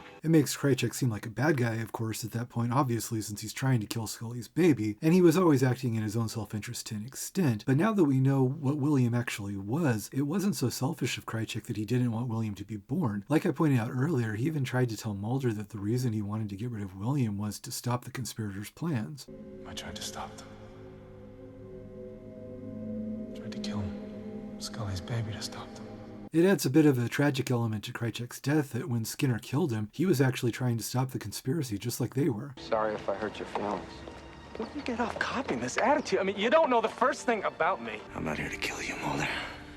I'm here to help you. CSM's three potential sons, Mulder, Krychek, and Spender, are just one of the sets of threes in the show, but going back to the theme of numbers, it's all part of what Carter was saying in the episode Improbable, that if you can recognize the patterns, you can understand God's plan for the universe or God's game, and if you can figure out the rules, you can understand the game, or in other words, understand the big picture of the universe, which in the analogy Carter is using here is all God's game. The checkers was the final game here in the series of games that God gets to play, and using the red and the black, you'll see here that the checkers are more than just a game that God can win every time, but God is trying to provide an element, a clue, as he does for us, to try to help Scully and Reyes win the game. This is a sort of an idea that of Scully recognizing the red and the black, and he had to do it without over-explaining it. Carter makes a big deal of the symbolism of the red and the black in the game of checkers here, and there's also an episode of the show called The Red and the Black. The episode is named after the book by the French writer Stendhal, wherein the two colors, red and black, in the title are usually taken to be symbolic of the religious and the secular and the conflict between them. The title can also be used, though, as a reference to a French card game which is also called Red and Black, in which case it could be a reference to the theme of the book about the character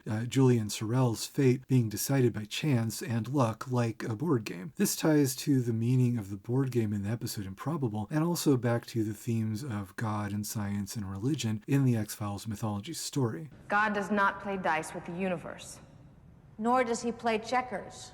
The quote that God does not play dice with the universe ties into Carter's theme about the universe being God's game, and the quote is also paraphrasing a famous quote from Einstein, and used to mean that the universe should follow observable rules, even if we haven't yet observed them. When Einstein said it, he was talking about ideas like quantum entanglement, which would seem to break the laws of physics by showing that in some situations it seems like objects or information can travel at faster than light speed, which Einstein referred to as spooky action at a distance. These kinds of quantum phenomena are commonly called spooky physics in reference to this quote. Interesting in the context of the X-Files, with Mulder's nickname being Spooky Mulder, of course. Again, this is the kind of thing where you could say that the reference with calling Mulder Spooky probably wasn't intentional, and yet in the first episode when we're introduced to the nickname Spooky, we're also told that Scully's thesis was called Einstein's Twin Paradox, A New Interpretation. Mulder has a nickname after something Einstein said, and Scully's credentials were that she was challenging Einstein. There are two schools of thought. The idea that there are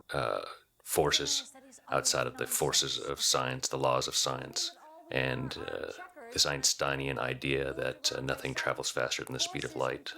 The new physics says, in fact, there may be things that travel faster than the speed of light, and if that is the case, that is the unknown variant, and could be perhaps what God is, that which cannot be explained by current science. This is another example showing that, however subtextual it was, these themes were obviously on Carter's mind from the very beginning, and he didn't forget them later on either. In season 10, when he introduces a pair of new, younger FBI agents that are meant to be a syndicate of Mulder and Scully, he even names the Scully one Einstein. You're Special Agent Einstein? I claim a distant relation, if that's what you're referring to. The many allusions to different religious or mythological stories and all the number games that Carter is playing are fun puzzles to try to figure out and can be illuminating hints to story points that aren't often explicitly spelled out. But just like how in the episode Improbable, the number games are a metaphor for something much bigger, all these symbols can be more than just games and are frequently profoundly meaningful. This being The X-Files, a show often about space and aliens, while Mulder following a star to find Scully while she's giving birth is an obvious allusion to the star in the story of the birth of Jesus. In the context of the show, the star becomes a multifaceted symbol that has several other meanings as well. Or are the tragic young born again when the world's not looking? I want to believe so badly in a truth beyond our own, hidden and obscured from all but the most sensitive eyes. In the endless procession of souls, in what cannot and will not be destroyed. I want to believe we are unaware of God's eternal recompense and sadness, that we cannot see his truth, that which is born still lives and cannot be buried in the cold earth, but only waits to be born again at God's behest, where in ancient starlight we lay, in repose. The walk-ins. Old souls looking for new homes. Your sister's among them. You can see them? Yes. But sometimes it's very difficult because they live in the starlight. I never stop to think that the light is billions of years old by the time we see it. From the beginning of time, right past us into the future. Nothing is ancient in the universe. Maybe they are souls, Scully. Traveling through time as starlight, looking for homes. The idea that the walk-ins live in starlight was another thing I didn't think about that much during the show's original run because, well, it seemed like a nice enough image, and I do like the episodes dealing with the fate of Mulder's sister. As a burgeoning young agnostic at the time, the whole thing of we live in starlight just kind of seemed to me like hippie speak, and I didn't really think it meant all that much of anything. As I got older, though, it's learning more about science, not about religion, that actually made me understand that this concept is more profound than I realized at the time. I once had a talk with Mulder about starlight, how it's billions of years old. Stars that are now long dead, whose light is still traveling through time. It won't die, that light. Maybe that's the only thing that never does. He said that's where souls reside.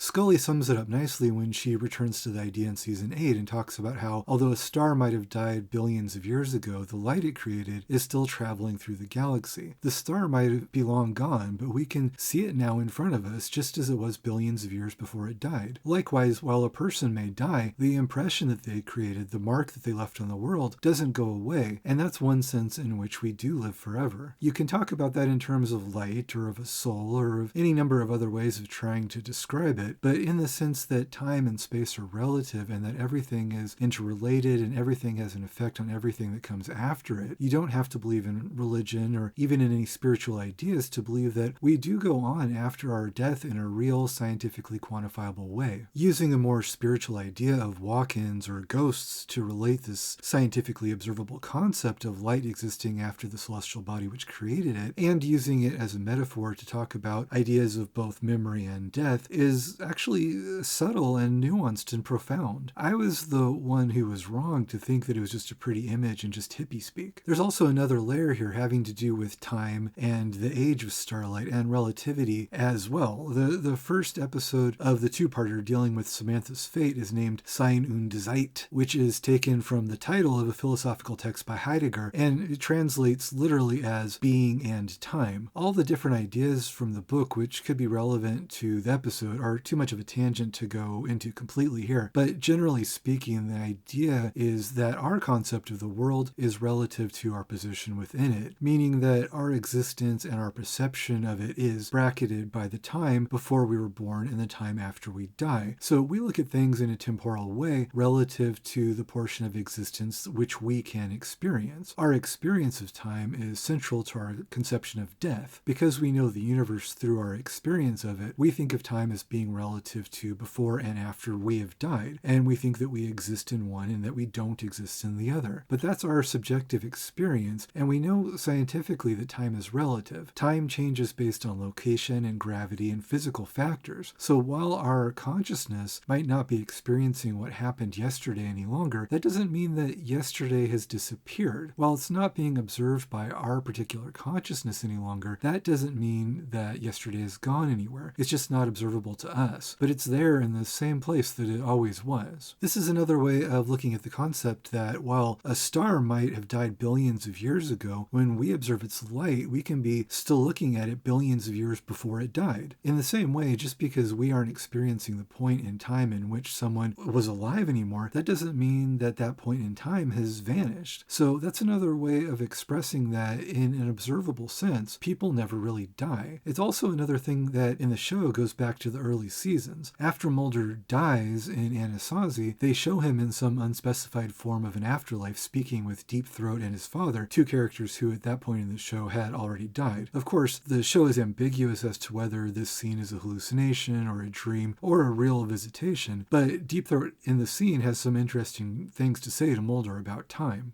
I was first struck by the absence of time, having depended on it so completely as a measure of myself and my life.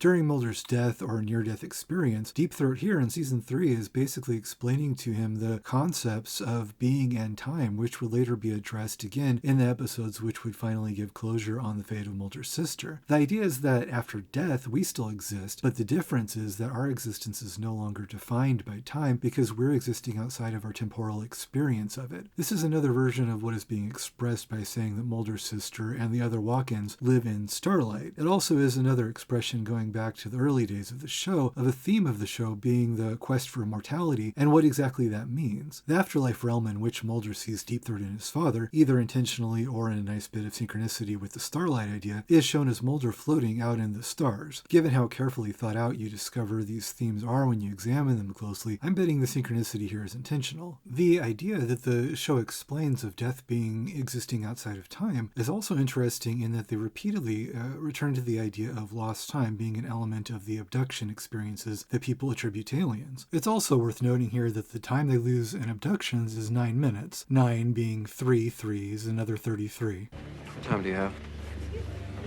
10:56. We lost 9 minutes! Is that a watch? Yeah. What does it read?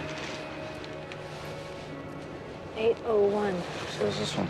What are they listing as the time of the crash? 7:52 p.m. Just 9 minutes difference. It's gotta be a mistake. 9 minutes, Scully. Do you remember the last time you were missing 9 minutes?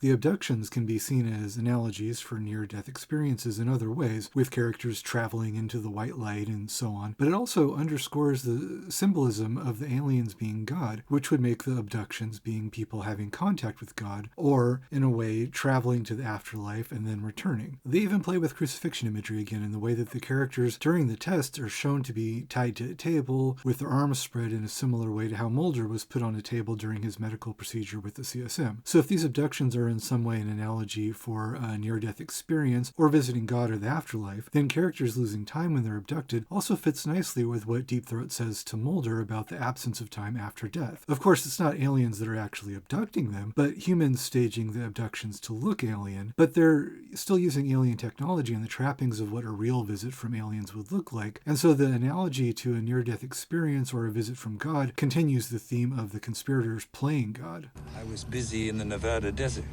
dissecting, reverse engineering, playing God with life forms, the stuff of science fiction.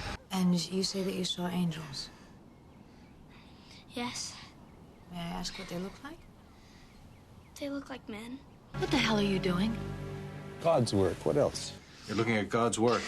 In the same scene where Mulder sees Deep Throat presumably in some sort of vision or afterlife, Deep Throat also tells Mulder that he shouldn't die because he still has battles to fight. Go back.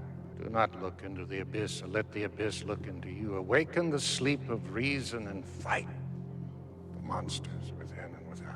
He tells Mulder that he has to return to life because he still has to fight the monsters within and without. The idea of him being on a quest to fight monsters is an interesting way to phrase it in a show where Mulder was often chasing after what were referred to as monsters of the week. This line from Deep Throat is quoted again in the show, also interestingly in the first 2 episodes of Season 8, after Mulder is abducted in Season 7. In these episodes, Mulder is gone and they don't know if he's alive, but they're hoping that he'll return, just like they were hoping he'd return in the earlier episodes where he had his first death and resurrection resurrection, and these 2 episodes in season 8 were called Within and Without. The idea that Mulder couldn't give up and wouldn't give up because he still had monsters out there that he had to fight and demons that he needed to vanquish is another theme to which the show will return many more times. So, like I said earlier, and as should be obvious by now, I'm spending so much time talking about the show's religious symbolism because it's not just a side note, even though that's how I did used to think of it. It's actually what underlies the whole show. It's the key to everything, as the characters would say. The tests revealed something peculiar in an area of the brain that we are only beginning to understand. An area of the temporal lobe that neurophysicists are calling the God module.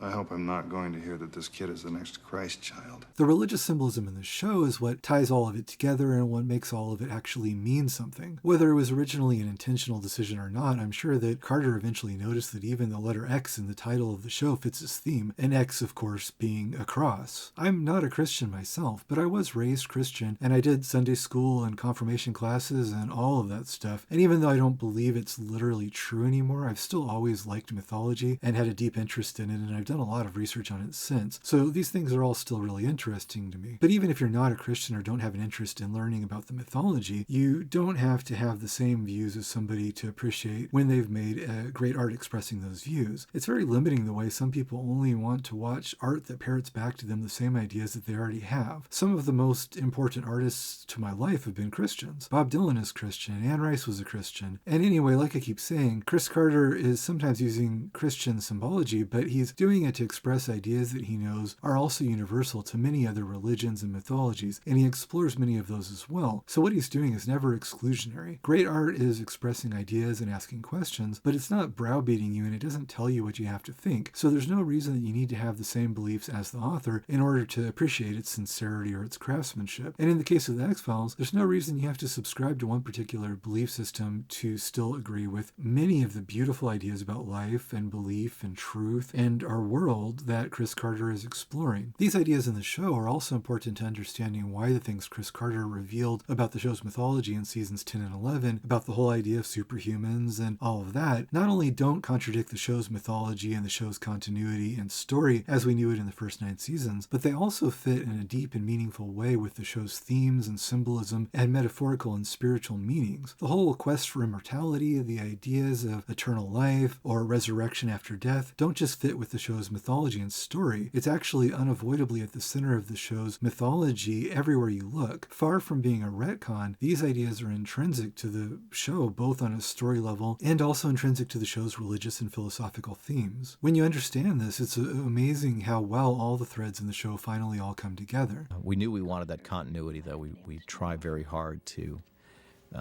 reward loyal and fanatical viewers by respecting the continuity.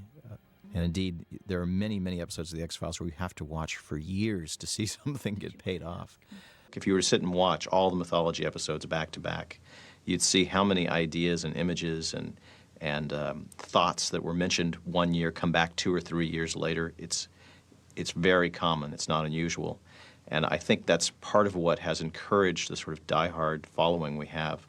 Because if you are a fanatic, if you really follow the details, you will be rewarded because there are so many things that carry forward from the pilot to the present day. The plot elements of the X-Files and the mysteries and puzzles are great fun and endlessly entertaining, and they're something that I've enjoyed for 3 decades now. But what makes it all resonate and what makes it great art in the end is that all of it actually does mean something. You said something to me the other night in the snow.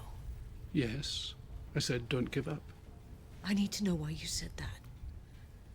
I haven't the faintest idea.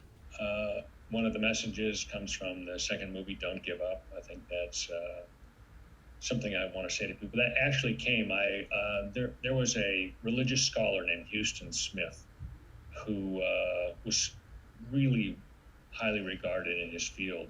And I got a chance to see him speak one evening. And he talked at length about mythology and religion, and it was just such an interesting talk. He was such a engaging speaker. And someone at the end of the night said, they asked a question that just made me cringe, which was, how would you sum up your philosophy in a sentence? And I thought, oh my gosh, this guy has just spent all this time, going in depth things, and it's the complexity of the world that he lived in. And but he takes the question in stride, and he gets this twinkle in his eye. He's an elderly man by this point, and he gets this look in his eye, and he says, "Don't give up." And I thought, that's actually, it could be cliche, it could be overused, but I think that it is, it's the secret. It is, it is something to live by. It's Mulder and Scully have never given up on each other. And I have another That came up the first day Chris and I met to talk about this.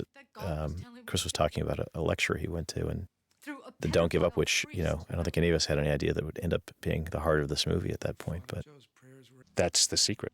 Don't give up. Whatever you do. Don't give up. Don't give up. Don't give up on this one. Don't give up. We can't give up. Think I'd give up so easily? I give up, Mulder. You give up? Might as well give up. You can't give up on her. Never give up. But you only fail if you give up. And I know you. You can't give up. You don't give up, do you? Don't give up on me. Oh, I'm not giving up. Don't give up. Surrender? Give up? Don't give up on the bigger picture. You really don't give up, do you? Like I said earlier, like many fans, when seasons 10 and 11 of X-Files came out, I felt disappointed by them. In retrospect, I can clearly see the flawed reasoning that led to that reaction. If you were interested in the show's mythology, it seemed obvious for many years that the show was all building up toward a big alien invasion that was supposed to happen in 2012. Carter also talked for years about how they wanted to keep doing a series of movies after the TV show, so we all just assumed that there would be a movie that would come out in 2012 that would finally show the invasion. It all made sense. A big budget movie would allow them to do a full-scale alien invasion movie that they would have had trouble doing on a TV budget, and the timing would be great to keep excitement for the show going a decade after it was no longer on TV. But then the second movie happened, and regardless of whether or not you like that movie, it wasn't a success at the box office, so this meant that Fox suddenly wasn't interested in doing more X-Files movies. On the show, it had been set up that, the alien invasion was going to happen in December 2012, and everyone was like, well, if we're going to get a third movie, it needs to happen soon, because is the world ending? What's gonna happen then? For us, it was like that challenge. Can we make this third movie happen before that deadline? We'll come up with campaigns every other month on Twitter or sending postcards to the studio to let people know that the X-Files fandom was there and that they wanted this third movie to happen. So because of that, 4 years later, 2012 came and went without an X-Files movie, and it seemed like whatever plans they had for the show just weren't going to materialize. In 2016, when they finally got plans together to continue the series with a new limited run of TV episodes, it was a looming question of how they would deal with the show's mythology given that 2012 had come and gone. So then the show happened, and the major twist in the mythology was that, surprise, there never had been any plans for an alien invasion at all. That was all just a lie. It seemed obvious enough what had happened when you watched that. They'd missed the 2012 deadline, and so they just decided to retcon away the whole alien invasion storyline. This was disappointing if you were a fan of the mythology part of the show, because you'd assumed that looming alien invasion was the whole story that you'd been following for over 20 years at that point, and it seemed like now they were just going to skip it and not deal with it. As I think I've shown by now, though, in the video, the idea that it doesn't fit with the previous mythology to say that there was no imminent alien colonization is actually just wrong. It fits a whole lot better than I or most other people realized at the time. But it does also conveniently deal with the fact that they had missed 2012 if an alien invasion movie in 2012 had been their original plan. So which was it? Well, I mean, not being able to read Chris Carter's mind, I can only guess by what people have said publicly, but based on the many things I've already gone into in this video, I think it's impossible that the new explanation works this well if at least some of it hadn't been part of his plan for a long time. One interesting thing about Chris Carter is how cagey he is with revealing his thoughts about the mythology of the show. When he talks about the show, he doesn't want to spell things out for you, and he doesn't want to give away things that he'll use in the future, even though I've shown many examples proving that he does in fact have long-term plans and many secrets that he sat on for decades before ever revealing them. He wants to give you the pieces, but he wants to allow you to put the puzzle together for yourself. It's a puzzle. But the pieces are there for us to put together. Part of what makes these stories good, too, is trusting the audience to connect the ideas. You lay them out and know the audience will have the intelligence to connect them themselves. I think people are grateful to you when you respect their intelligence, which is what we try to do. It wasn't a show for dummies. It was a thinking man's show. You had to sit down and give this some real thought, and you had to pay attention. If you didn't pay attention, you'd get lost. And I think that was part of the charm of the show. At the end of each episode, I was asked by the person who sort of watched over us at the network if I could tie up each episode each week with a bow, in a sense, that I could explain the paranormal phenomena, that I could tell people that this was real and this is why it was real. And it was just a crazy idea. And I kept saying the interesting part about this for me was going to be telling stories where you left people wondering at the end, and with the possibility that it could be real, but never ever stating that this is in fact the truth. We would always plot stories with 1 or 2 or 3 options for the audience to chew on. We never show the audience something that was definitive in situations like that, which not only kept the mystery going, which, ironically is how the real world is. You read the newspaper and it's subject to interpretation. I think that's really one of the hallmarks of the show now, is that it doesn't pander. And when Carter reveals certain secrets, it's interesting to go back and look at his old interviews and see that he's usually never contradicted himself, even when there were decades between the interview and the reveal. One example I noticed is an interview done way back around the time of season 3, where he's talking about Jeremiah Smith, and he says that we believe him to be an alien. The Roy Finnis character, who was named Jeremiah Smith, who plays what we believe to be an alien. At the time, it seemed obvious enough to everybody that Jeremiah Smith and the alien bounty hunters were all aliens. We even called them the alien bounty hunters. It was their unofficial name. But it wasn't until quite a while later that I came to believe that the show was telling us that they were actually alien-human hybrids created by humans without the participation of aliens. Actually, I think I made a pretty good case in this video that that's the only explanation for them that makes any sense. But everybody called them aliens for years, and most people still do. Yet in this old interview clip, over 20 years ago now, notice how Carter is careful to say that we believe Jeremiah Smith to be an alien, but he doesn't actually say that he is an alien. You'll find in most and maybe all of the interviews with Carter, going back to the very beginning of the show, he almost never says anything that directly contradicts the things that he would reveal much later in seasons 10 and 11. Other people working on the show, like Frank Spotnitz, who co-wrote many of the show's mythology episodes, seem to have different ideas at times, but usually not Carter. There are gray aliens that we've seen, or maybe not seen. We've hinted at them. Scully has even seen some of these, but we don't know if they're aliens. In a lot of interviews and on the show's audio commentary, Spotnitz seemed pretty clear that there was an alien invasion coming in the show's storyline, and he seemed, up until at least around 2008 when the second movie came out, to be under the impression that they were going to do an alien invasion movie in 2012. But just because Carter didn't share all of his ideas with everybody working on the show, it doesn't mean that he didn't have those ideas. Spotnitz has also said stuff like this interesting interview clip from the Mythology DVD set dealing with the super soldiers. By season 9, Scully had seen so much that a pretty far out idea ended up being the real world possibility for what was going on, alternate to the idea of there really being aliens. And that idea was that the government was creating a genetically altered army of super soldiers. And that was the direction the show was going in season 9, which ultimately ended up being our final season. And so that storyline never kind of flowered as fully as it would have had there been a season 10. But that was the most convincing alternative we could think of to account for what Scully had seen. Our intention was to resolve the baby storyline, exit Mulder and Scully from the series. We knew we had Gillian only through season 9. If there had been a season 10, there would be no Mulder or Scully in the X-Files. And then move into a period where aliens were not the central focus of the series.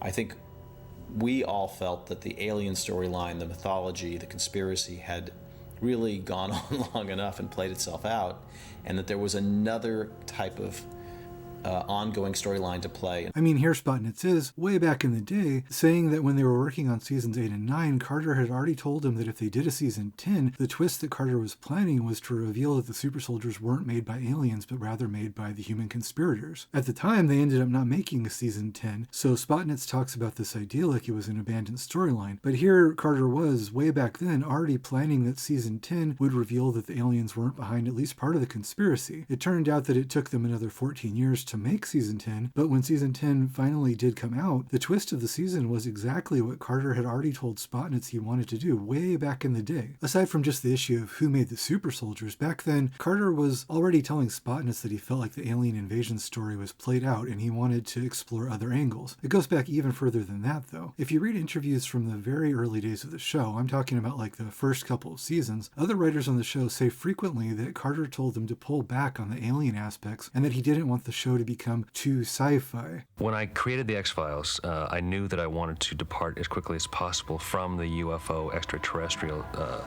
storyline because I knew that the stories couldn't sustain themselves, or the series couldn't sustain itself just by telling that kind of story.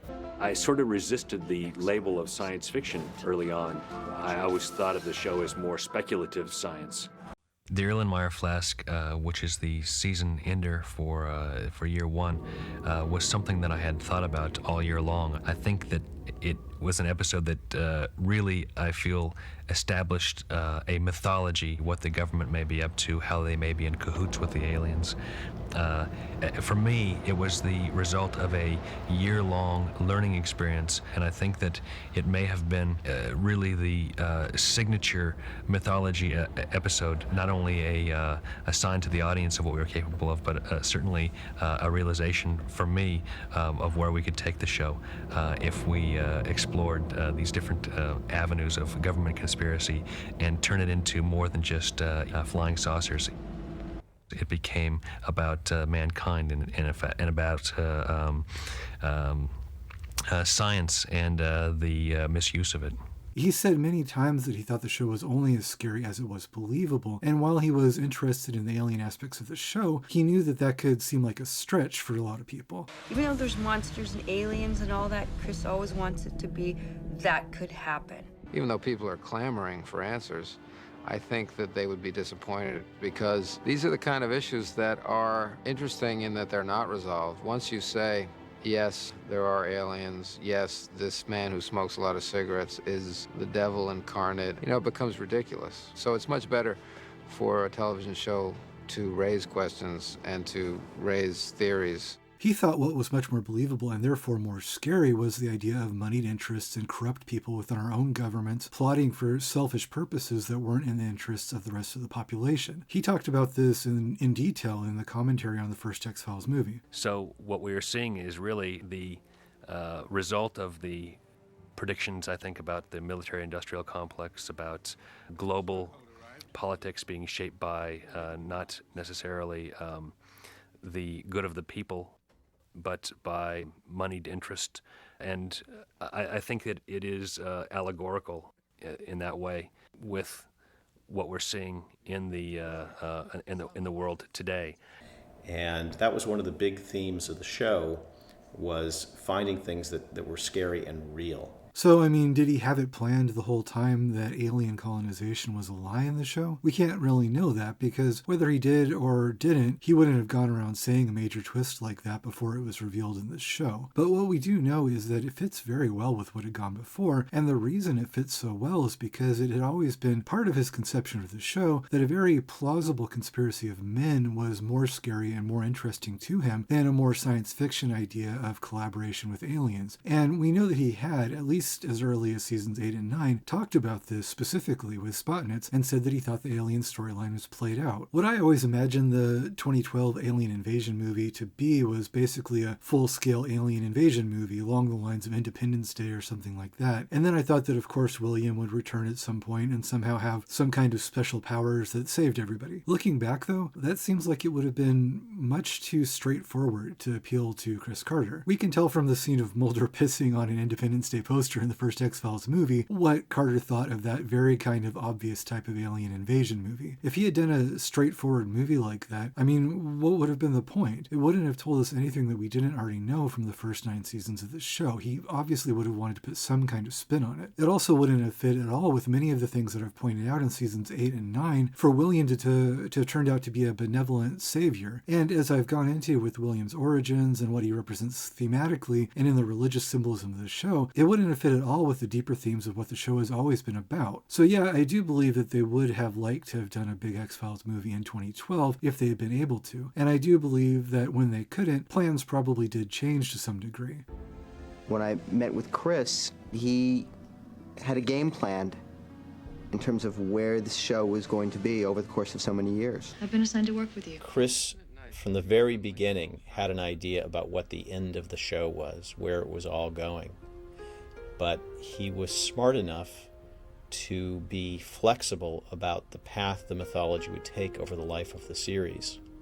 So that if you had a new idea, if something broke in the news or you found it in a magazine or newspaper, if an actor ended up being wonderful, the mythology could go in a different direction and still have that sort of floating destination out on the horizon. I think that some of their plans about 2012 must have shifted, but on anything you work on for this long, plans are going to shift. That doesn't mean that there never were any plans or that the important parts of the plans were abandoned. I think that the plans for the movie probably shifted, but I also don't think they ever would have done a straightforward alien invasion movie, like the kind of thing people like myself included were expecting. With a movie budget, they might have done more big apocalyptic scenes with spaceships flying into cities and things like that, but they already laid the groundwork for how this would have fit with the idea that the aliens weren't colonizing. The ships would have actually been ARVs built by humans using alien technology. This goes back to the very beginning of the show, where they've established again and again and again that in the show's mythology, our military is flying these kinds of ships that they've been developing in secret. Even in the show, when CSM has a vision of watching an alien invasion out his window, if you look, the ships are the triangle-shaped ships that we've seen on the show in human military bases, not alien spacecraft. So in that way, the movie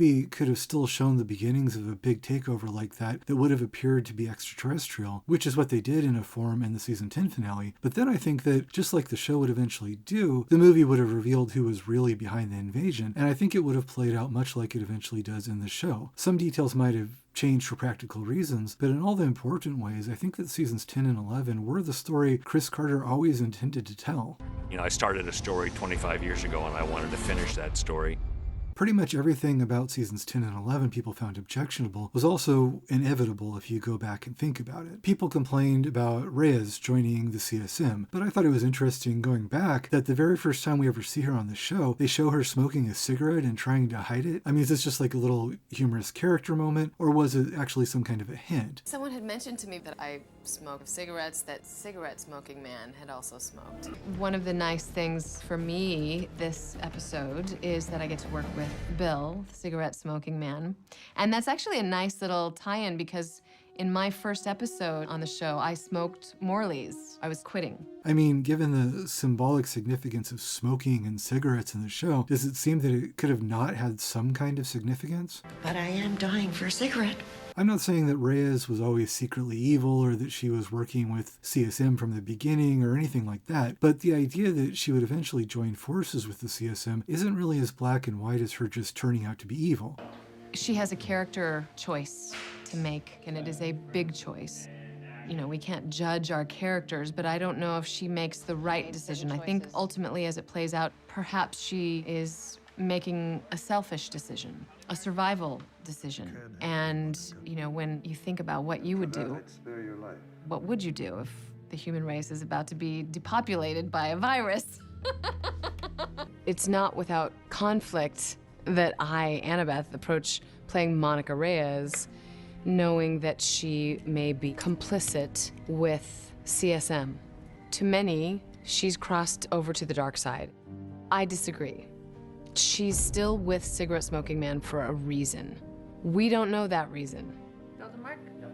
I feel like she's playing chess, and she is, to me personally, playing both sides of the game. Given what she knows, it might have seemed like the only reasonable option. She probably thinks it's the only way to survive, and maybe by aligning herself with him, she could save some other people also. It's not about her turning evil, it's about her trying to find the best way to deal with the situation in which she's already been morally compromised against her own will. In season 6, in episode 1, Son, when Mulder thinks that colonization is imminent, he also contemplates taking the CSM's offer and joining him too. If he knows everybody else is gonna die die anyway and there's no way of stopping it, then what's the purpose of him dying also if he doesn't have to? People thought the reveal at the beginning of season 11 that the last episode of season 10 had been Scully's vision was a cheat. But when you look back, this also seems inevitable. I mean, how else could Carter have planned to get out of what they did at the end of season 10? The next season obviously wasn't going to be in a post-apocalyptic world where everybody except for CSM's chosen were dead, and if they open season 11 with the invasion suddenly being stopped somehow, then where would they go with the rest of the season?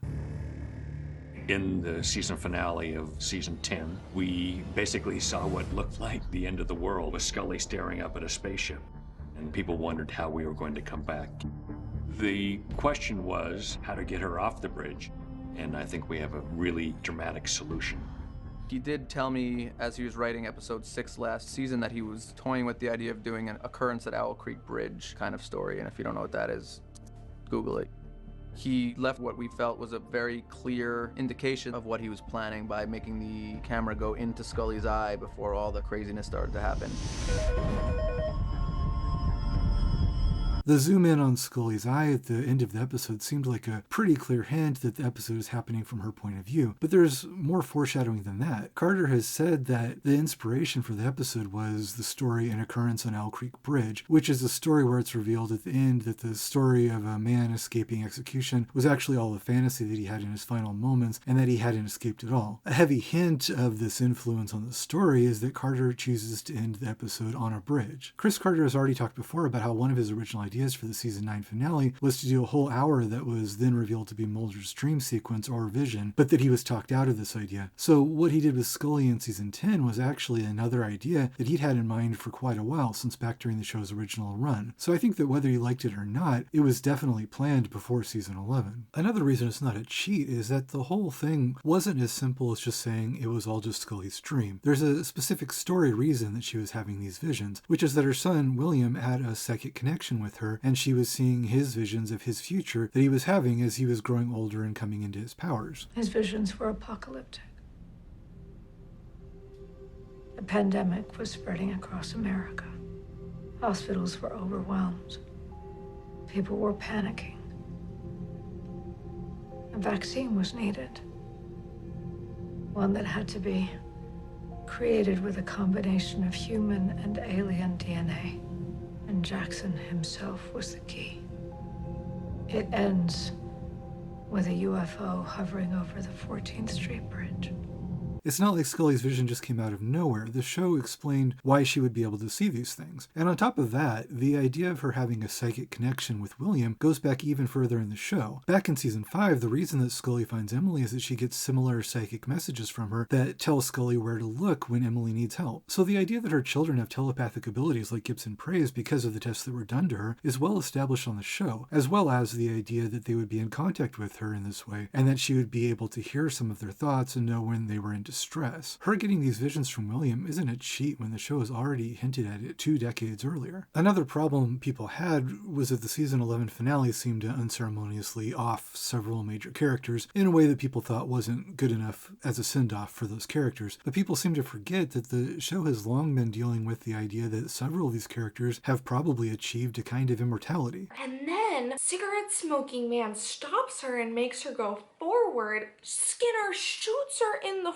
forehead, and then the car runs Skinner over. So yeah, both Monica and Skinner are dead in like a fucking matter of seconds. Fun fact, you don't have to kill everybody to be a good writer. Pro tip, Chris Carter. From the finale, a few questions were asked. Is Skinner alive? Is Reyes alive? Is CSM alive? Or is we already think he's immortal? Those were part of the same question. I'm going to say that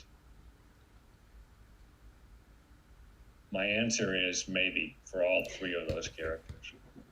For the CSM, of course, this is the 4th time that the show has seemed to kill him off, and Carter has said in reference to the character both that you can't kill the devil and that CSM has regenerative abilities now that explain how he survived what happened to him in season 9. So CSM's not dead after this episode. He's injured, and Mulder delayed his plans by injuring him, and he was also set back by William getting away, but there's really no reason to think a little thing like getting shot and thrown in the water would have killed him here. An interesting detail with what happened to Monica Reyes is that they originally had the gunshot more in the center of her head, and they digitally moved it to the side of her head to make it less clear whether it would have been a fatal injury. And of course, there's the fact that one of the points of her alliance with CSM was that she would probably have been given a version of the immortality that CSM and Scully have. So maybe she died, but it's certainly not conclusive. And as for Skinner, it looks like he was hit by a car and probably knocked out, but he's actually the least injured of any of them. And an interesting detail in his case is that he was shown to have survived the season 11 finale in the X-Files official archives book that came out in 2020. Normally, tie-in books and comics and that kind of thing aren't canon with X-Files, but in this case, the book's author, Paul Terry, was in contact with Carter, and the whole book makes an extreme effort to treat the show's continuity seriously. And through early drafts of scripts and things like that, and through interviewing Carter and the show's writers, the book reveals many details which weren't actually in the show, but that were what Carter and the writers intended and are what they consider canon. So in the case of Skinner, I'd say that this book basically confirms that Carter didn't intend for Skinner to be dead at all. The show doing fake deaths and leaving you questioning the fate of the characters is hardly anything new, and like I said in the case of CSM, this is the fourth time that the show has done it. Fans being upset over these characters appearing to die is them being upset over something that the show has been doing since the very early days, and in this case with 3 characters who all very likely survived the episode. This particular episode even focused on the theme of characters surviving their seeming deaths, with William showing that he's still alive in the final shot after being shot in the head, if you needed a bigger hint that the other characters could possibly do the same. When they sent the script to me, there was a note from Chris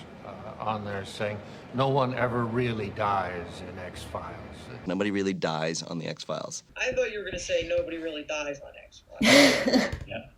Yeah, we were going to go back to that. I've said that before, right? Yeah, a few times. Of course, another big problem people had with season 11 was the reveal in the final minutes of the last episode that Scully was pregnant again. But like with all these other things, not only does this seem inevitable, it also seems like the only thematically appropriate thing. If you were paying attention well enough, which I wasn't the first time I watched this, Scully's second pregnancy shouldn't have even been a surprise at all. For one thing, going back earlier in the season to the episode +1, which Chris Carter wrote, the episode goes out of its way to show you when Scully's child was conceived by having a scene with Mulder and Scully in adjoining motel rooms where they very clearly end up sharing a room together and having sex. I had set out to write the first and last episodes, and then I realized there was something I wanted to do that dealt with Mulder and Scully's story. So I took it upon myself to write episode 3 to deal with Mulder and Scully's relationship in a way that pushes the show into where we will end up in the season finale.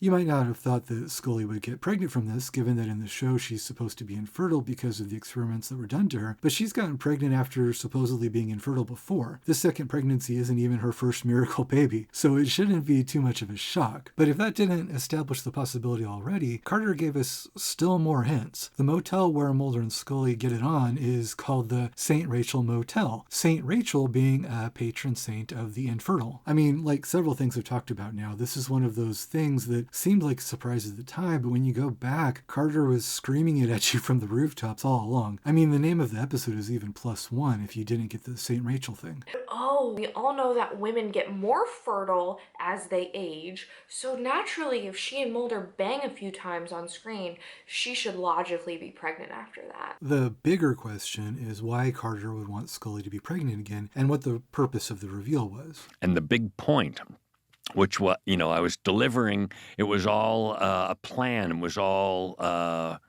veiled and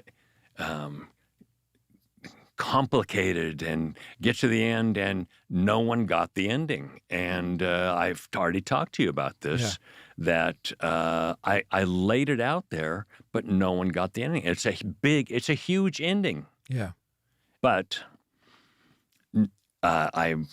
Scully reveals that she's pregnant, and it was, I had a lot of haters for that. Anyway, I had a big idea, and I put it right there front and center for people to make the connection that literally no one made. And you know what it is because I told you. He's taken an alien embryo out.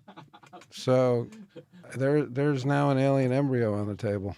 Some fans were already upset during season 11 by Mulder turning out to not be William's father, even though I think I've shown that in retrospect we can see that this was inevitable. But because of this, people wanted confirmation that Mulder really was the father this time, and they asked Carter about it. He seemed to confirm it again, but with a caveat. Carter told The Hollywood Reporter that he did intend the scenes in the episode +1 to be providing a point when Mulder and Scully could have conceived the baby, saying, "I certainly laid the groundwork for the possibility that something could have been consummated beyond the consummation of the moment. That was all done imagining the finale and where that child might have been conceived." In the same interview, they then asked him to confirm that it was Mulder and Scully's kid, and Carter said, "I will confirm it is their child, but I will also confirm Scully has alien DNA." This is the important caveat that I was mentioning, the fact of Scully's alien DNA being important to the new pregnancy. Are you saying she has alien DNA? And I've sequenced my own genome because of my history and because we have a child together. Scully, what are you saying? Alien DNA is what I have, and alien DNA is all that can save us. Without alien DNA, you don't stand a chance against the Spartan virus. He needs stem cells in him right now. Stem cells from who? We have a child together. That child will be protected by his inheritance of my alien DNA. Although Carter told The Hollywood Reporter the baby was Mulder and Scully's in 2018, a few years later he phrased it slightly differently on a panel discussion. Scully's immortality. So, this is the theme for us. We love talking about this, but when did you decide this was going to be the case? Because Clyde Ruckman tells us early, but did you know already? Tell us that. Well, we speak about immorality, immorality. We speak of David's porn addictions. we speak about immortality several times in the show, and it played into the series finale in a way that is very important, and as I'm sure most people know here, Scully admits or tells Mulder about her pregnancy in the final episode, and that became very controversial. I mean, a lot of people, Avi Kehata, she closed her website down, her blog, and Jillian got very angry at me, and it's like, I wasn't sure why that was, but if you follow Scully's maternity, if you will, with Emily and with William, and why does anyone think that this pregnancy is anything other than science fiction? This is a science fiction show. That pregnancy it's spelled out actually at the beginning of the episode, where the truth is out there, is something else, and it is what I had in mind. So I just want to go on record to say it's not necessarily Mulder and Scully's child. Just opened up. Yeah. I think what he's saying here, though, is basically the same as what he was saying earlier, which is that the baby was conceived by Mulder and Scully, but that there's another sci-fi element to how it was conceived, which is Scully's alien DNA from the experiments that were done to her. It's not as simple as just being Mulder and Scully having a normal baby. This should be obvious from Scully's age and the fact that she was already supposed to be infertile and yet still got pregnant again somehow. Something about the alien technology was involved in the new pregnancy. In the same panel discussion, though, Carter gives his clearest hint about what the meaning of the baby is for him. He says that he set up the answer to the question with the tagline in the opening credits of the episode. The tagline he's talking about is the one I've already been talking about in some detail, Salvator Mundi. So when he says that that tagline is his explanation of Scully's pregnancy, he's saying what the baby is, the savior of the world. He also says to look at Scully's other children for hints about the nature of this pregnancy, and of course, Emily and William were both heavily compared to Jesus. Emily, the virgin birth Scully discovers on Christmas, and William with the star in the sky, and all the other symbolism I've already talked about. But they both turned out to not be saviors because they were unnatural experiments that weren't meant to be. A child that wasn't supposed to be. Carter is saying that Scully's new pregnancy is like the others in that it's partly caused by the experiments done to her, which is why he points out in interviews that her alien DNA is a factor and that there's a sci-fi element to the pregnancy beyond a normal pregnancy. And he also points to the Salvator Mundi tagline as what he describes as being the hint he was giving you about this baby's nature. To return to the theme of threes, this is Scully's third baby, and although the other two were hinted at as being Christ figures in different ways, this one could actually be the real thing. I think the point of Scully's new pregnancy could be that he was naturally conceived between her and Mulder, and so Scully having alien DNA and Mulder also having the alien abilities he displayed in season 7, their child would be naturally immune to the Spartan virus and be able to survive. They thought William was a miracle child, but he was a fake, a fraud, and his powers were unnatural and dangerous. William was an experiment, Mulder. What are you talking about? He was an idea, born in a laboratory. But because Scully's second child was conceived naturally and out of love, he could be a real miracle from God, or from Scully's alien DNA if you want to go there and treat the aliens as God, as opposed to being a false miracle from the CSM who could be seen as the devil. Her second baby could conceivably have the immunity that they need to save everybody, but without all the freakish, scary abilities that William has. It's spelled out actually at the beginning of the episode, where the truth is out there, is something else, and it is what I had in mind. Aside from whatever you take it to mean in a symbolic way, I think Carter also thought that giving her a second child was a way that he could make up for having her lose William. I've already covered extensively why William was always destined to be more of an Antichrist than a Christ, and writing him in any other way in seasons 10 and 11 would have been the real retcon. It just doesn't work at all with the mythology as previously established. But Carter was also always aware that the fans had grown attached to the idea that Scully and Mulder had a child together, and revealing that that child was probably evil and CSM was probably his father, he knew was going to be unpleasant for many people. So giving her another child was a way of softening the revelation and not having the possibility of motherhood stolen away from her yet again. Having a chance to start over again with a new baby would also make up for the loss she'd felt at having missed out on William's childhood. This time she could have that dream, and it wouldn't be a lie like it would have been if she had kept William. We've stolen a child from Mulder and Scully.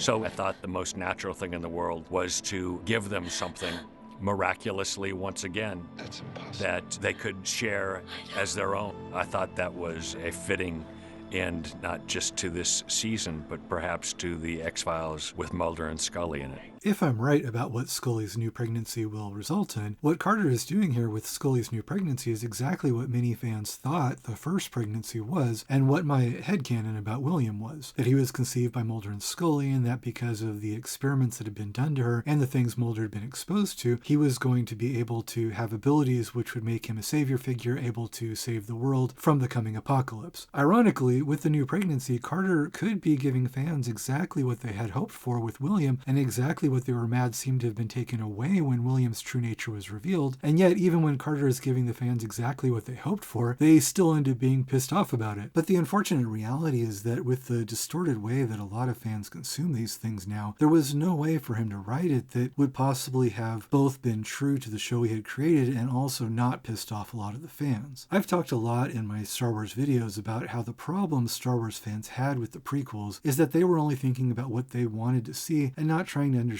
what it was that George Lucas actually wanted to make. And I've since realized that when I initially had a negative reaction to the 10th and 11th seasons of The X-Files, I was doing exactly the same thing. Between the original Star Wars trilogy and the prequels, fans had a lot of time to imagine what they would like the prequels to be, and to fill in the blanks in the story that the original trilogy hadn't explained yet with their own headcanon of what they'd like to see. So when they got Lucas's version of events, and not the one that they'd come up with on their own, they felt cheated. Something similar happened with The X-Files. With 14 years between seasons 9 and 10, I became very accustomed to what I thought I knew with my own explanations that I had worked out about the show's mythology. There were also several years there where it seemed like the show was probably finished and we wouldn't ever get any more X-Files, and while I always loved the show, it wasn't really on my radar anymore since it seemed like it was over. It was a finished series, and as completed as it ever would be. And so by the time the 10th season came around, there were some of the older episodes that I hadn't even watched for almost 20 years. There's a particular kind of enthusiasm that people have right now for this coming back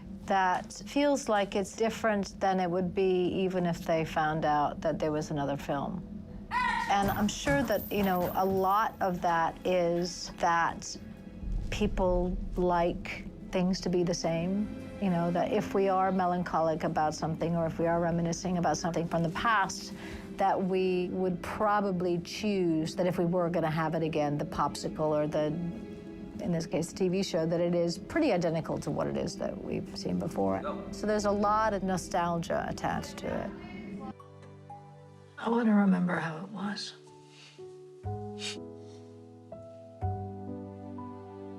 I want to remember how it all was. Back in the day, Scully. So my incomplete memories of the early episodes combined with my own sometimes incorrect headcanon to create a version of the show that just didn't match up with what the show actually was to Carter or what he wanted to do with the show in the future. But when his version didn't match up with mine, I made the mistake many arrogant fans make of assuming that my presumptions must have been correct and that he must have been the one who messed up. This is what I'd like to apologize to him for. I, like a lot of people with the show, fell into the fanboy trap of thinking that I knew a piece of art better than the person that created it. When you look at even just a fraction of the things that I've talked about in this video, like the subtle religious symbolism or the complicated games that Chris Carter was playing with numbers and dates, it becomes obvious to what an incredibly deep degree Carter has thought through all of the little details of the show. And it's absurd and embarrassing to admit that at one point I thought that I knew this show better than he did. Chris Carter and other people working on the show paid attention to minute details of the show probably more than has ever been done with almost any other TV show that's ever been made. Fans of the show have long complained about things that they considered mistakes and said that they showed that the people working on the show didn't care about continuity. I remember back in the day people complaining about how the outgoing message on Mulder's answering machine changed every time you heard it, and they use this as evidence that people working on the show weren't paying attention as much as they were and just didn't care. I mean, of course this is nonsense because there's no reason Mulder couldn't record a new outgoing message for his answering machine. The complaint doesn't even make sense. To work on this video, I got a hold of as many books on the X-Files as I could that I thought might have some kind of interesting information, and I bought this book called Monsters of the Week because it was supposed to cover all 11 seasons, and there are very few X-Files books that deal with all 11 seasons, so I thought it might have some useful insight and analysis and an effort to understand the show's big picture. Almost as soon as you start reading this book though, in the book's introductions, the authors start talking about how they like the show in spite of its mythology, which they plainly state right off the bat they feel long ago became incoherent and stopped making sense. They just smugly state this as though it's an accepted fact. I suppose the reason that they're smug about it is because many X-Files fans do treat this as an accepted fact. A lot of people don't like to acknowledge that just because they don't understand something, that doesn't mean it doesn't make sense. If they don't understand something, of course, the more comforting explanation is that the problem is with the thing that they don't understand rather than being with their comprehension of it. I had already bought the book though, so I kept going with it, and I started to read their episode reviews. By the season 2 finale, Anasazi, they were already complaining that the show should have stopped introducing new elements to the mythology and instead by that point should have started focusing on giving answers and wrapping everything up. I mean, that's incredible to me. With Anasazi, the show's mythology had barely started. I mean, in fact, in a lot of ways, you could even view Anasazi as the show's first real mythology episode. It kicks off a three-parter that would start to really show the show's ambition. Before that, the mythology was only these vague hints that there was something big going on. I mean, what did we really know about the mythology prior to that point? Basically, we just knew that there were probably aliens who had visited Earth and that there was a conspiracy to cover it up. The conspiracy was also doing some kind of experiments on alien-human hybrids, but we didn't know much of anything about what the hybrids could do, what they were for, or anything at all about them. Basically, all that we knew at that point was just that the show had something to do with aliens. Anasazi is the episode that suddenly kicked the show into a much bigger world. It was where the show was just getting started, and yet the authors of this Monsters of the Week book thought that this was where the show should have started wrapping things up. So I mean, making this show, here Chris Carter was trying to make something that truly respected the intelligence of his audience and carefully building up mysteries and storylines by planting clues in the show's very early seasons that he knew full well he couldn't fully pay off until at least 2012. He was trying to make something that not only made perfect sense on a story level and was going to be the most elaborate and entertaining puzzle in the history of TV, but also something that was deeply meaningful and personal to him on a spiritual level. A story that was actually about something and something that he had a deep desire to explore and express. I mean, it's like, it's the most beautiful, intricate work of art.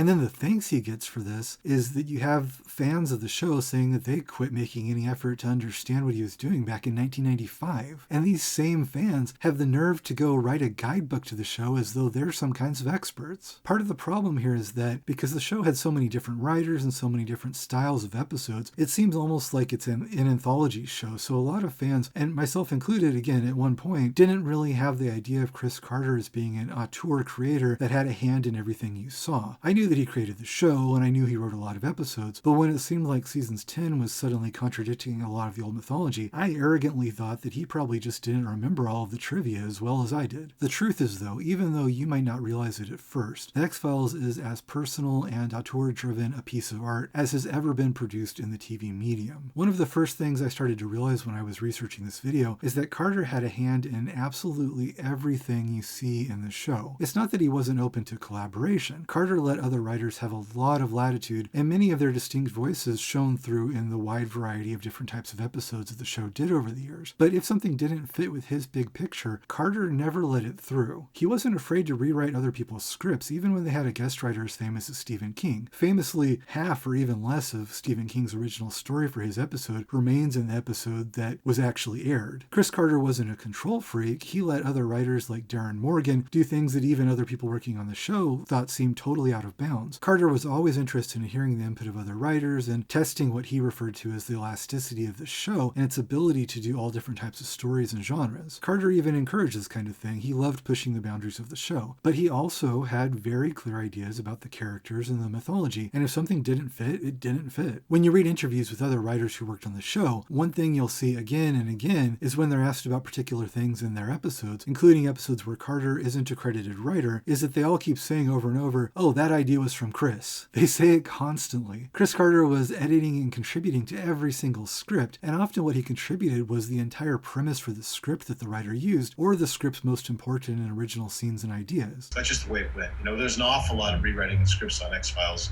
without taking credit. I can't tell you how many Chris rewrote or in later years Vince rewrote without putting his name on it.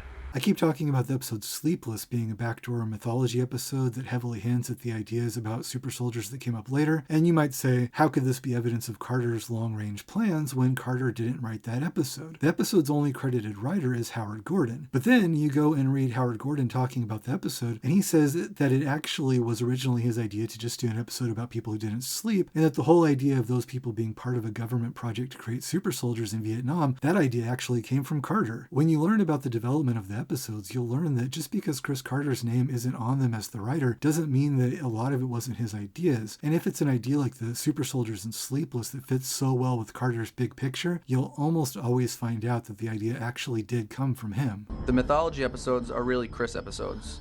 We don't break those stories in the writer's room. Well, Chris knows the material in his bones. He has a real clear vision of this world of the X-Files. Mulder and Scully are in my head, my heart, and in my blood, really. And to be honest with you, I don't know that any one of us really knew what happened. I think Chris Carter is the only one. I think it's all locked in his head. Yeah, it's the truth is in there. And the fact that so much of the show did all come from one person is the reason that it all holds together so well and has such a coherent point of view. With seasons 10 and 11, nobody else could have come into a show that's been going on for almost 25 years at that point and do a giant twist like what Chris Carter did. The twist that alien colonization, what we thought was the show's whole premise, was actually a lie. Nobody else could have done that and have it all work out so well. It works because it fits with what Carter had been thinking about since the very early days of the show, the ideas that he had about conspiracy of men and his religious ideas about immortality and God and aliens, but you would have to be him to know any of that. And like I said a little earlier, the show isn't only popular just because of its monsters or because of its mysteries and conspiracies, although those things are great. I remember the other shows on the Fox lot, I think they looked down at us. They thought we were this kind of dumb show about monsters and aliens. Hey, it all depends on how they edit it together. And for us, it was like, no, we're going to make this really smart. This is going to be about something. And we're going to really reach and try and make this a show that isn't something you just watch once and forget about. Whether or not people spend a lot of time consciously thinking about it, though, the reason the show resonates with them is because it's not just a genre entertainment product. It's because all those things are in service of ideas that actually mean something. And the only reason it can mean something is because it has an auteur behind it with a vision and something he wants to say, and who understands it and knows the thinking behind it, who knows the reasons it was all created in the first place, and who is also molding it into something that expresses these things that are important to him and that were important to him when the show started. It's because the meaning and the message of the show is built into it from its inception. It's all personal to me. It tells a story, and while it's not anything I like to talk about, I think it's something that everyone can appreciate, that there's some deep meaning to me in the piece, in the words, in the imagery, in the materials. It's not just the artist that created it. It's a person with deep personal experiences, grievances, loves, narratives in their life that led to that point. And so while you might appreciate that it's just a kind of unexpected piece of art, it has a tremendous amount of meaning behind it. So I think it came from a creative place rather than a business place. Even though the other people who have worked on the show can understand their part of it and understand that part better than anybody, they can obviously never understand the big picture as well as Chris Carter can, simply because they aren't Chris Carter. I don't even remember my backstory so well. Did I go to Oxford? These are things I don't remember. What's all this Scully immortal stuff? What is that stuff? Somebody asked me if Scully was immortal. I didn't understand what the question was. I think it has something to do with, William? Oh, because now your DNA is different? Oh. No, or maybe it has something to do with something else. Somebody told me recently, but I forgot. I know that just like the fans, Gillian Anderson has had her problems with season 11 of the show, and I love Gillian Anderson, and she's entitled to have whatever opinions she wants to have on the show, and especially whatever opinions she wants to have on Dana Scully. But that doesn't mean that she's an expert on the show's mythology and trivia, though. In that clip that I just showed from the season 10 commentary, it's clear that neither she nor David Duchovny remembered the scene where Clyde Bruckman tells Scully that she's not going to die. And I mean, that's a pretty major scene from maybe the show's most highly regarded episode. They're both pretty vague about whether or not Scully is even immortal, so I can safely assume that they're definitely not up on all the stuff about superhumans and the minutia about the project trying to make people immortal superhumans and all of that stuff. The exact thing that they're vague on here, Scully's immortality, is something that Carter has pointed to as being important to understanding Scully's pregnancy, which seems to be a major part of what Gillian Anderson was mad about. But Gillian Anderson and David Duchovny are actors on the show, not fans of the show. When they aren't working, they aren't rewatching episodes and memorizing the dialogue, and that's fine. They don't need to do that to play their parts, and it's not their job. Scully wouldn't even know a lot of those details either, and she certainly wouldn't know everything that's going on in Chris Carter's head, so there's no reason that the actor playing her would need to know those things. But the point is that the negative reaction to many of the things Carter did in seasons 10 and 11, even including reactions from people like Gillian Anderson, not to mention my own initial negative reaction, isn't because those people know more about the show than Carter. It's because it's a complicated show with over 30 years of history, and nobody else beside Carter could possibly know it as well as he does. And even the obsessive fans who think that they know better than Carter often don't know as much as they think they do. Pro tip,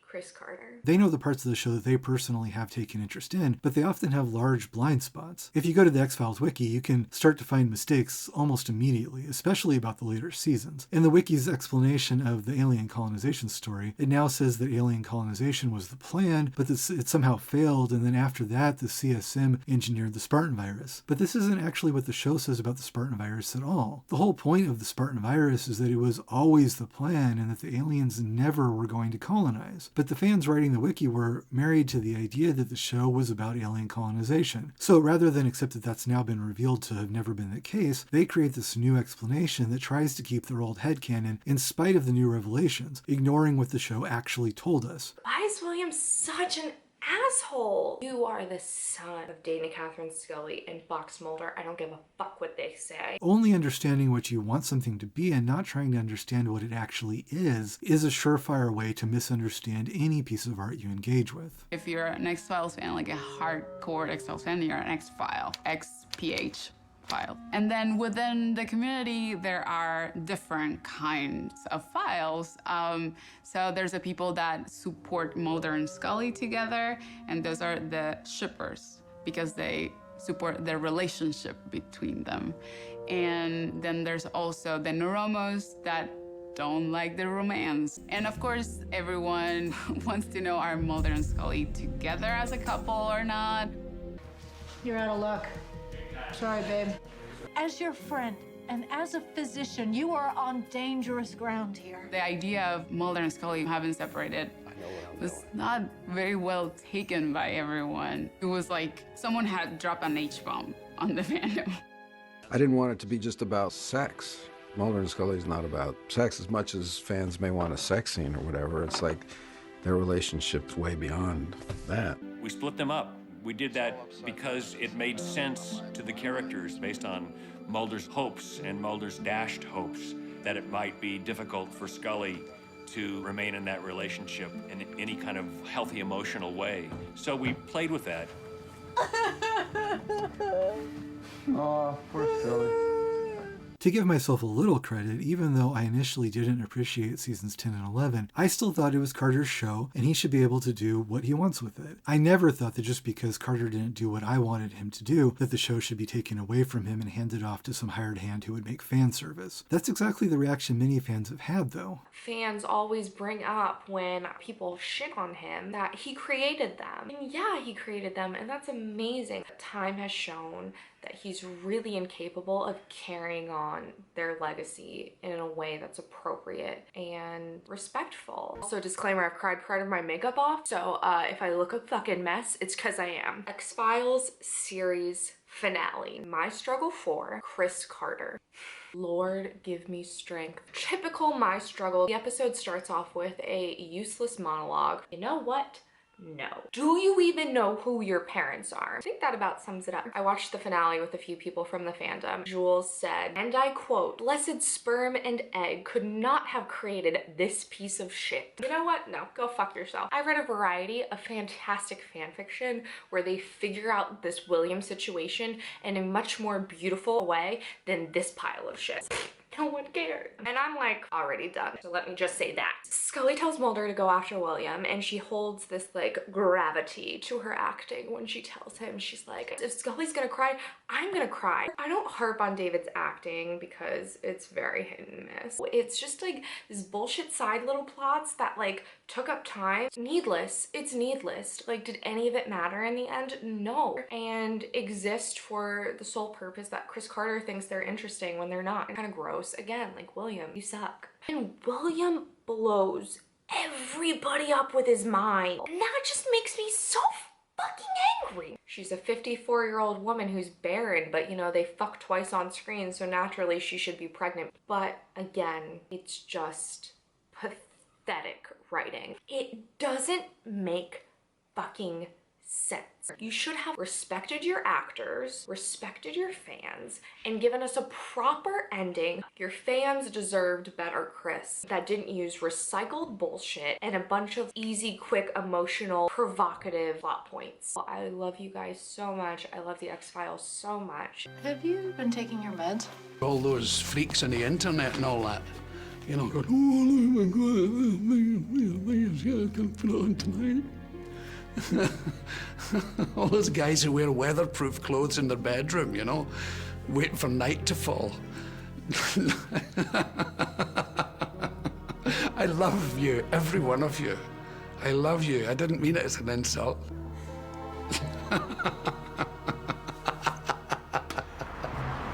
It's a sickness in our culture now, how people think of art as just a product and artists as just interchangeable employees. People think you can just order up more Anne Rice stories or pay some TV network people to do what Tolkien did and that it'll be just the same. They only care about what they receive on the consumer end from what they see as a product. And the great thing about fandoms is that there are always going to be creators. There's always going to be fan videos. There's always going to be fanfics. On that note, I have opened a storefront. They have no interest in where it came from or why it was made in the first place, but the why, the reason that these things exist, the thoughts the unique individual who made them is attempting to express in his art, that's the only reason that the art means anything or is worth anything in the first place. You can't just order up more Anne Rice stories and hire anybody to write them, as the AMC shows have gone to great lengths to prove. I just put a spell on you. You also can't just hire some random people to write more Tolkien stories either, as Amazon is currently in the process of spending $1 billion to definitively illustrate. Stories, the ones that are worthwhile anyway, are part of the people that create them. They're not a fucking Grubhub order. These things mean something because the person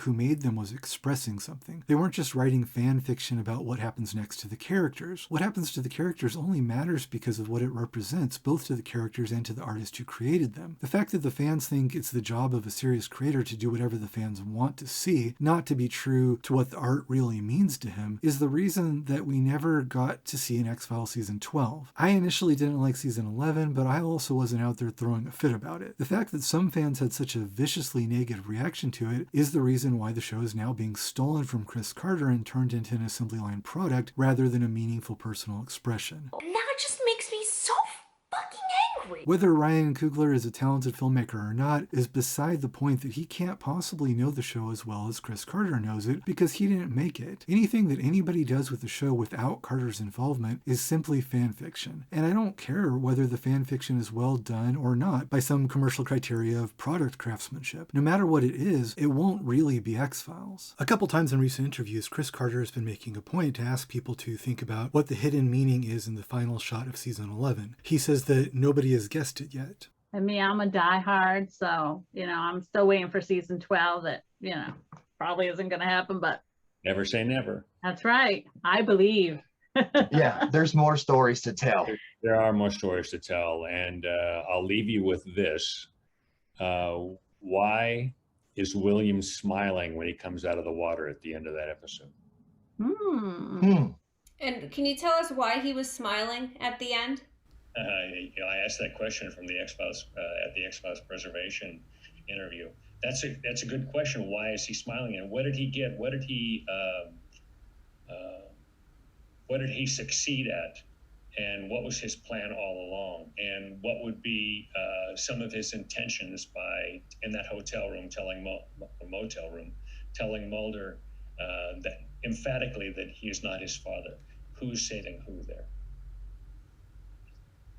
Just bring more questions for us. He's asking people what William accomplished in the episode that he would be happy about. There are a few interesting things about what happens to William that I think are relevant. First, it's important to point out that when CSM shoots him, what happens isn't just that William survives the gunshot without being injured, it's that he dies and is then resurrected. Chris Carter has specifically talked about this being a resurrection. They also make repeated mention of the fact that CSM is killing his own firstborn son. The symbolism here, I think, is obvious. In order to save the world, God sacrificed his own firstborn son, and Jesus' death and resurrection saved humanity. You shoot your own firstborn son? As far as the question of what William accomplished, though, William says several times in the episode that now that he realizes what will happen if CSM finds him alive, the apocalypse that will ensue, he'd rather die than live in the world that CSM is planning. I can't live like this. This is gonna be my life. I don't want to live. He even specifically talks about killing himself by jumping into water. I could die.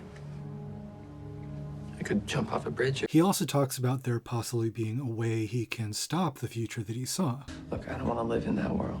In the episode Ghoulie, if you read the story William wrote about a coming man-made apocalypse, he also mentions in that story that he thinks there might be a way to stop it. So I think it's obvious enough here that William wants to die because he thinks that will stop CSM's plans to kill everybody else with the Spartan Virus. The question is how specifically William dying stops the Sixth Extinction if he's still going to be resurrected after he dies. I think in part it's because his death allows Mulder to shoot the CSM and stall the CSM's plans. CSM planned to kill Mulder that night because he thought that Mulder would kill him. Mr. Y and Erica Price seem to believe that Mulder is the only one who can kill the CSM, which is what they're trying to get him to do throughout season 11. When Carter is asking people to think about what William accomplishes in the last episode, he also points out the things that William says to Mulder, and he asks about, out of the two of them, Mulder and William, who's protecting who. William in the episode obviously seems to think that he's doing what he's doing to save Mulder. He tells Mulder that in his vision, Mulder dies too. Because you died too. What's interesting here is that when CSM shoots William, William is in the form of Mulder. CSM was planning to kill Mulder, and that's who the CSM thinks that he killed. I think in the end of the episode, William realizes that in his vision that he was seeing, when he saw CSM shooting Mulder, he was actually seeing the CSM shooting him, William, in the form of Mulder, and that's what William actually wanted to happen. He took Mulder's place, and he died so that Mulder could live, and he died to stop the future he saw in his visions like he wanted to. The boy would rather die first. William's murder by CSM is actually William's suicide, because it's what he wanted to have happen to stop the sixth extinction, and by tricking the CSM into killing him as Mulder's doppelganger, instead of killing Mulder, the CSM killed William, and William took Mulder's place. He shot me. The idea that either William or Mulder has to die, but that they both can't live together, actually goes back to season 9. Mulder must die. Mulder or your son.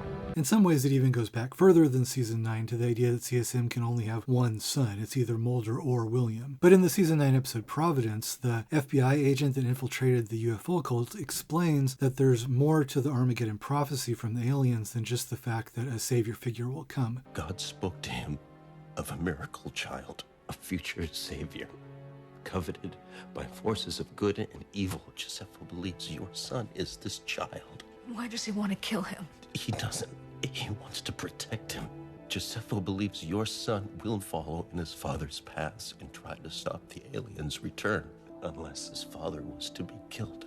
That is the prophecy. He explains that the reason why some parties want to kill Mulder is because the prophecy says that if he lives and raises William, William will follow him in trying to stop the project, and William won't fulfill his destiny of helping the project. The FBI sent me undercover on a man named Josepho to get inside his cult, whose followers believe an alien race will rule the world. Another interesting bit here is that when they talk about the Armageddon in the prophecy, they say that it says that humanity will be replaced by an alien race, which of course, before we took to mean alien colonization as we understood it during the first 9 seasons of the show. But if you think about it, this is another thing that makes perfect sense with seasons 10 and 11 too. When the prophecy says that humans will be replaced by an alien race, that's exactly what CSM is still planning to do by replacing humans with the new species of superhumans, which are alien-human hybrids, an alien race. It's just that if you didn't know the goal of the project, you'd assume that the alien race replacing humans in the prophecy must be actual aliens coming to live here. It's not. It never was. It's a race of alien-human hybrids, which we were shown in the show all the time going back to the first season. So because of the prophecy, people in the project who wanted it to go forward thought that either Mulder or William must die, because if both lived, then William would stop the project. Obviously, they would have preferred to kill Mulder instead of killing William, because if William lives without Mulder, then he'll be the key that they need to go forward. When I thought about it, I realized this also answered another issue I had with the second movie and with the revival seasons. I wondered before why Mulder had to go into hiding in season 9 because they were out to kill him, and then Mulder and Scully were on the run at the end of season 9, but then after that, in the second movie and the revival seasons, the determination to kill him just seemed to kind of dry up. But then I realized the reason that they wanted to kill him was because they thought it would end the project and ruin William's usefulness to them if Mulder was reunited with William. But after Scully gave William up for adoption and Mulder had no way of finding William, this wouldn't have been an issue anymore. The reason they had for trying to kill Mulder went away when William was adopted. This is also why in season 11, William doesn't want to be reunited with Mulder. When Chris Carter asks between Mulder and William in the last episode who's saving who, Mulder thinks that he's trying to save William, but William is trying to keep Mulder away from him because he knows that if they're reunited, then the project will want to kill Mulder again. It's not safe for you here, okay? You should go. When Chris Carter asks about Mulder and William in the last episode of season 11, who's saving who, he also points out that William tries to get Mulder to see that he's not William's father. Mother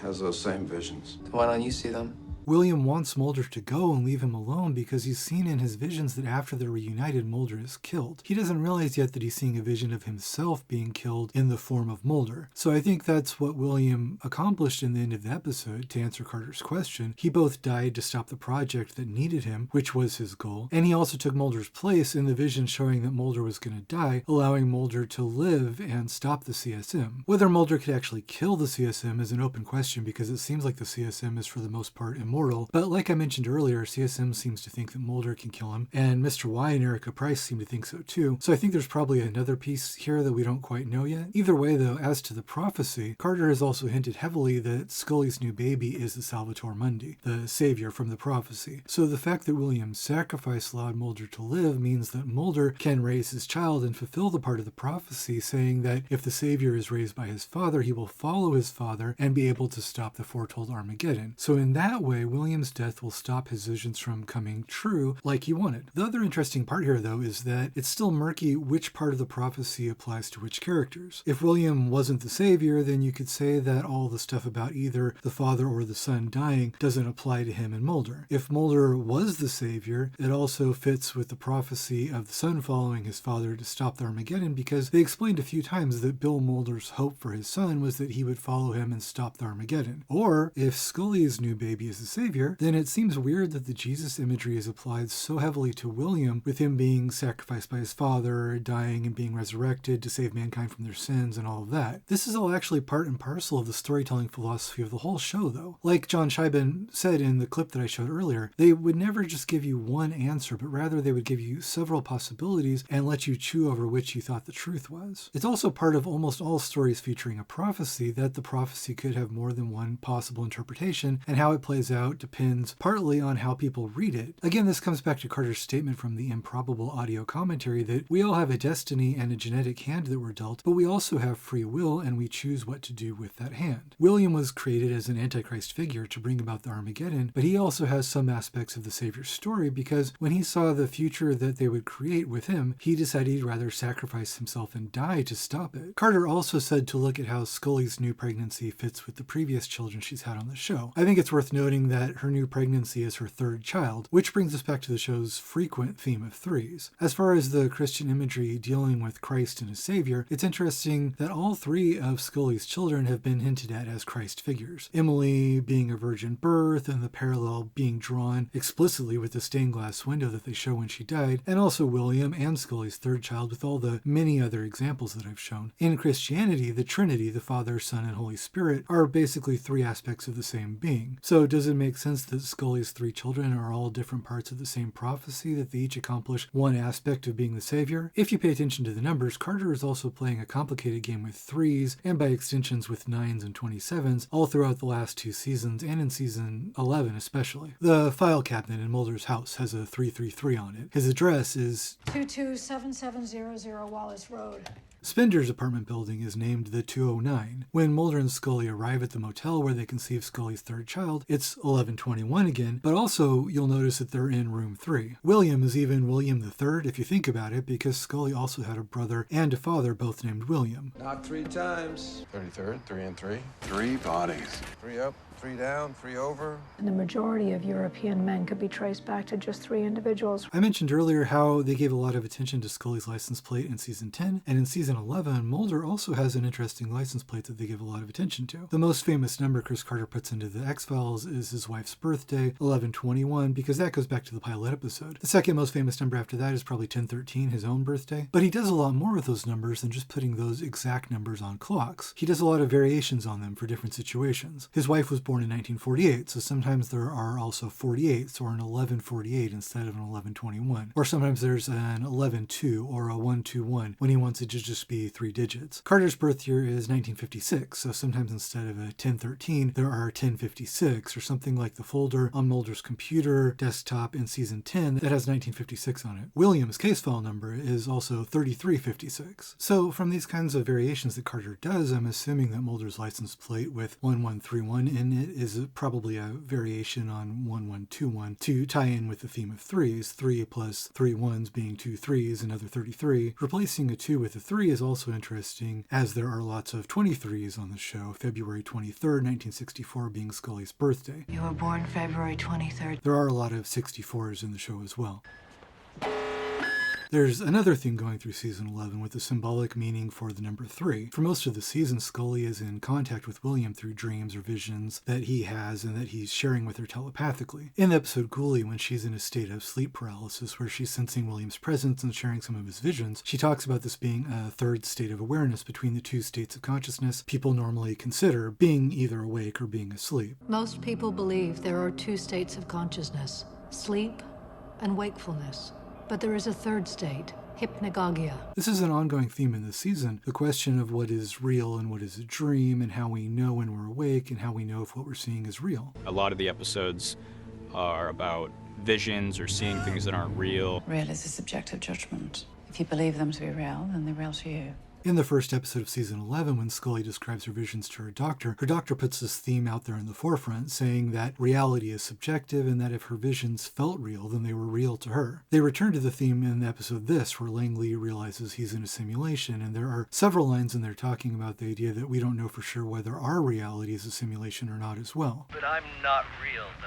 That right? You are real and I'm not? The theme is more specifically tied to William, though. In the last episode of this season, when they're searching for William, they show a billboard saying, "Have you seen this man?" The question obviously seems pertinent to the fact that in the episode all the characters are searching for somebody, but it's also returning to a theme that was woven subtly, almost subliminally, throughout the whole season. The man on the poster is from a meme and is supposed to be a man many people claim to have seen in their dreams, and the image was inserted into shots throughout the entire season before being shown more prominently in the season's final episode. The idea that many people could all be encountering the same person in their dreams plays with the idea that we all share a collective unconscious, and that where our consciousness goes when we dream could be in some way a real, tangible place that exists in some way outside of our mind or is shared and visited by many minds. This obviously ties into the idea of how Scully is able to share dreams with William and see things that he sees. Also interesting with the theme of reality and dreams, and also the ongoing game of important numbers like 1121 and 1013 on the show, often appearing on clocks.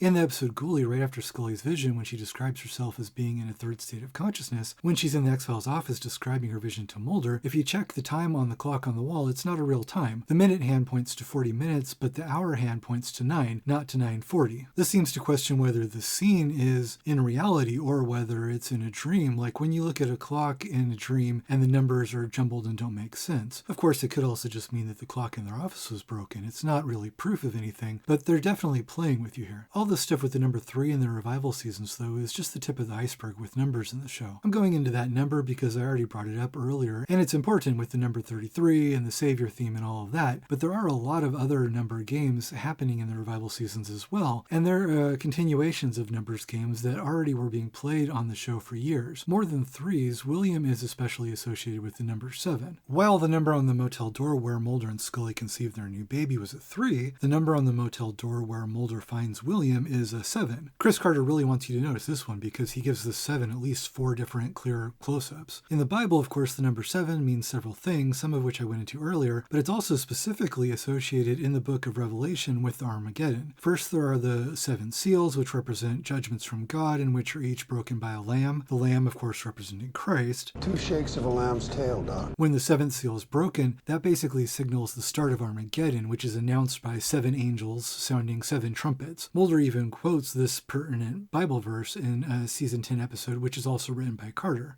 And I saw the 7 angels that stood before God, and to them were given 7 trumpets. Revelations 8:2, a herald of end time. The first 4 seals each unleash one of the 4 horsemen of the apocalypse. The first of the 4 horsemen is the Antichrist, who will arrive with the pretense of bringing peace, but who is actually bent on conquering the world. Something like CSM saying the purpose of William and the Spartan Virus is to save the world when their actual purpose is to conquer it so that he can reign over it. It's important to the whole concept of the Antichrist that at first he'll appear to be somebody good or a possible savior before his true purpose is revealed and people realize that he's dangerous. He's a false prophet, what Jesus warned about and called a wolf in sheep's clothing in his Sermon on the Mount. In season 11 of the show, William has a book in his room called A Wolf in Sheep's Clothing, and even has a painting of a wolf on his wall if you still didn't get the connection. How many religions warn of false prophets? This obviously fits neatly with the analogy of William being the Antichrist who's helping the devil conquer the world, and and of CSM being the devil. The Antichrist of the Bible is even supposed to ride in on a white horse, which could remind one of a white buffalo were one looking for commonalities between these stories. The second and third seals then unleash war and famine, people being enslaved and having to spend their lives working just to earn food. Carter wouldn't be the first person to see analogies here in current world events. And then the fourth seal unleashes a plague, which in the X-Files is the Spartan Virus. Bringing together the sevens and the threes, in the book of Revelation there are 3 sets of 7 judgments from God that comprise the Armageddon. There are 7 seals and the 7 trumpets, and then the 7 bowls. In the X-Files, the 7 with the 3 is an idea that goes way back to season 2 at least. November 27th, 1973 is the date that Samantha was abducted. In season 3, the Japanese doctors brought to America after World War II to work on the Alien-Human Hybrid project, the same project that operated on Scully and train cars to create William, and who were part of Project Crossroads, which is referenced in season 11, were part of Unit 731, like I talked about earlier. 731, that's another 7 with a 3. In the last episode of season 9, the morning after Mulder is sentenced to death, there's a timestamp showing that it's 7:12 a.m. Depending on the cultural tradition, a red sky at dawn can either be seen as a bad omen or as a sign of a new beginning and hope for the future, so I think this red sunset shot that Carter lingers on here is evocative. But for the issue of the numbers that I'm talking about here, 712 is another 73, 1 and 2 making 3 of course, but this is also the episode where they established explicitly in dialogue for the first time the meaning of the year 2012 in the show. So to have a 12 here is important as well. They're telling you that 12 is the apocalypse. This is another way to bring these different concepts together. 7 hours through 3 states. You see a lot of sets of 3 sevens throughout the show, and also 73s, because of the 3 sets of 7 judgments from God in the book of Revelation. But all these numbers have different meanings in different contexts, so Carter also ties it into the 12 in the 2012 concept based on the Mayan calendar. You are going to 1213 37th place. If you pause the screen and read the stories William wrote for his website in the episode Ghoulie, they're all pretty interesting. There's lots of talk about a coming plague and an apocalypse, and several mentions of a figure he's seen in his dreams and visions that he thinks is the devil. He calls him the devil. This is likely CSM, who he later says was part of his visions. All the numbers and dates in the stories are interesting too, of course. On February 23rd, 2018, which you'll remember, February 23rd, that's Scully's birthday, William uploaded a story about visions he had been having of a woman with red hair. Of particular interest here, though, is the story that they give the biggest close-up shot to. It's called Dream Disease Apocalypse, and it gives some details of William's visions of the Sixth Extinction. The first interesting thing about it is the date that it was written, December 22nd, 2017. There's the 7 again, of course, and also 201, which is another remix of 102 or 1121, but also another 3, so another 7 with the 3 here. You'll remember also that the date that the show said was the start of the planned Armageddon was December 21st, 2012. So December 22nd here is the day after that, the day after December 21st, the first day of the end of the world. It's also 3 days before Christmas, so you get yet another 3 here to go with the 7, or 2 3s with the 7, another 33. I'm sure there will be people that would debate how much of this stuff is intentional and how much of it is kind of a reach, but I think you can see clear signs when something might just be a coincidence and when it's too improbable for it to have happened by accident. In the season 10 episode Founder's Mutation, it deals with a company that was probably involved in the eugenics experiments that created William, and there are a whole lot of numbers that could possibly mean something. But in a scene where there's a computer screen flashing all kinds of numbers, how do you know which are intentional messages and which are things that will just randomly pop up eventually if you throw enough numbers on a screen? Is it significant that there's a 264 in a batch of phone numbers? February 1964 is Scully's birthday, so a 64 could mean something or maybe not. Adding the 2 though, that means that it's her birthday month and year, so the fact of it being a coincidence gets less likely with each number that corresponds to something important. There's also an 1173 on the screen, November of 1973 being the month and year when Samantha was abducted. There's also a 27 in the line below it, the 27th of November being the day Samantha was abducted. Is it a coincidence that that's on the same screen as Scully's birthday? I mean, it could be, I guess, but with how many numbers we know are being used deliberately, how likely does it seem to accidentally have the month and year for both of those events on the same screen? There's also a 964, which is a 9 with Scully's birthday. There's a T7 and a 307, still more 3s with 7s. There's a 23 of 27, which is another 27, and also again 23 is Scully's birthday being referenced here. That's the 3rd time her birthday pops up on the screen. screen. There's a 982 on the screen as well, 9 being something I've talked about a lot, and Revelations 8:2 being the verse Mulder quotes about the 7 angels with 7 trumpets, and 82 is being used at several other points in the show. Most of these numbers I'm mentioning are just numbers on a screen that aren't really being pointed out to you, but the character in the scene accessing the file also types in his user number, and his user number is 3313. So do you think that yet another 33 and Chris Carter's birthday are just a coincidence also? What about one of the other sheets that pops up on the screen? It has a 26 in its header, and it's almost entirely covered in 3s. And then when the same character with the 3313 ID types in his password is 77737. Or what about the fact that Sveta, who is part of the eugenics experiments to create alien-human hybrids, when she's killed, her car's speedometer is at 26 miles. And then in the very next episode of the show, when the character Agnes, who was also pregnant with the baby from the same experiments, when she's killed, the police mark her body's location with a 26. And the fact that the police car they show in that same scene is marked with a 27. February 26, 1991.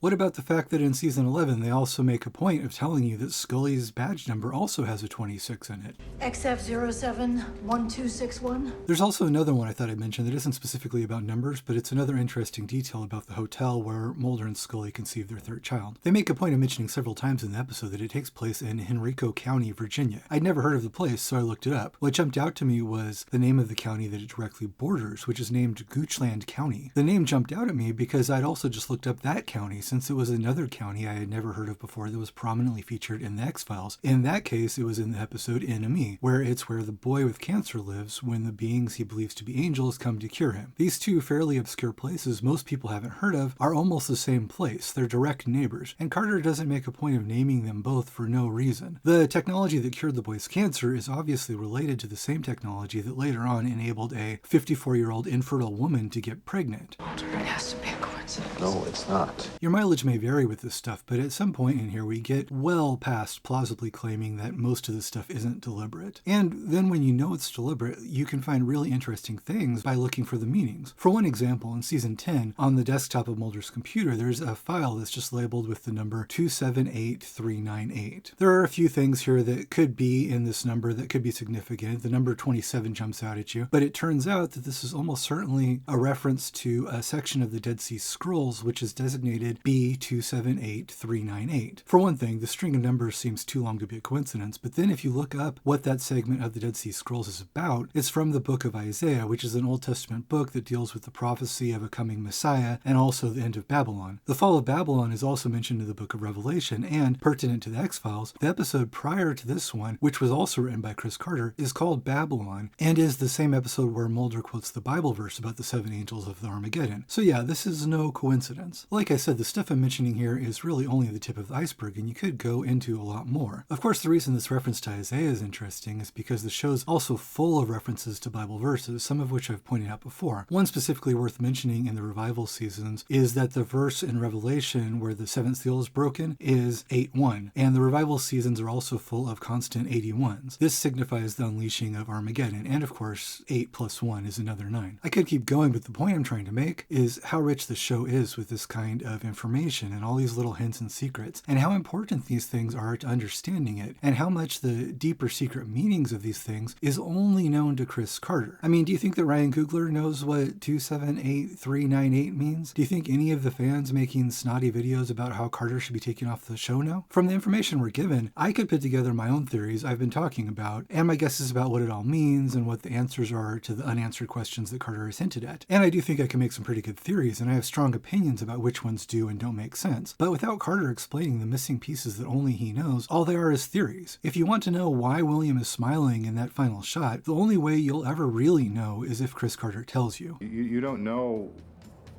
Chris Carter knows.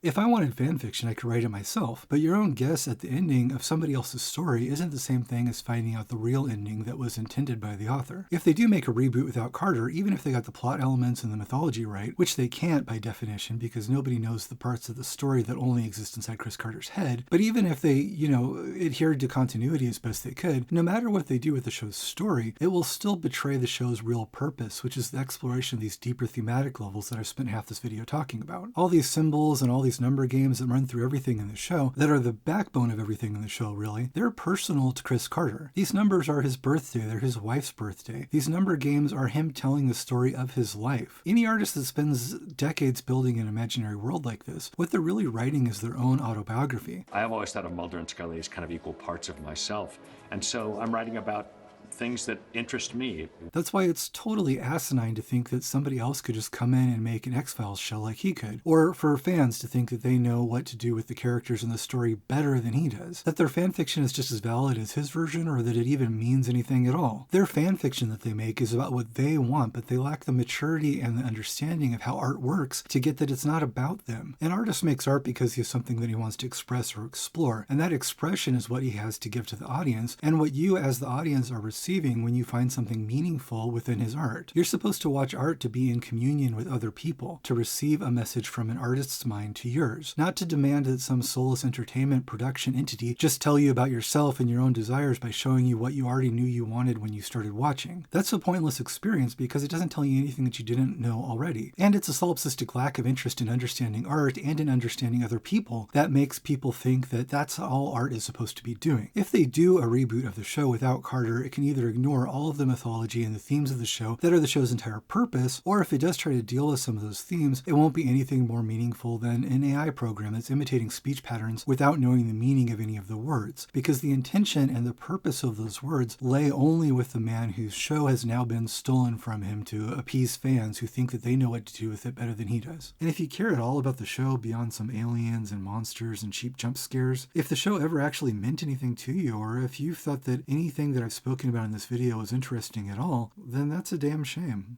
You know, let me say something about William. People made all these assumptions, and I know some people were really upset about it, but people made lots of assumptions, and I always thought there would be more X-Files episodes. I didn't think that last one was going to be the last. I thought there were always more stories to tell. So I would have answered a lot of those questions, satisfied a lot more people with what came after episode 218. I think that I would have flashed forward. I mean, I have some ideas, but I don't know if we'll ever get to ever see them. I think Jillian has moved off to obviously bigger and different things in her own career. So we'll see. Don't give up on the bigger picture. That was good. All of it, from top to toe, that was good. Jillian likes, let's move on. I like that one.